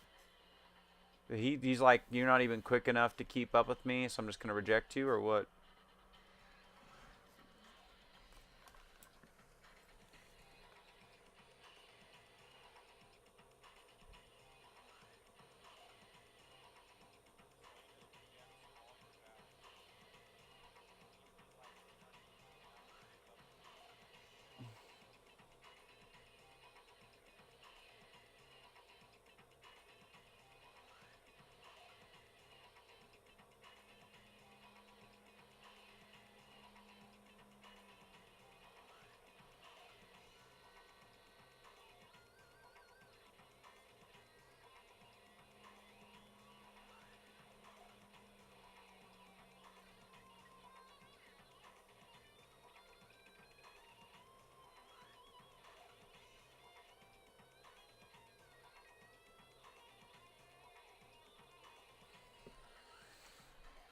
Okay.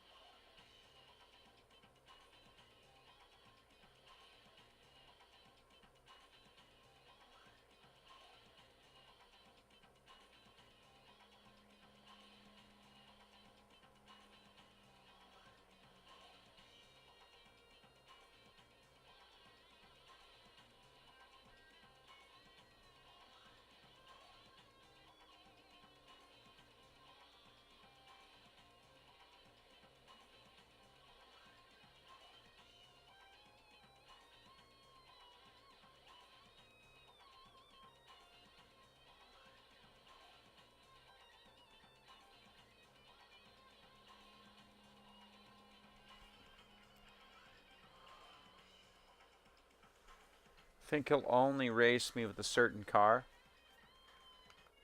So we're We'll return to the garage and see how close we are. I'm going to try a different line. Plus, I have to go to the bathroom real quick. So I'll be back in a minute.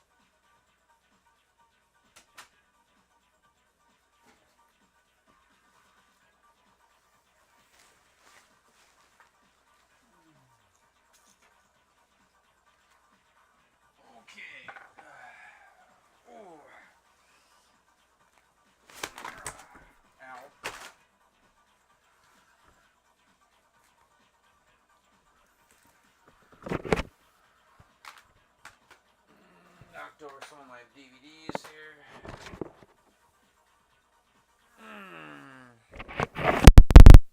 I'm back. I apologize, everybody. So we're going to go back to some racing. I think... Alright. I'm going to go with the... we'll go C1 inner.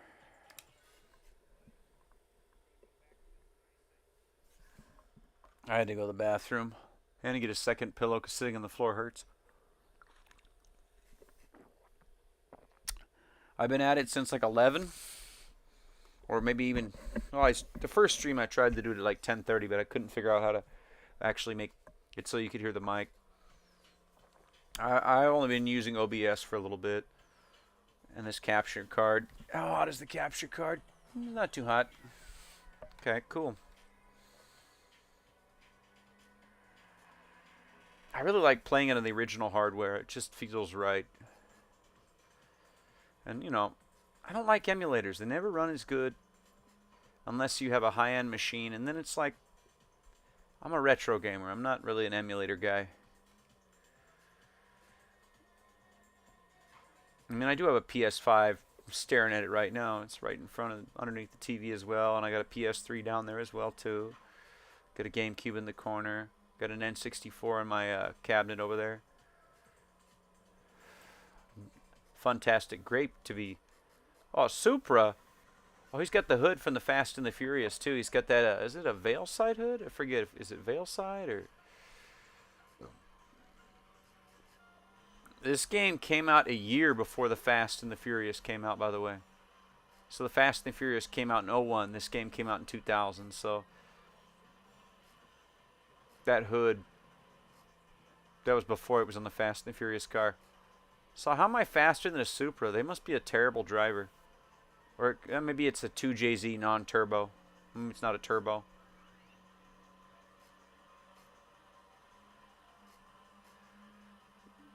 I mean,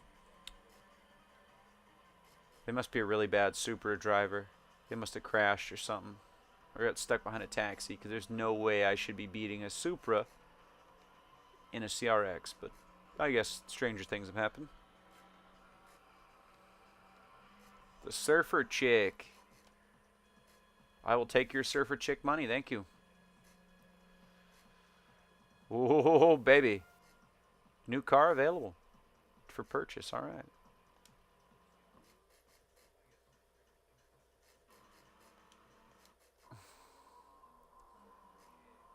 And sometimes after you beat a car like that, their boss, the boss of the racing club, will challenge you right after. So if you beat like all 4 members of a club, then their boss, their chairman, will challenge you. And the chairman's usually pretty fast. I never brake hard enough for that one curve.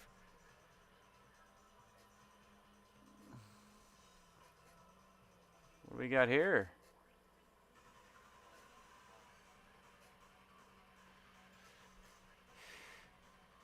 Is it an EK9? I think it is.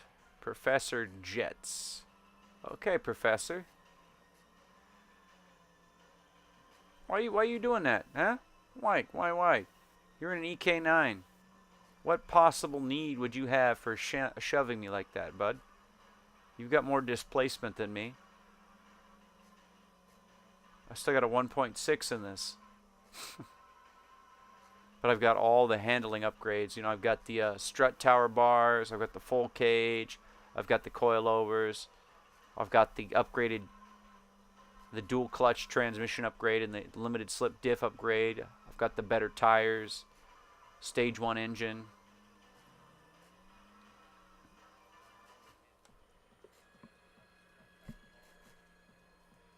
Ooh, yeah.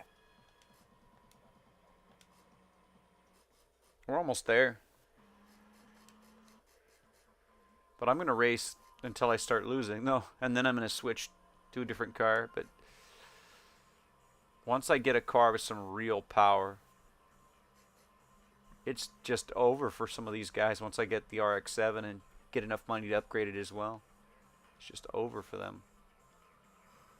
I'm going to try to have 1 or 2 cars in this game, maybe 3 at the most. But, you know, we're still in the early game where the Wanderers want to challenge you. There's some Wanderers you have to be... There's one guy you have to be driving a Viper or a BMW M3 before he'll even challenge you. Like, you have to be driving something with some serious power, but otherwise he'll just be like, nah, I ain't going to race you.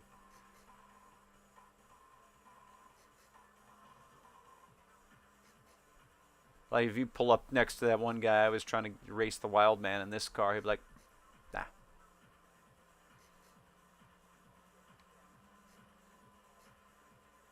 Then I get it, because he would just annihilate me.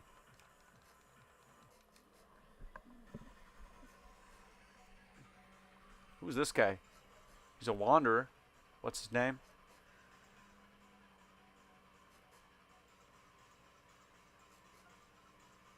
Raging Demon. Yeah, but he's in a front-wheel drive Celica. The generation of Celica people call the worst one. I think they look cool, but they're not rear drive. They have a good motor, though. Ironically, my car in real life, my Toyota, has the same motor as that car.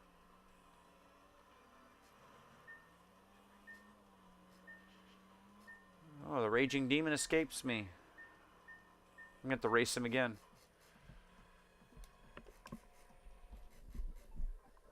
I like that motor. The difference is in my car, it's a 2.4 instead of a 2.2. So it's punched out a little bit. But it still has the VVTi, the variable timing advance. Toyota's VTEC, basically.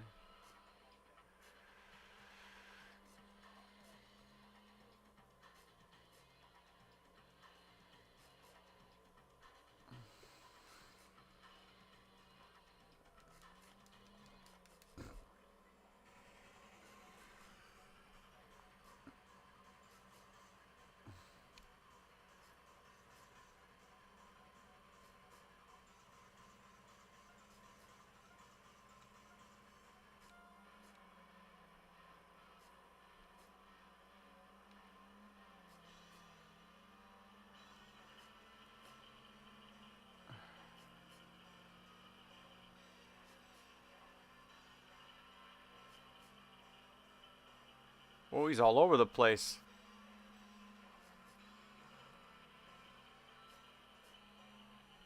Oh, CRX is one enemy. Hills. And not having a Jackson Racing supercharger. The Jackson Racing supercharger. Oh man, I always wanted one of those on a Honda motor, or maybe even the Miatas with the Jackson Racing blower. Yeah, I can't keep up with this guy. Maybe when I have the FC, I'll be able to dust him, but he's pretty quick for a front drive Toyota. He's pretty quick. He really.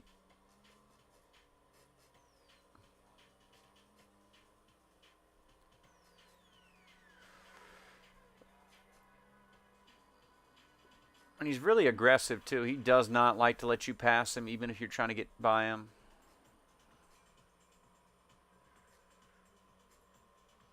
And since you're on the highway, this game, you have to give very little steering input. You have to, like, let off the throttle and, like, go around corners, or you have to brake really hard and downshift if you have it on manual mode. Ooh, who do we have here? Another Civic.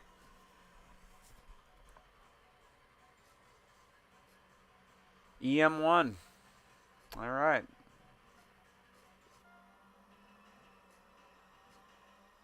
Why are you called Blue Flash if your car's white, guy? I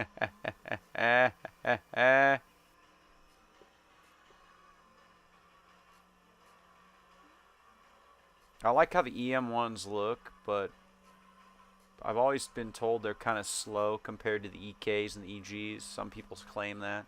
If you have an EM1 that's not an SI, it's really slow. That's what somebody told me, that the EM1, you want the SI with the 5-speed. They're expensive now, though.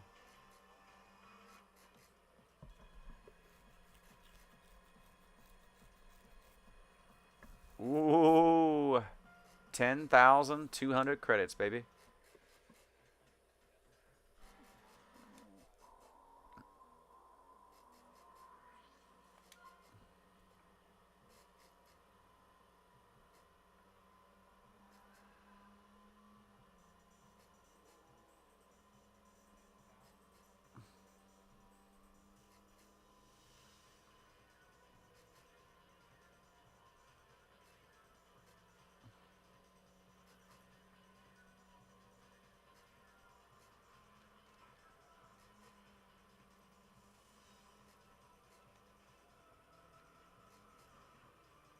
Out of the way.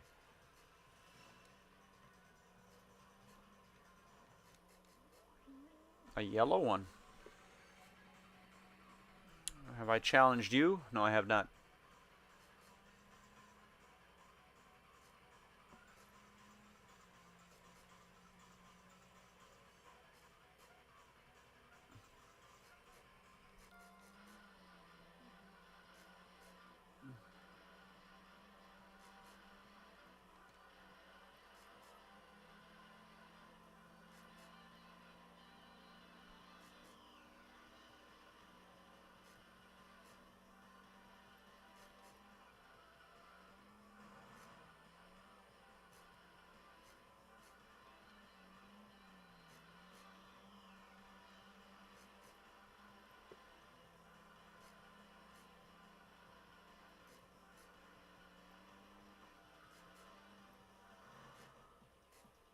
Oh, he took the wrong exit, so I instantly won.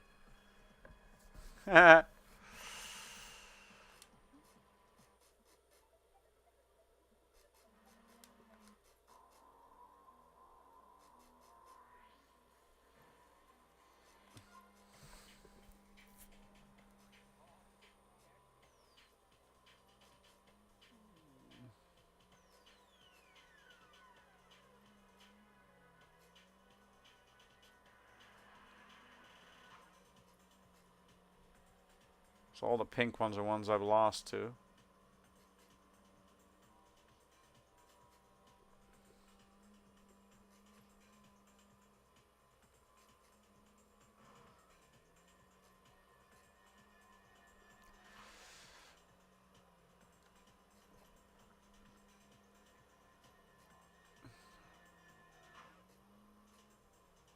don't really have a handbrake, so you kind of just gotta ease off the throttle, apply the brake, and do that. Although since it's a front drive, it won't maintain it.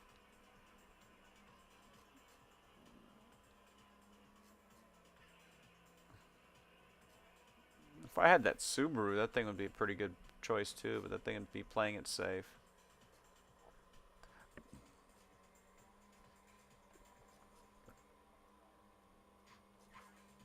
I feel like the FC RX-7 has the most potential out of the cars in my current lineup.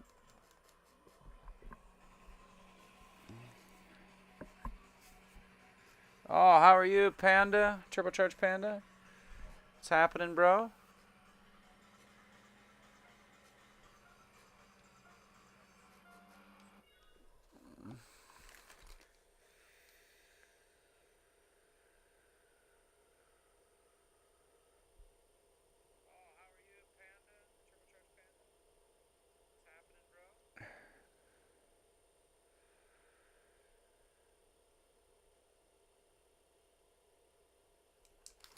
Trying to get that FCRX7. I want the FD, but this game came out in 2000, so you're paying the FDRX7's a 97, so it's a 3-year-old car, so you're paying almost brand new price for it, which kind of sucks. The prices in this game are pretty realistic to the 2000s. Because then the tuner cars that are cheap now,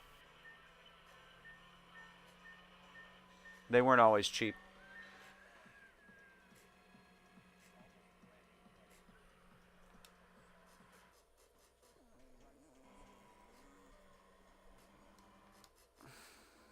I can't get that Catch Me Kate. We're going to go back to the garage and see if it'll let me do the next day. Impatient Wraith. Oh, that's my new battle name. Who chooses these battle names? Do I get to pick? The first name it gave me was Useless Monkey, so I mean I'll take this. It's better than Useless Monkey.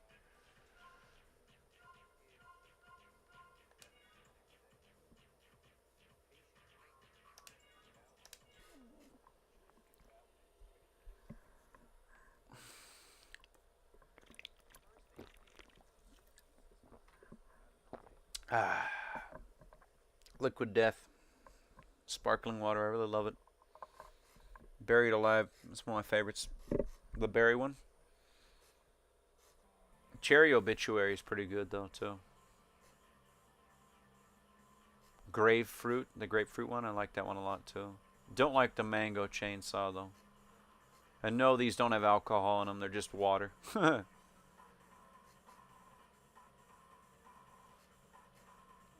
trying to not drink. Well, I guess your spell didn't take there, guy. Come on. No, no, no. Don't you do that. Don't you do that to me. Don't you do me dirty like that. Don't you put that evil on me, Ricky Bobby. Don't you try to, like, you see how he tried to pit maneuver me? They played dirty.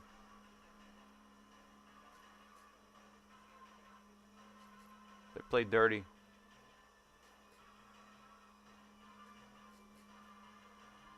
$127. As much as we're going to get out of this car, I think. I mean, if I put fifth gear and I move the ratio all the way to the right, it would have no power in fifth gear, though.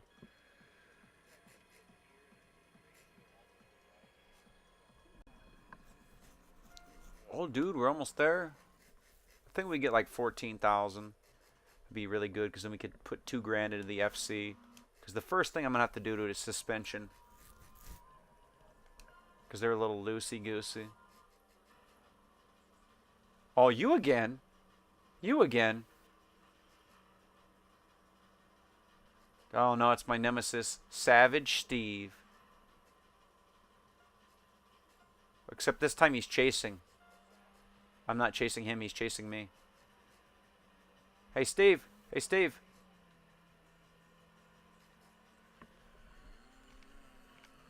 Oh, he got around me. Because I hit the guardrail again.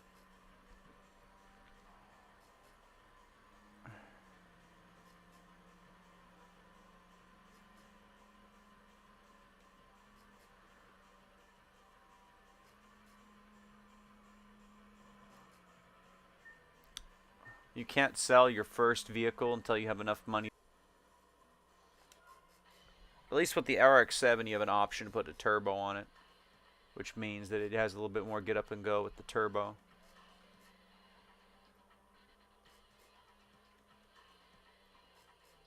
Because we're in a different era now. Everything's turbo now, but in the 2000s, when I was a kid, when I was like, you know, in elementary school, there weren't a lot of turbo cars back then. You know, some of the high-end Japanese cars, some of the high-end German cars, you know, stuff like there was like the, you know, diesel trucks had turbos.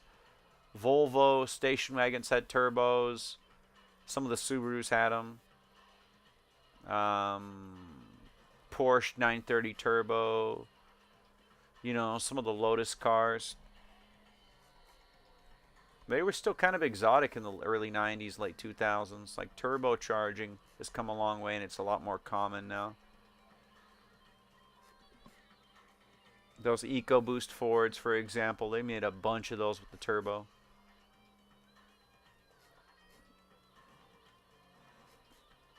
Some people have really bad luck with them. I don't know, my family has two of them. They're doing pretty good. Although one of them needs new turbos now. Because the turbos make a little noise when you start the truck up and it's like cold outside. The bearings. It's like, you know, because it's an oil-fed turbo. So I think that it probably just... Maybe it can be they can be rebalanced. I don't know. I wouldn't know. I think the bearings can be swapped out and then they can be rebalanced, but I don't know.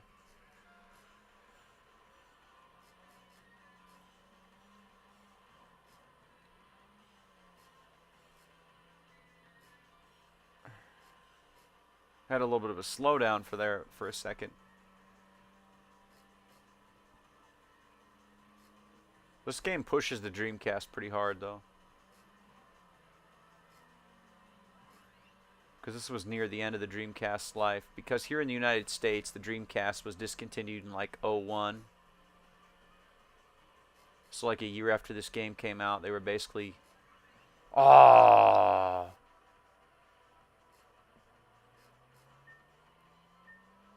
I hit the wall. Literally. I was going to win that too.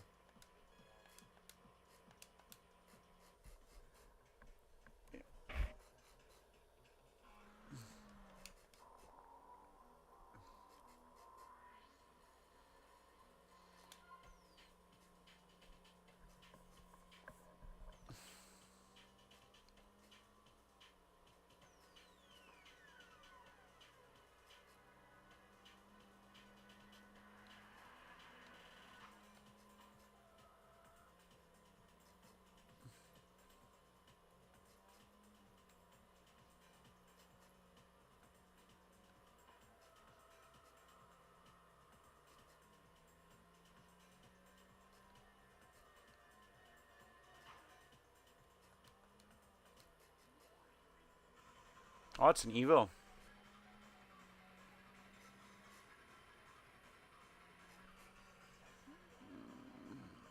Lancer. This guy got me last time.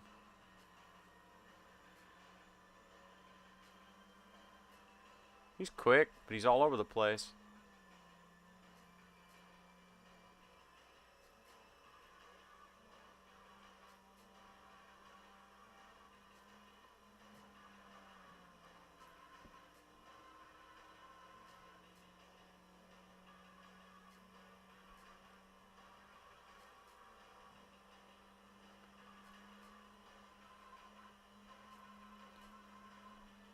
I didn't want to do it, but I had to do it.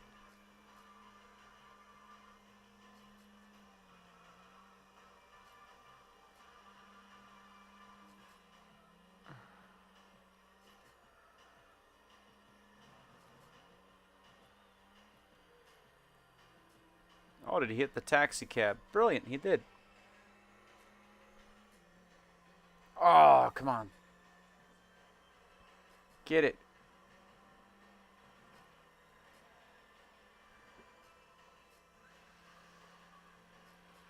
Come on. We need more power. I can catch this guy. It's just while I run out of health before then. We're so evenly matched, that's the problem.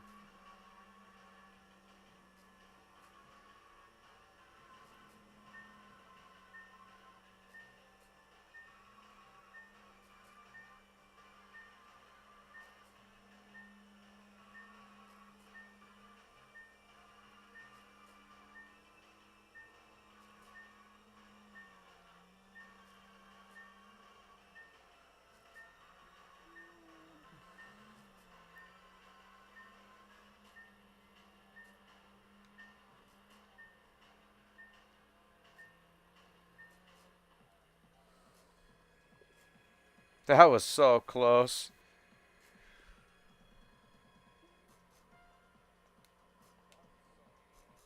That was like, I could see him right behind me at that one. All right. There's a guy ahead of me. Wants to break in a new car. We're going to need a little bit extra money because we're going to have to do at least a engine upgrade and a suspension upgrade to really make the FC competitive. So we're not done yet with the CRX.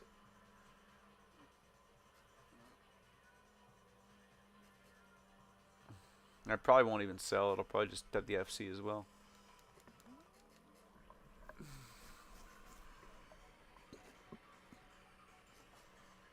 MR2.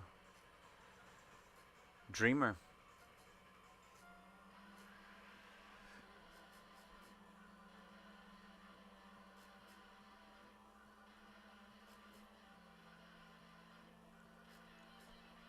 Ooh. I think I'll be able to get him in the corners.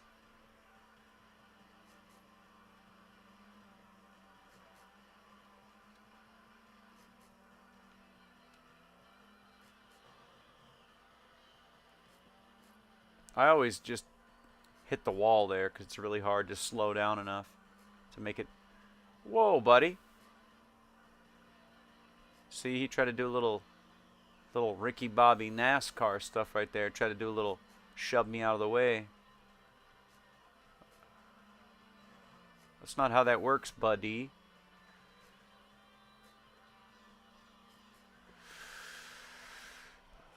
You ain't going nowhere. I got you for 3 whole minutes of me time.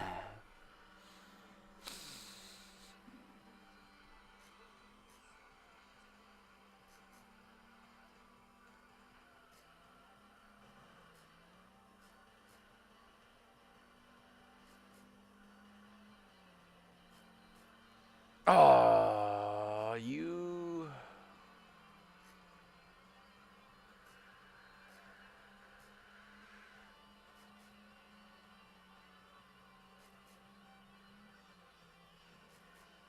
Come on. Ooh, I'm gonna get you on the inside. I'm gonna get you on the inside. Come on, baby. Come on. Catch this guy. And his impertinence, his rudeness, his hubris must not go unpunished. Come on, come on, come on, come on. Which one is he gonna take? Which one is he gonna take? Which one is he gonna take?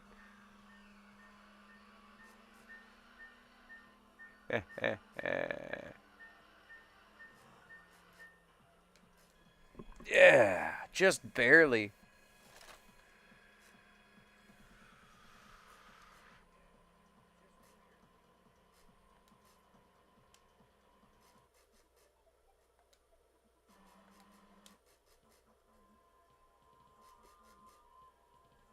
It takes so long to get a different car in this game, though. It really does. We have to beat everybody on this one night to really make it worth it. I'm hoping it's something slow, these blue guys. I'm hoping it's like another CRX. Hoping it's another one of me. Because I know I can.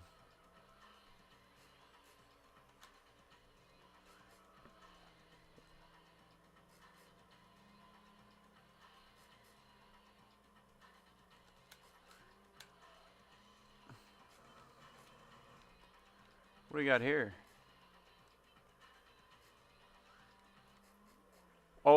What's an? Is it an Evo?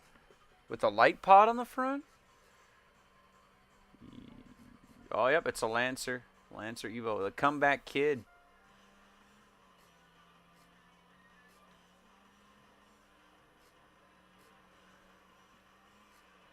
With a name like the comeback kid, I'd expect them to, make more of a comeback.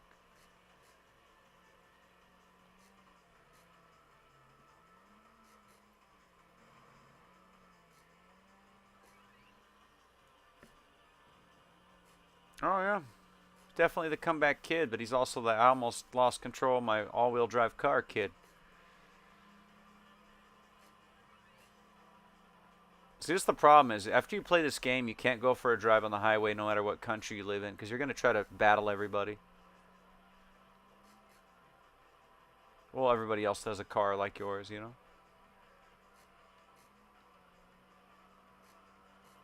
Ooh, yeah.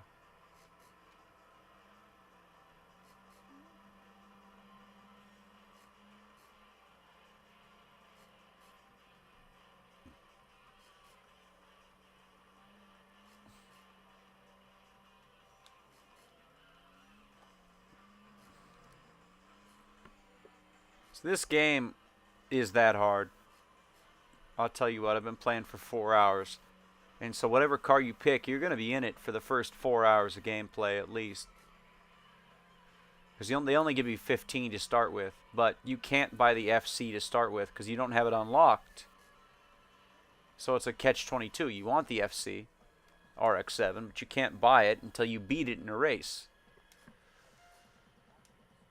Because if you started with that car, it honestly, the game would be easier if you were allowed to start in that car.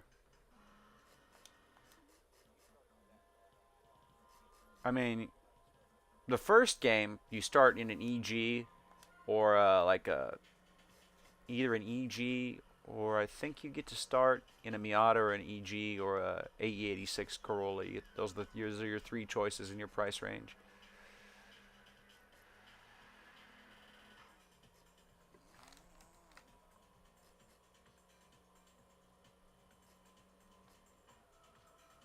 Oh yeah.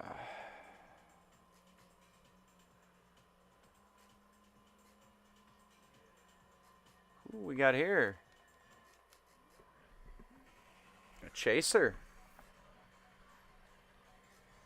A chaser, or are you a? Oh yeah. Might be a Cedric. Either way, it's a big, heavy car. Big, heavy Japanese car with a big engine, but his name is Big Boy.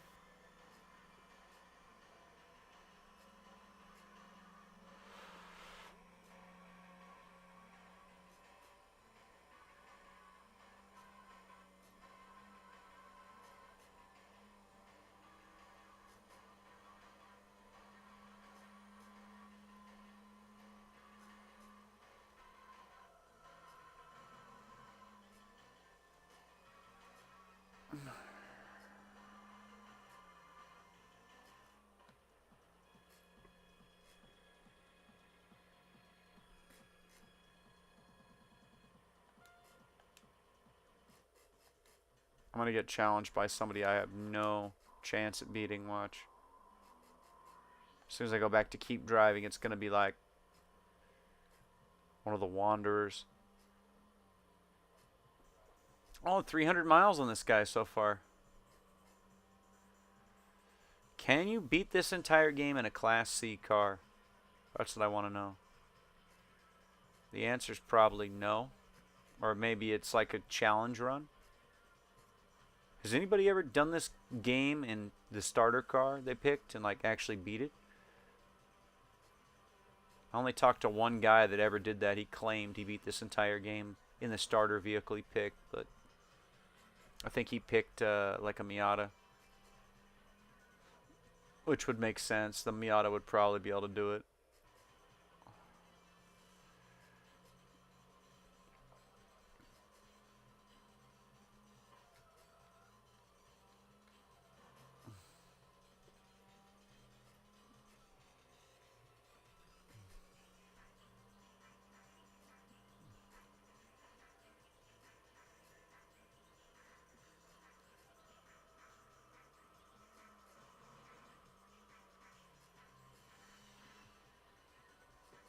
Can't wait for the Wagon to finish all the way unlocking. That'd be cool.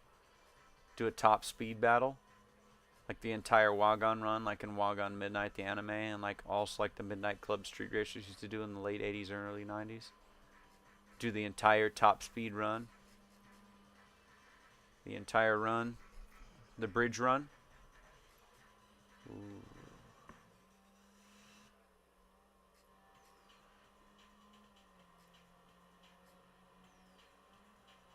Just like in the anime and just like in real street racing and Japanese culture from back in the day, you get to do the C1 line, which is like really twisty.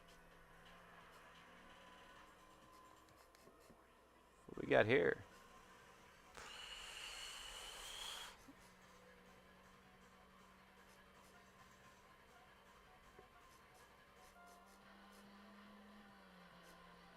I don't think I can catch this guy, but I'll try.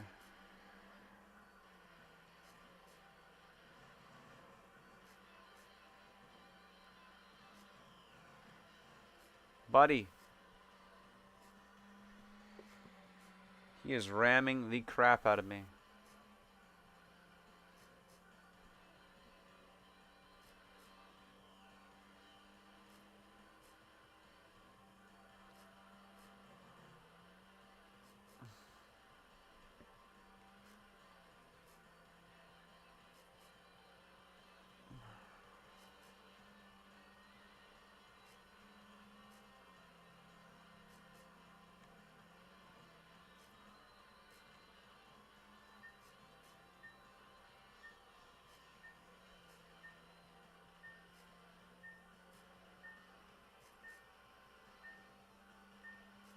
He's purposely picking roads where I can't get into my power band to pass him.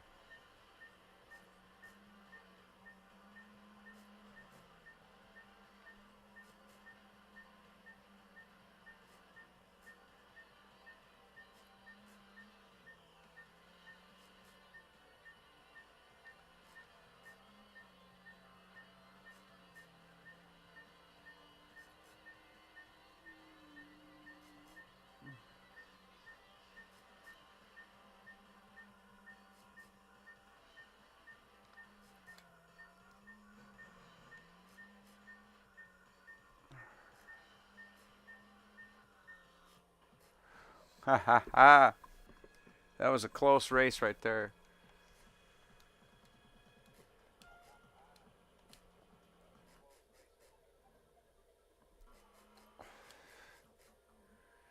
Do do do do do.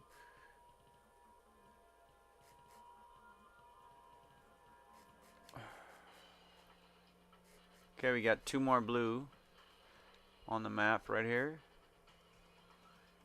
I think. 2 guys I haven't beaten. But I think one of them is in a serious automobile, so I don't think I have it. Okay, there's probably 2 or 3 of these guys, looks like.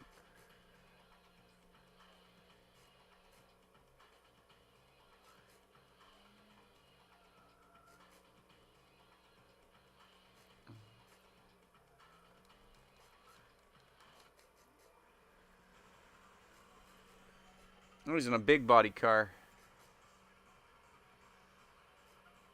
Cedric. I think he's in a Nissan Cedric. Which is a cool car, but they're not that quick. I mean, he might have more power than me, but you got to remember he has more weight and more body roll.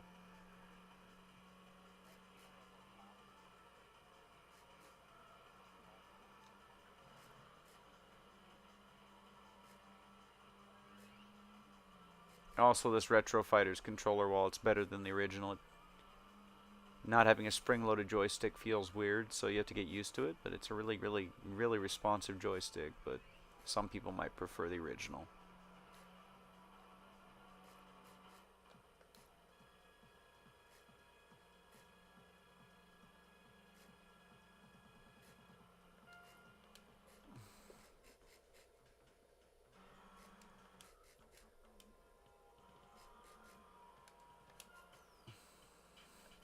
Okay. The last guy.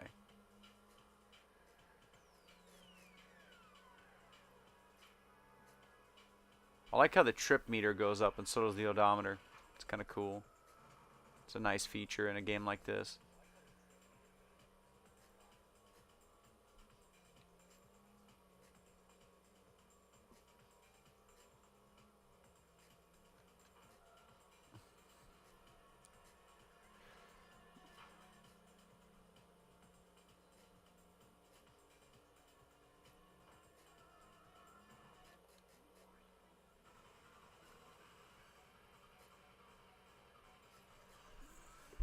Ooh, we got a DC2 Type R.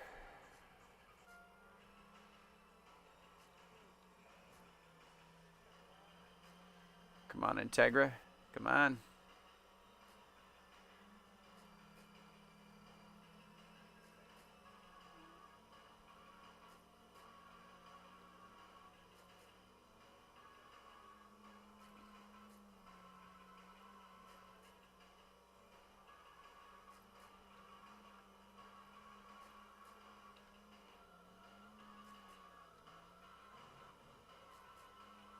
Oh, that was a police car.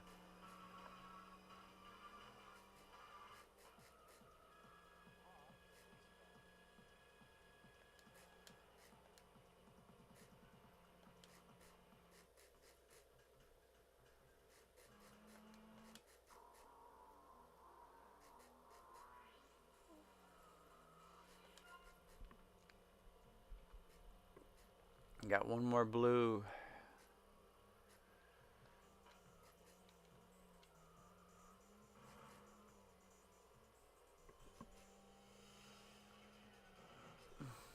There's a little bug on my phone. What the heck is that?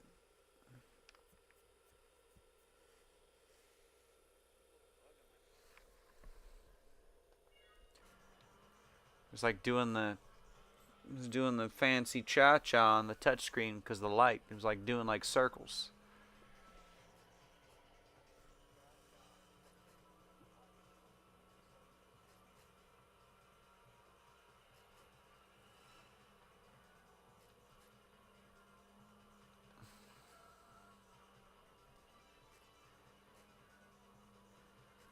Problem is, once I get into a game like this, I get almost like, just I get too good sometimes, or I just get so absorbed in it. That's why I usually don't play games like this, except for on the weekend, because like people are like, how come you go to work 30 minutes before you're supposed to be there? So it's because if I stay at home and I wait till the last minute to go to work, I won't want to go.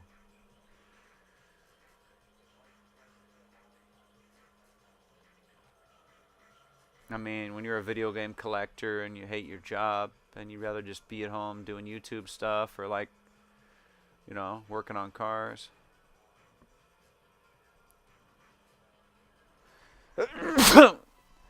Oh, excuse me.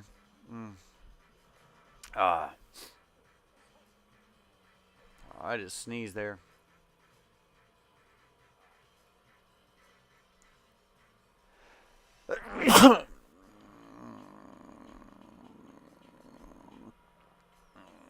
The comeback kid. Already raced you and lost.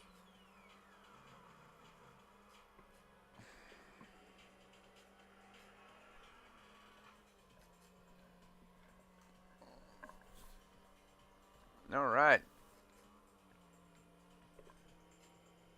Once I buy the FC, I'm probably gonna like call it quits in a bit, but not yet. I have a hard time sleeping these days, so. Then I want my Sunday. I want to spend most of Sunday asleep. I want to take a nice good nap.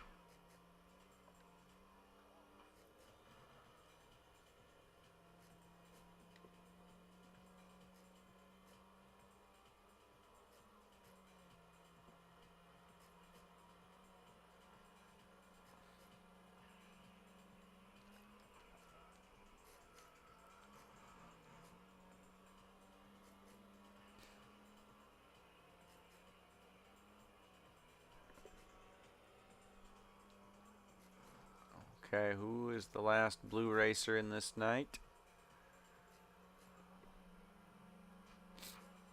Where is this guy?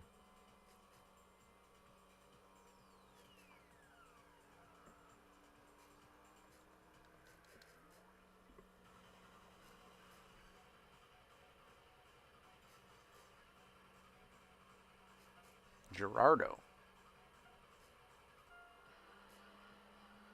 Where's that thing called a Cedric? I don't know. Cerrado? I don't know. I don't know what card this is. I know it's something Japanese that we never got in the States. Dude, it's too hard on the brakes.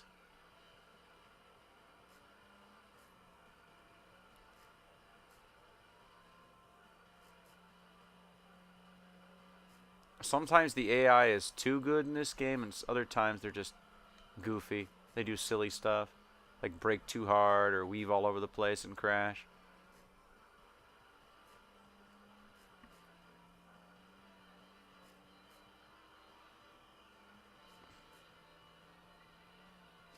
I think there was an arcade version of this too at one point, or like maybe not an arcade version, but I think there was like a game like this for the arcade.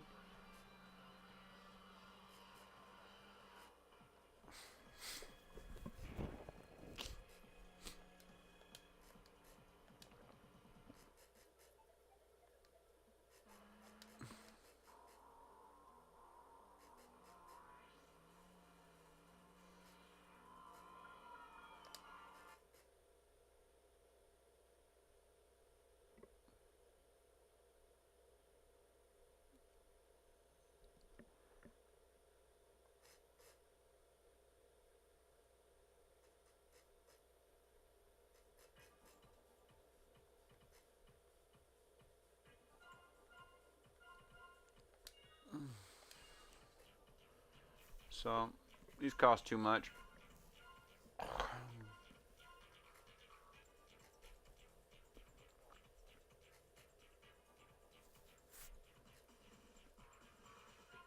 So we got a Evo.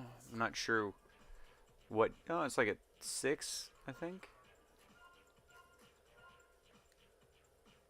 I'm gonna go Class B.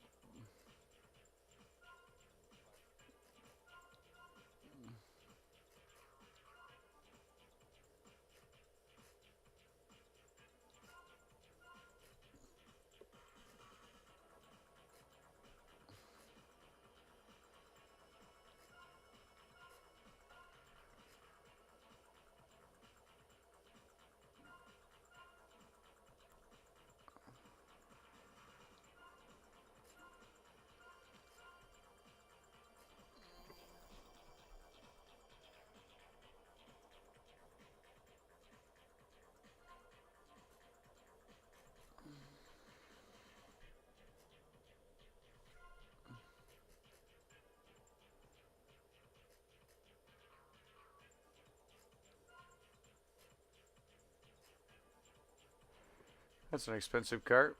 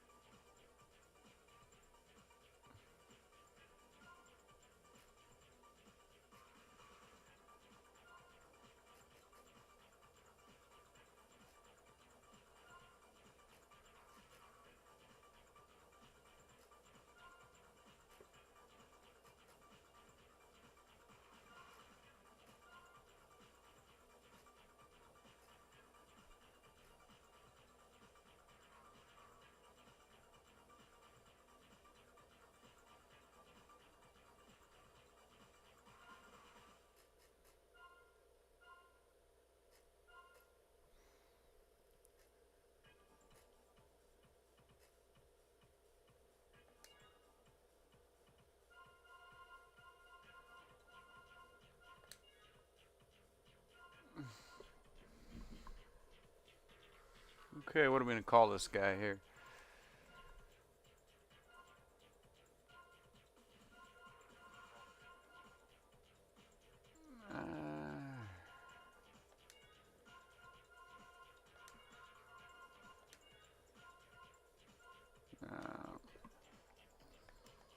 I'm gonna call this guy. I gotta come up with something clever.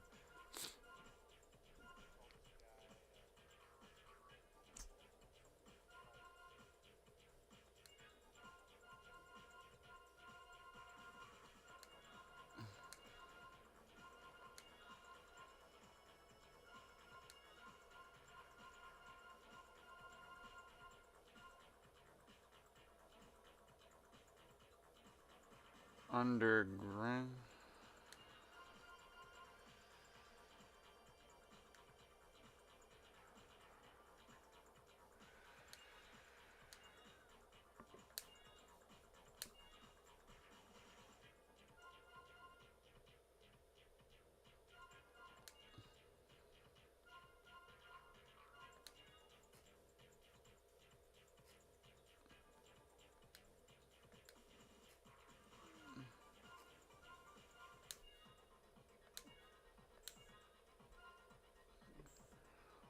Whoa! You can go straight to just bulk power. 4,200. I don't have enough.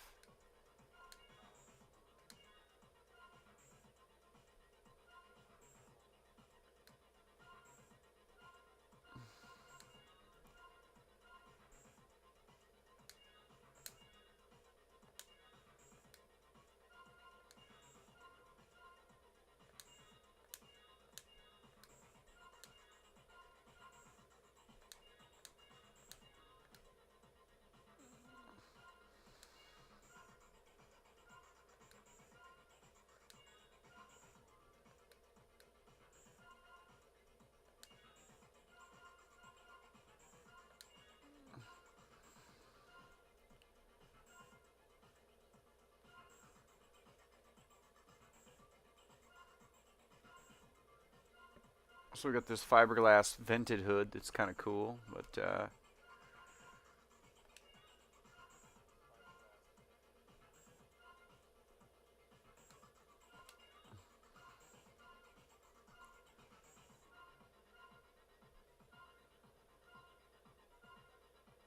little duck bill.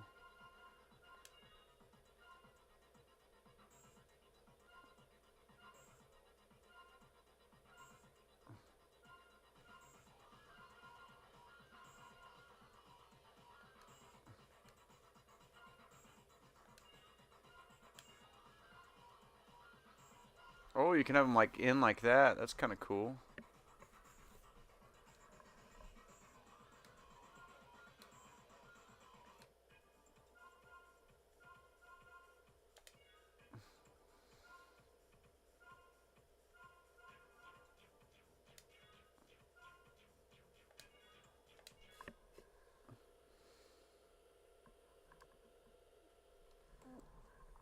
All right.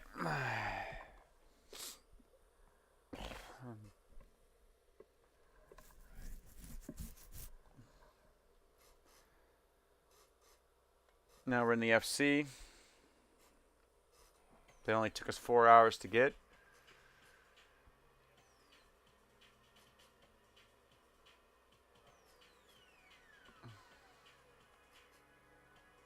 Oh, she's loose. Ooh. Should have definitely lowered it a little bit. It's going to take a little getting used to.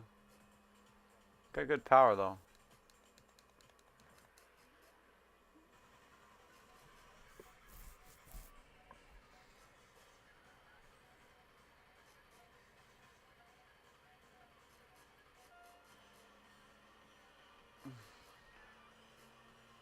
Oh, you're trying to do me dirty, buddy.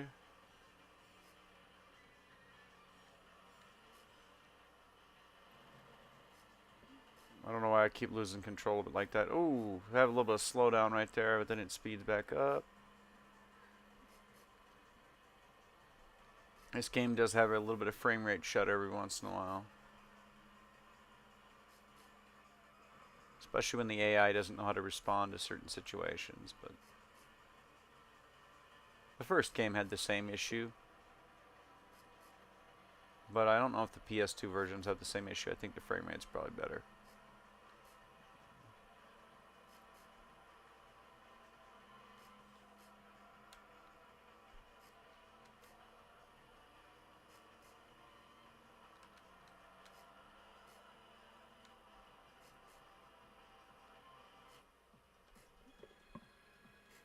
Man, I like this car.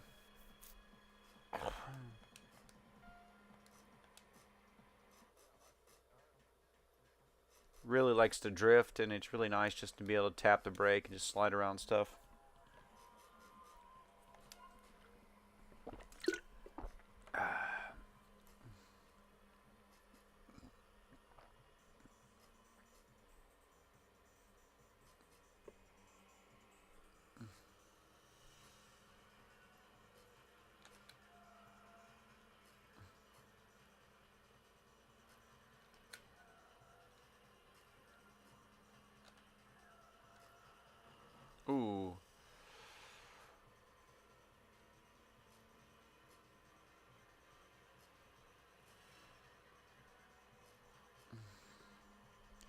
It's hard enough just playing the game. If you want to put manual shifting on, it's even harder.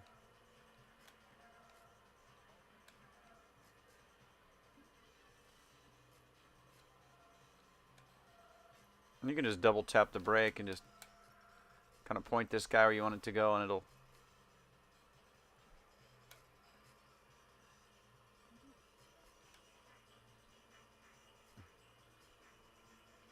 This thing's going to be crazy with that extra power from the upgraded engine.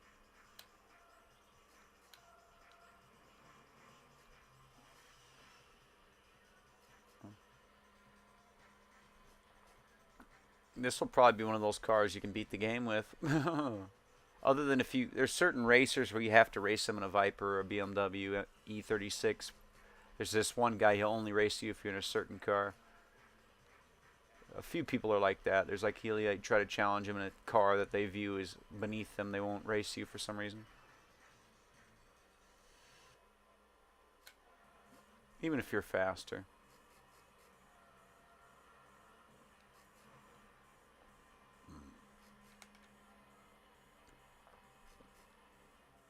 What are you doing, buddy? Is he going to reverse? Is he going to come by? Check the rear view.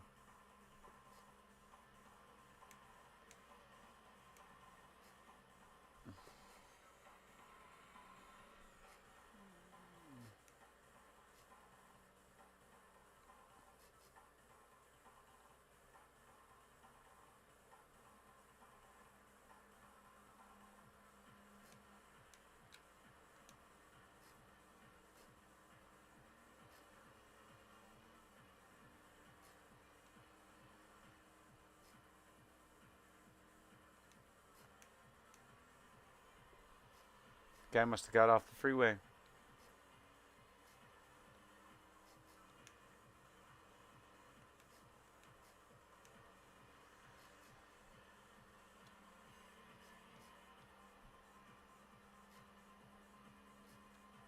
Sometimes they do exit the freeway. They go home or whatever.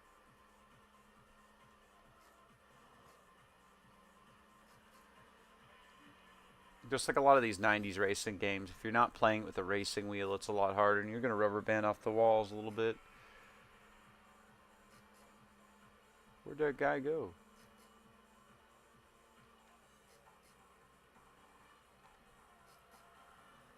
Ooh.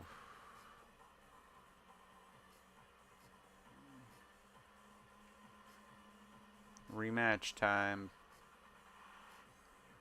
Somebody I've raced before and lost to is over here.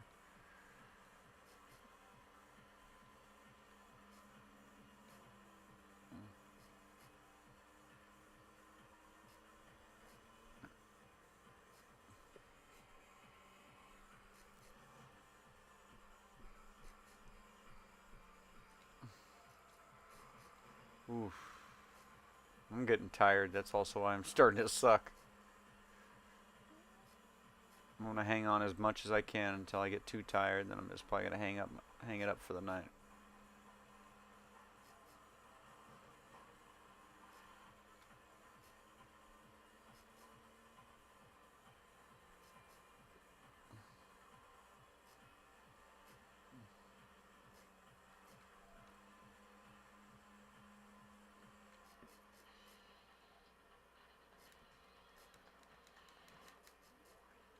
Ah, the one that's the ugly color.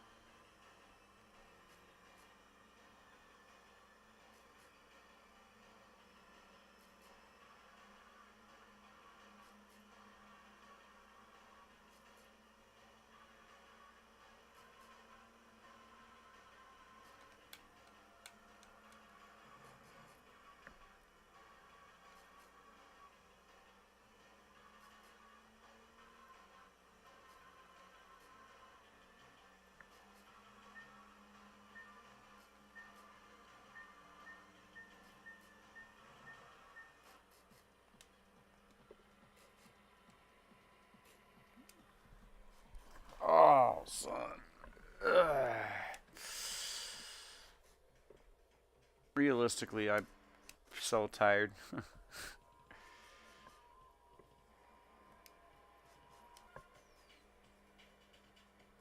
Yeah, I think I'm gonna call it.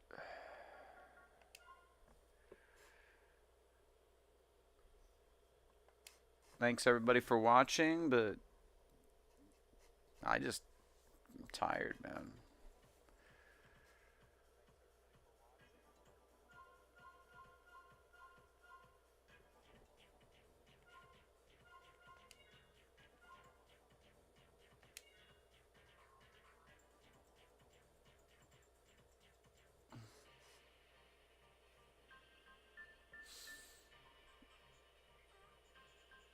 They even got a website, but I don't have a modem hooked up. But yep, everybody, I'm gonna have to switch to my computer to end the stream. So.